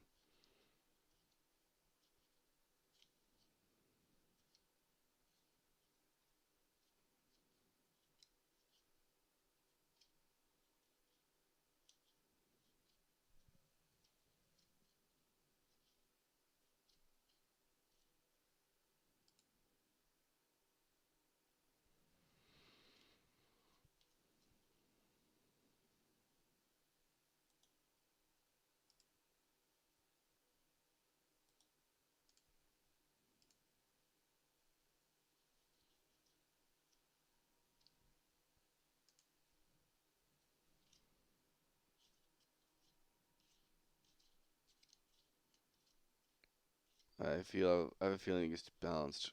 Uh, I have a feeling League is being balanced for esports. Jake to agree, yeah, where it might be. I've everyone's like memeing right now that it's the Zoomers League. It's the Zoomers season, right? And so they're trying to make the game more attractive to a younger audience. And the younger audience, like the stereotype is like go go go go, 5 second attention span, go go go go, like that type of thing. And so they did a lot of mechanic changes to speed up the game. And even though games are like roughly the same length, everyone's talking about how the games feel faster.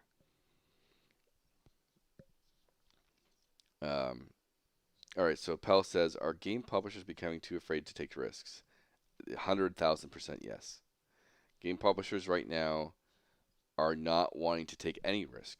They want you to Umbra wishlisted your game, bro. Keep it up. By the way, what version do you use of Unreal Engine, and do you use Blueprints or C++? We are on 5.5 right now for Unreal, and we are 99.9999% Blueprints. I have one C++ class to basically disable a certain feature. Um, yeah, and so but yeah, going back to Pell, game publishers want you to have a game basically complete with an audience and have a very low budget game. Basically that's what it is. Um, the games getting funded right now are games usually between like 100K to 500K budgets, which automatically means they're very small games. Plus, either um, 1 to 2 people working on them, or one person with like contractors and stuff. Um, and then the next I always say like the 500 to like $3 million, 500K to 3 million projects are very very hard to get funded. And then the big stuff like past 3 million is kind of also being funded because it's like usually bigger teams or established companies that you know maybe they have 10 years of building games and they want a budget for something, that type of thing. So game publishers are absolutely like, I'll reference this one video. Um, I'll put this in chat. Remy.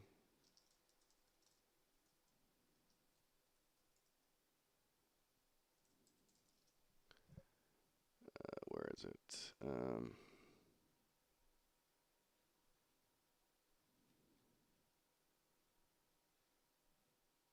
think it's this one. Yeah. This one here. Remy is a very seasoned. Yeah, spoilers. I forgot to update where this talk is. Sorry about that. I gave this talk at Nordic last week, so if you were at Nordic, He's a very seasoned seasoned indie dev and promoter of like smaller countries and their development regions, and promoting minority developers. And his talk is all about this stuff. On There's so many publishers out there that are basically pub leechers, and if they don't give you money up front for something, do not sign a deal for them. They need to have skin in the game, that type of thing. But Umbra, thank you again for the wish list. Really trying to promote that. We do playtest a lot, so keep it out. If you want to join our Discord and stuff, you can playtest. Our next one's probably going to be around the end of March. I'm probably going to try and do mostly dev this, because it obviously takes a lot of time to do. In February, we did playtest almost every weekend, which is too much. And sometimes it makes you afraid to make big changes in the game, because you have to get builds out and stuff. Yeah, just give them the source code real quick and come back later with them ghosting you. Yeah, exactly. So it's just like, it sucks so much for publishing right now. Like, why are we doing what we're doing right now? Because we're trying to get wish lists, because we're trying to get playtests. We're trying to show that we can maybe get a couple hundred people on a testing server. And so we already have quite a bit of proof of a tech background, and we have a live game in a dedicated server environment with all these combat things. We have a very, I would say, solid vertical slice, but that still doesn't feel like it's enough, partly because we're a $2 million game that we're trying to pitch. And like, we're a $2 million game, I'd be more comfortable with a $3 million game, but we're just doing 2 million because like it's already reached to hit 2 million. But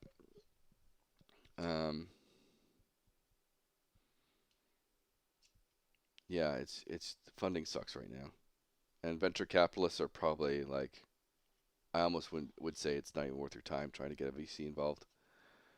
Anything under a few millions, probably not. They won't even look at you, anyways. It's such a shame. I think it's the biggest mistake for the venture capital industry to, like, if I just somehow got tons of money, I would try and find a model, like create a new model that is, revenue share based, as a venture capitalist. Maybe it just turns into a publisher. I don't know. To invest in indie devs, because the shit they invest in is just as risky as any indie dev and requires 100 times more money and dollars to get the same results, right? That's the bullshit thing of the VC world. You see all these indie devs making breakout hits. A lot of them are like freaking eating ramen. Like, their budgets are probably $1 to $2 million or less. Most of the time, less. And they're coming through and making great games and making millions and millions and millions of dollars. To me, so many VCs are investing $100 million into just a couple companies, when that could be 100 indie devs. Like, your chances of success are far greater, because the investment ratio to potential success is just massively better um, in the indie dev space. Like the amount of money it requires to make a great indie game is dramatically less than any other startup. And not only would your money be going into like an indie dev or whatever, it would be only your money in, and you'd be getting that full share revenue share, um, portion of it instead of like just a couple of percentage um, things. I would not rely on investors for making a video game unless you're, so this is Paxian. I would not rely on investors for making a video game unless you're making a game that is going to have investors in mind. There's a middle ground where you can have a genuine game, but it must be at the state where investors can see what's worth investing on, aka existing community and or working product. Yep. And so like the big difference between a publisher and an investor is an investor cares about puts the team first. If you have a background in game development, you have a background working at AAA, you've proven you've built certain XYZ of game, and now you're basically building XYZ game. That's where venture capitalists like are interested. If you're a nobody that has no background, you've never worked at AAA, um, then like you're probably not gonna like you if you don't have a name for yourself at all, you don't work in AAA, like venture capitalists are probably useless for you, and they're probably better spent your time. Better off spending your time somewhere else. Whereas a publisher, they just want a really fucking cool game that they're excited about, and the team like has to kind of be there and have some progress and proof that they can do what they say they do, but it's way less important. The core game is important. You can be a AAA team coming off somewhere, trying to build the next same thing they've been working on, and if they don't like the game idea, they don't give crap where you come from.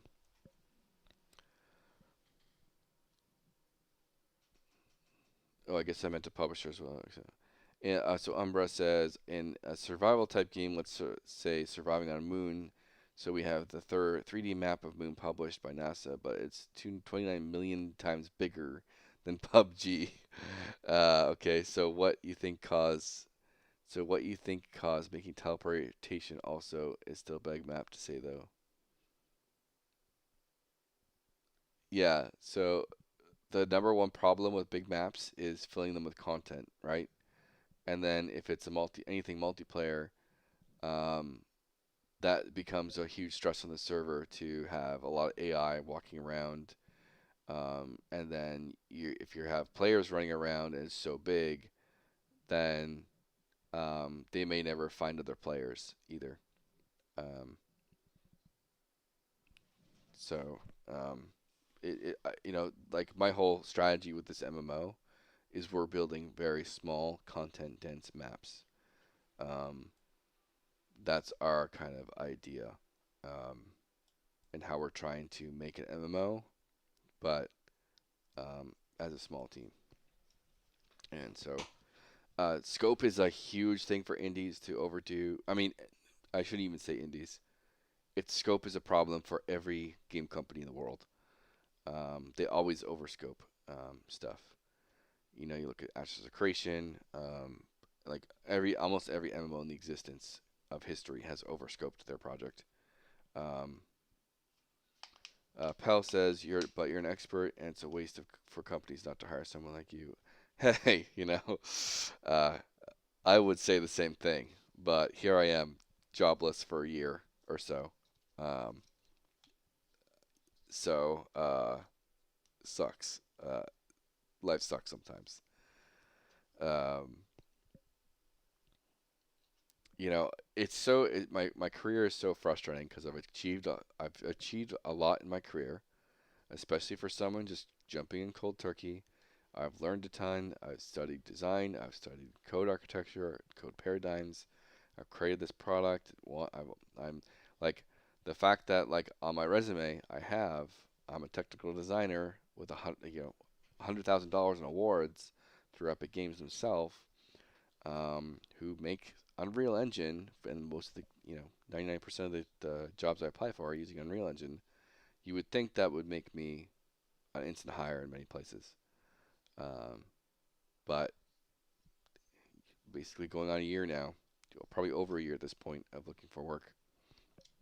It's kind of like bullshit. Um, I even have like the so-called worked at Epic Games. They hired me to make educational content for Unreal Engine. Um, all these things. Yeah, I'm gonna save here. Submit this.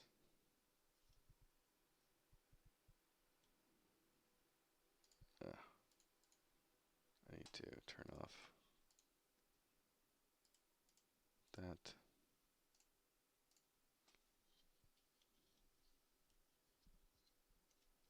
Well, thank you, pal. I very much appreciate that. I I love building games. I think I will build games for the rest of my life, honestly.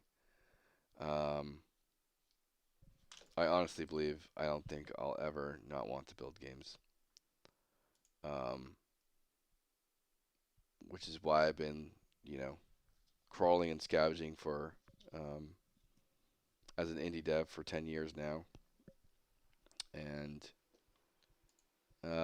I'm just gonna put one of my like random um,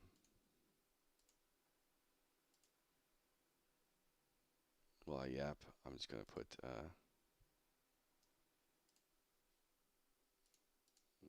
some past gameplay. Let's go. I'm just talking over this.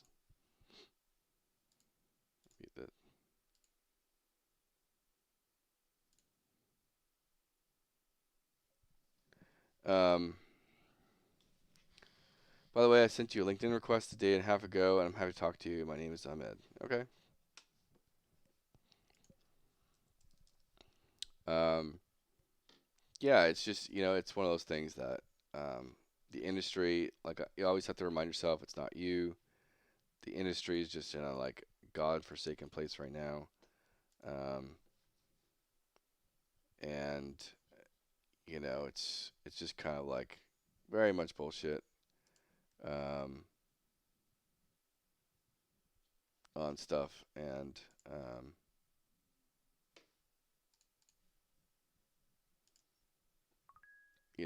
it's just kind of bullshit about everything. Um, like I think there's a article that talked about like 33% of the industry has been laid off. Like there's so many damn um, uh, job like people jobless right now looking for work. It's ridiculous.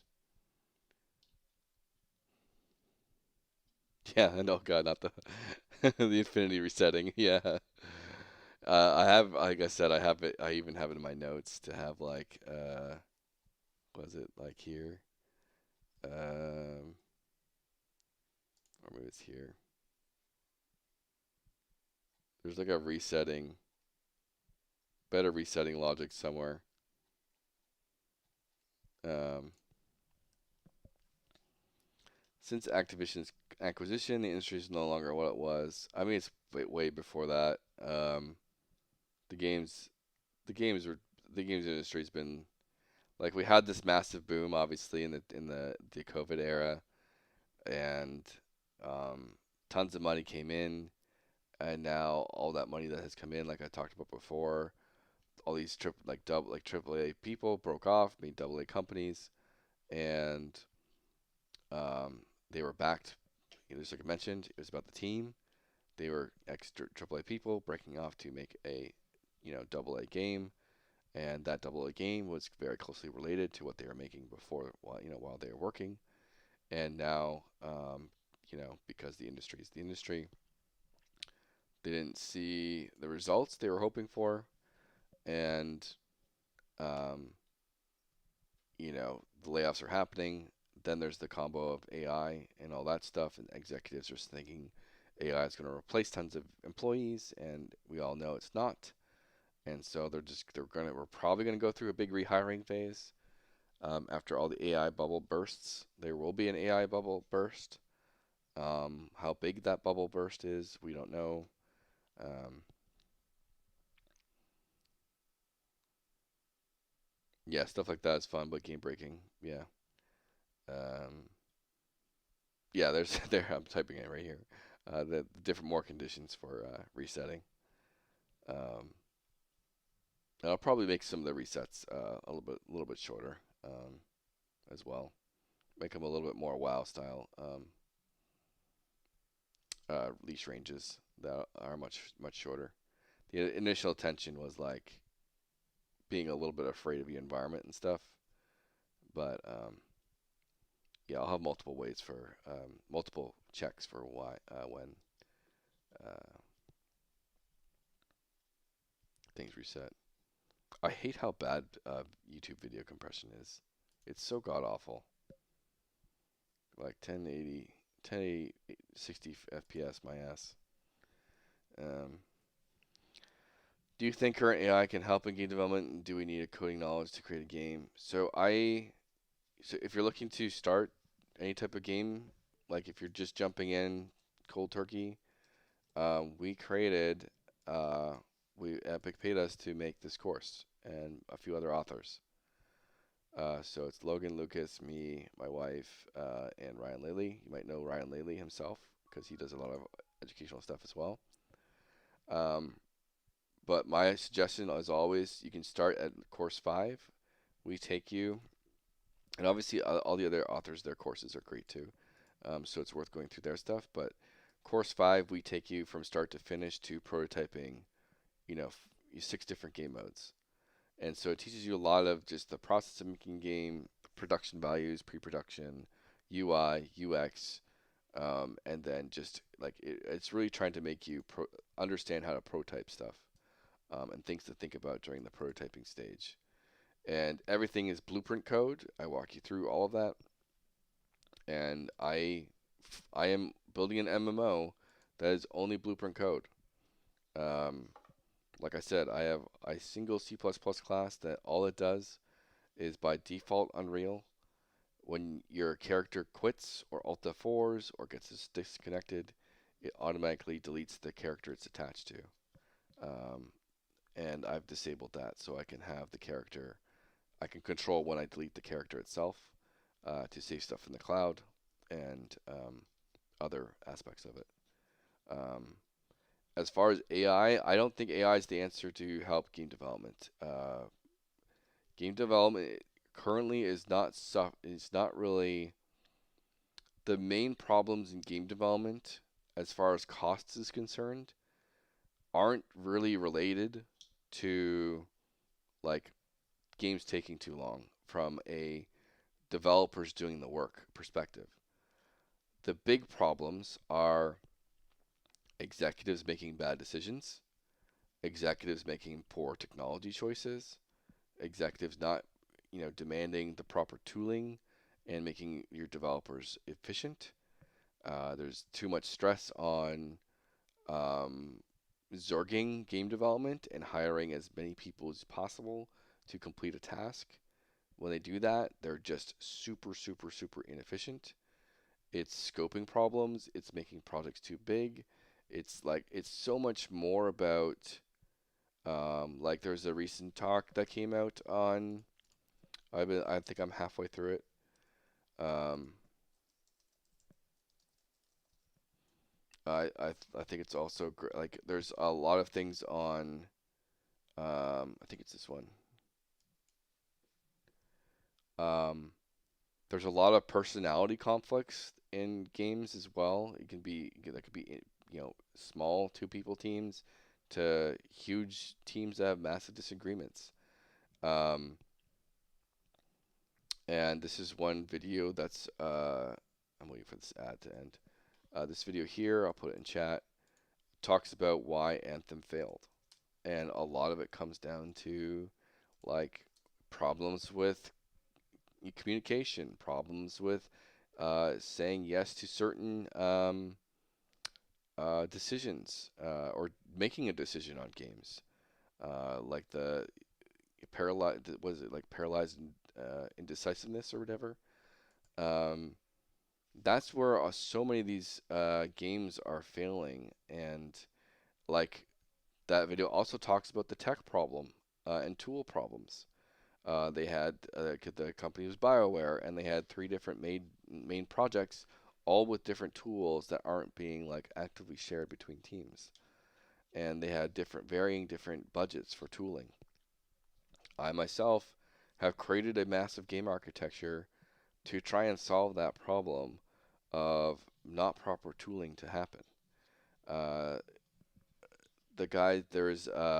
Tim Kaine even talked about. I know I link spam a lot because I watch a ton of content. Um, I've done so much restart. So he in this video here, Tim Kaine talks about how the it got really rivalry and toxic with some of the people on the team, just trying to one up each other, trying to like kick the other one down, um, because for whatever reason they didn't like each other. People disagreeing with things, trying to override each other, override each other's decisions, even though it's not their jurisdiction, so to speak. And even on A Loving Robot, he used to work on EverQuest. He's doing Building Monsters of Memories right now. In some of it, he does a lot of interviews. He has it on his channel here. Um, on his channel here, he's talking a lot about interviews with EverQuest developers, more at the bottom. And in some of these, he talked about how I think it was Monsters of Memories, or no, not Monsters of Memories. I think it was EverQuest. They had a lot of issues implementing quests. I could be referencing the wrong game here, but um, the tools to implement a quest were god awful, and then the quest team would get in trouble for not keeping up pace. Why is it taking you so long to just implement a quest? And then they eventually talked with management and like, well, this is what we have to do to do oh, thank you, Paxian. Uh, this is what we have to do to implement a quest. And they're like, and the guy immediately goes back to the programmers and he's like, Jesus Christ, what are you guys doing? Like, this is why they're being held up. On that same talk about Anthem, the UI team didn't have proper tools to integrate proper UI. Umbra says, what PC specs I can start game dev because currently I have Intel HD graphics, yada yada yada RAM, so I can building a PC. I was confused with X3D or XCPU, then I chose Ryzen.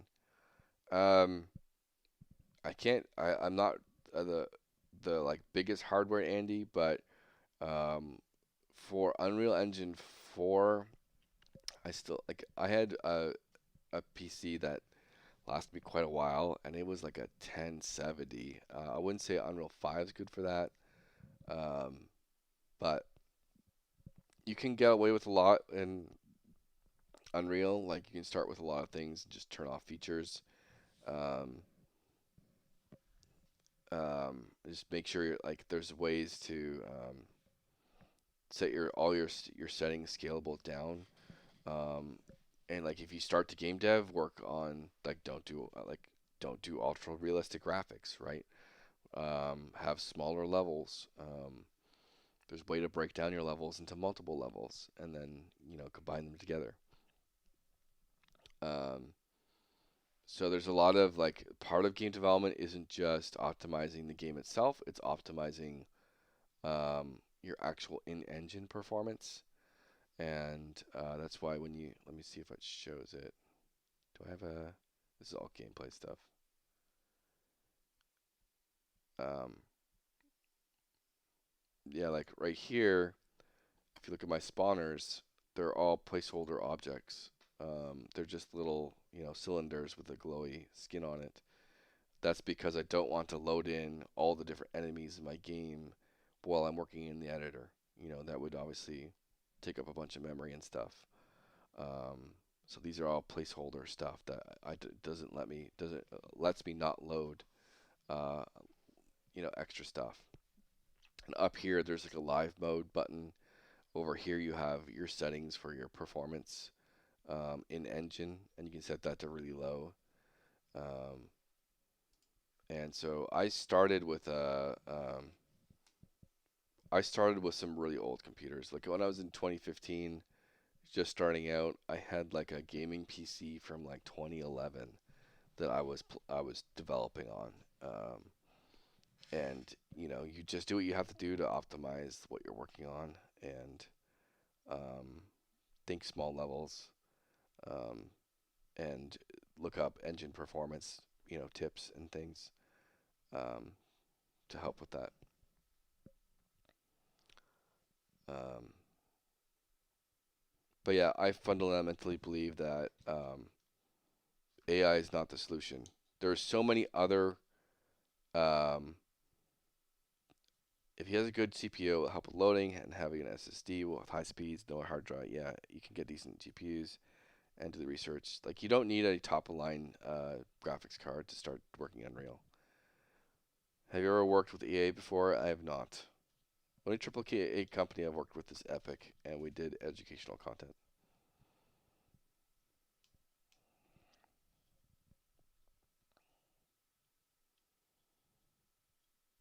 Yeah, you can start on like you definitely want something with a somewhat decent graphics card.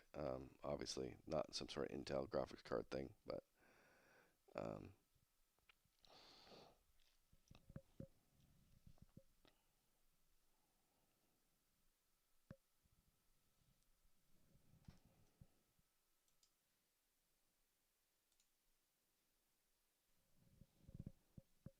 yeah, um, yeah. I fundamentally believe that game engines were the logical answer and next step to help game development workflows, and that is obviously you don't for the vast majority of game developers, you do not want to spend 2 to 3 years and sometimes 5 years building a game engine before you even start your game.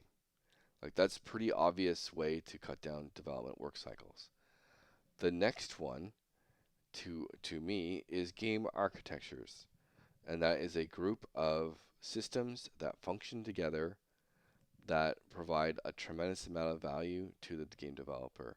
And that value is a coded environment with comments on how things work, an easy to use and utilize and implement, like having designer tools. People don't realize that, especially in AAA, sometimes designers do not get designer tools until like the last year or two of development.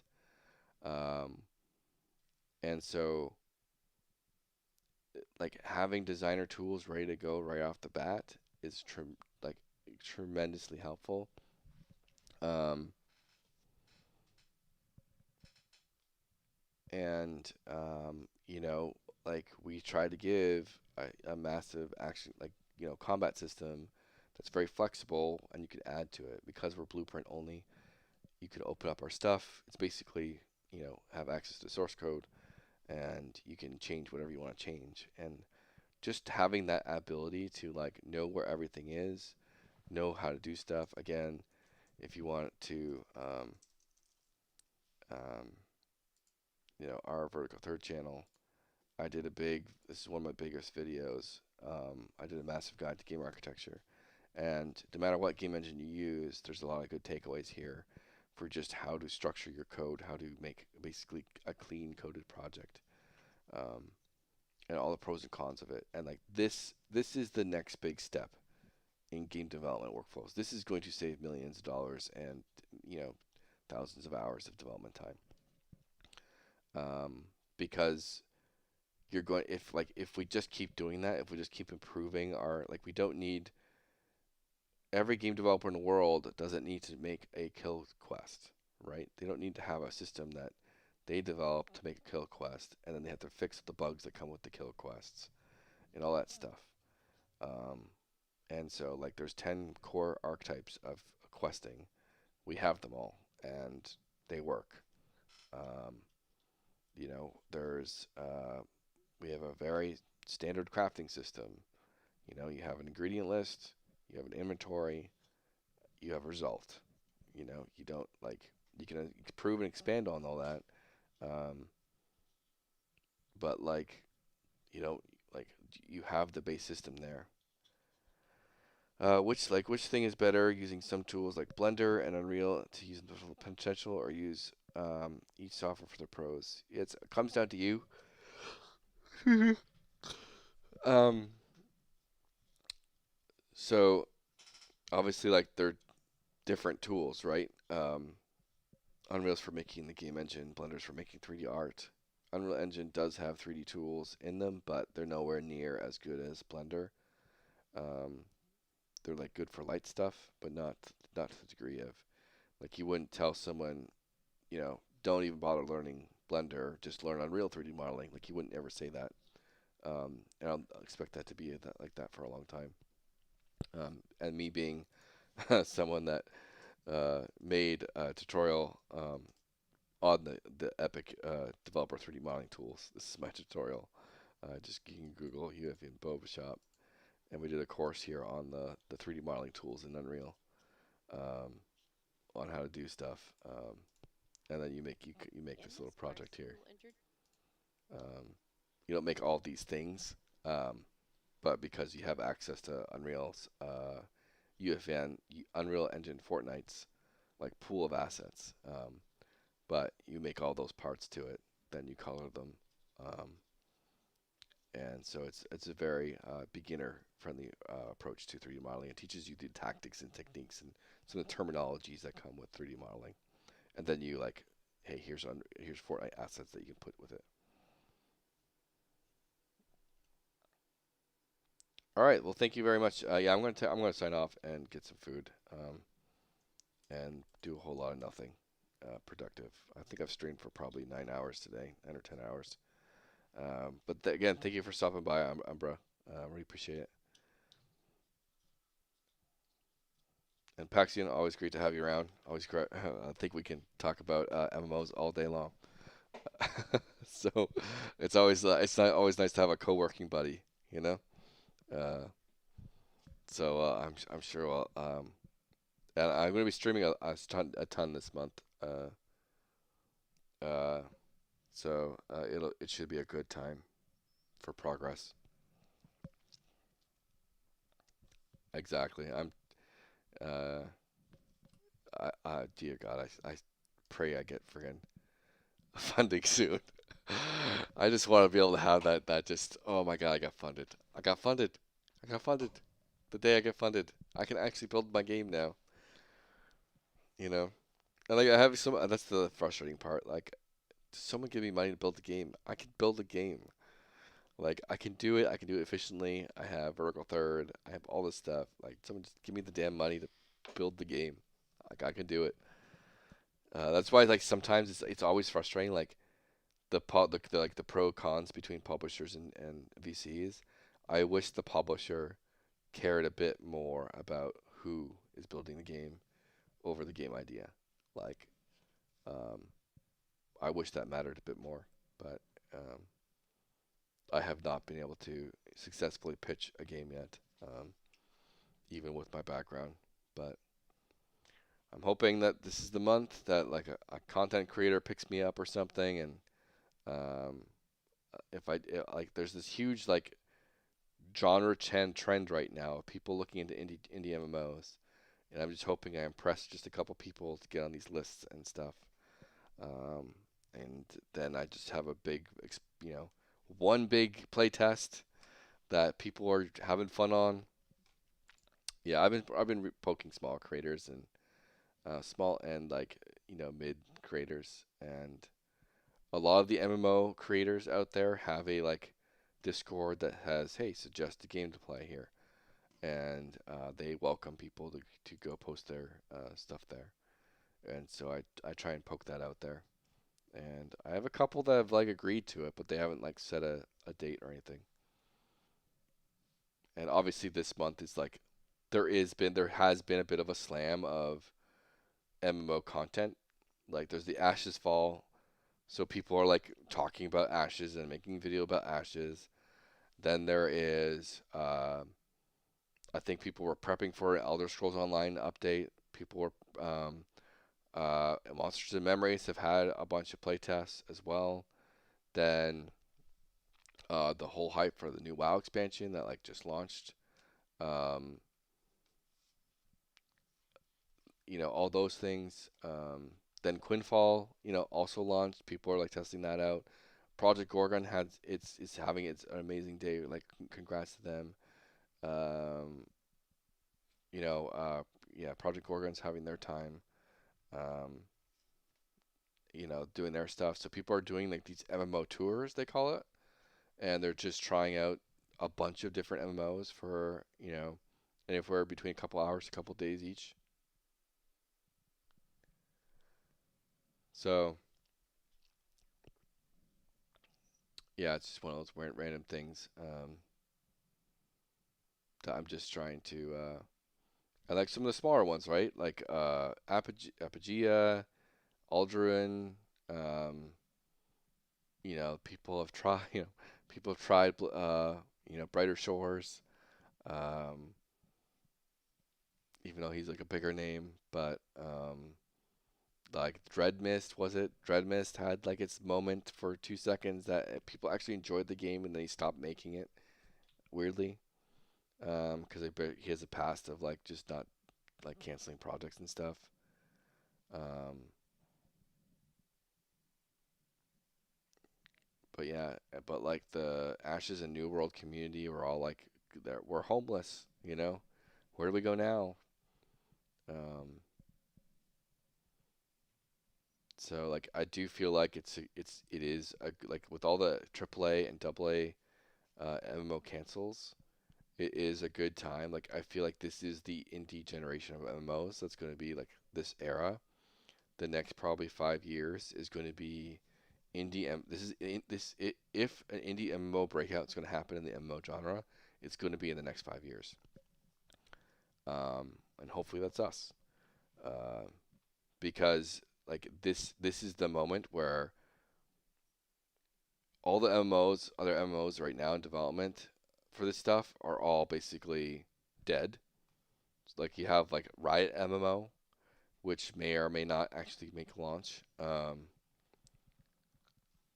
Yeah, to me, Dreadmist did it. They just like the guy. I guess he just has a bad history of like private server stuff, and like sort of conning people, but not conning people. And he just came out and said, "Nope, not continuing," for whatever reason. But a lot of people said the game was good. Um, yeah, it's true. Homeless from Ashes New World, and yeah, I hope we have an indie MMO generation breakout. Dreadmist almost did it. Felt good, looked good, but copyright. Yeah, and the copyright thing was resolved like within a week, and so it's like the copyright thing was resolved very quickly.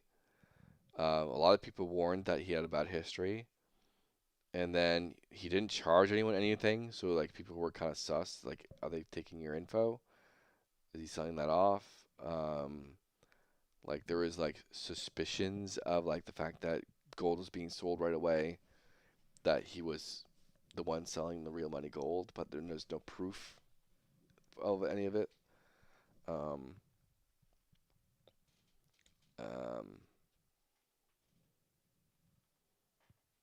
yeah, and like there's certain games right now in the MMO experience that there is a niche market. Like we always say, if you're building an MMO, you have to be very niche.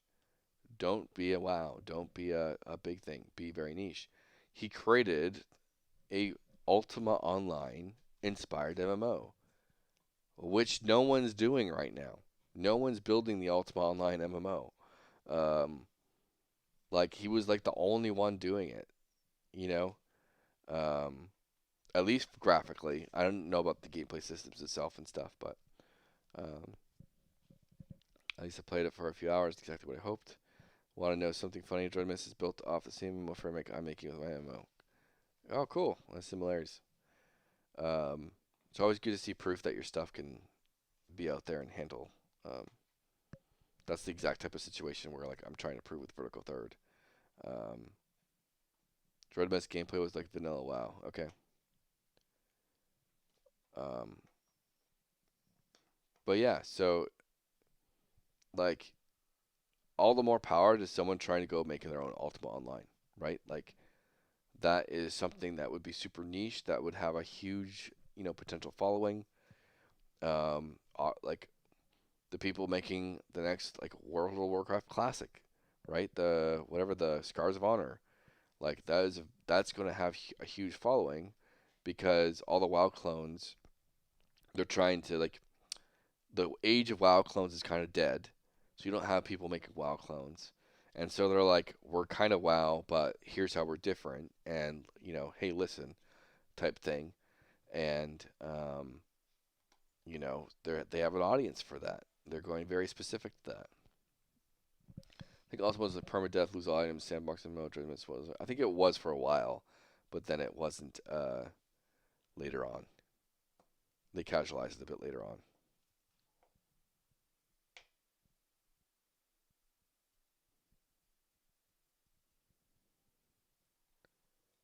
Um, but yeah, you have to go ultra niche in today's day. And that's why we are a very specific type of game. And we're taking a very specific direction with the game. We're not trying to be a WoW clone. We're not trying to be EQ clone. We don't want to we want to make sure that we're not like Monsters and Memories. We're not like Pantheon. Um, we want to stand out as different from them. There's probably going to be a lot of crossover. The people that like those games might also like our game, but because we are like slower paced, inspired by those games. But the other thing that's amazing too is every one of these games will never have enough content to hold people forever, and so um, it's not a one-sum game. It's not us versus Monsters Memories or Pantheon. It is they will players will likely complete everything in Monster Memories and maybe want to try Pantheon for a while. They will complete that Pantheon and maybe they'll come to Ruins of Tearyn for a while. Um, there might be guilds and people that jump back and forth between these games because um, you're all of us indies making these games will never. Transmiss wasn't like that. Don't try to make it for a game. What? I don't follow. What? You hear that retail wow?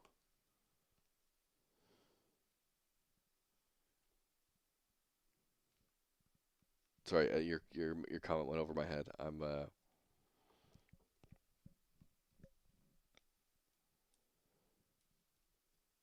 oh like yeah you're like retail wow, yeah, we're coming for you, retail wow. Um um you want people to take break from your game. You don't want you like just like you're saying, you don't want to make it forever game. Talking back to retail wow, making it for a game. Yeah, exactly. You do not want to make a forever game, which is why that early leveling experience is so important. Uh, to make that super fun for people, and for to have them enjoy it so much that they'll do like classic hardcore stuff and just try hard stuff, um, you know challenge mode things. That's where you really want your a lot of your stuff to be. Um, the fact that people have went and cleared everything from Molten Core to Burning Crusade to Encourage to Naxxramas and haven't died at all in WoW is insane. Um, Now, granted, all of those people cheated, right? In some way, they had, um, they have the potions or whatever, which kind of are cheating, but um, it is what it is. It's still very impressive. It's always funny to see the hardcore community and like it's this big massive challenge to never die, and everywhere there's a hardcore community, there's always a way to cheese out of death. And I'm not against it. I definitely would probably want it. Like Path of Exile 2, you hit Alt F4, you're out, and you're safe, right? Um, or you can pause, like as you play solo. Um, in in hardcore WoW, you have the potions um, that make you invulnerable, and you can leave the group and all these things. Um, yeah, I would never do hardcore, any type of hardcore mode without some sort of cheat death thing. I would never do it. And even in EverQuest too, like our roots back to EverQuest, um, that goes back to like druids and wizards had to evacuate, and like a very quick cast, you would teleport your whole group to a safe point. Um, and so it's those type of things that, or you can, as a lot of casters would just hide around a corner and cast gate, and they would teleport to their bind point. Um, and death is very punishing in EverQuest, so it's not hardcore, but um, it's very much in the same sense of saving your death, and not losing shit, and a lot of turmoil from it. And so they would have evacuate spells and things, and there's a lot of things like that. Um,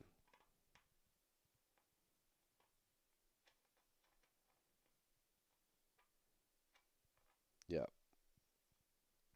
and that's why like that I want like right off the bat, like for so long I didn't understand why, because we actually were so we knew at the time, well, a very high up Blizzard person, and we're like, hey, like this whole hardcore community is starting up, and do you know about it?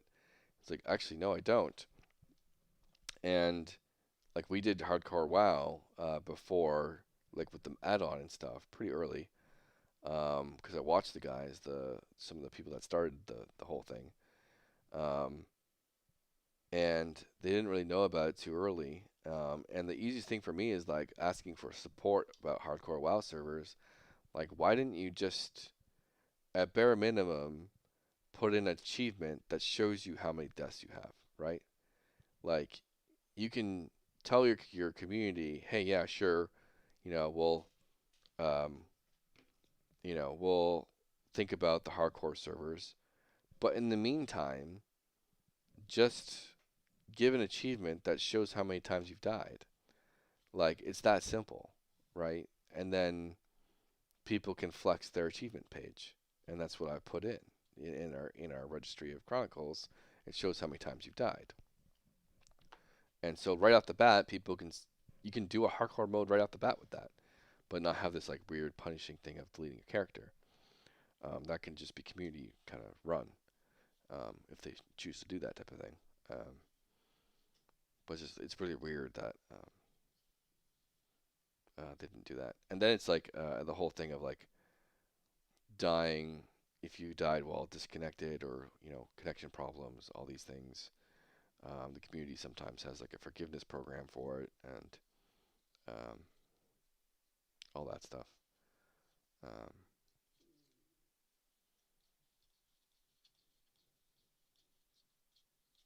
anyways, I can yap about this stuff forever. I'm sure I'll yap about this stuff some more with you tomorrow. So I'll see you tomorrow, or whenever that next is. So take care, Paxian.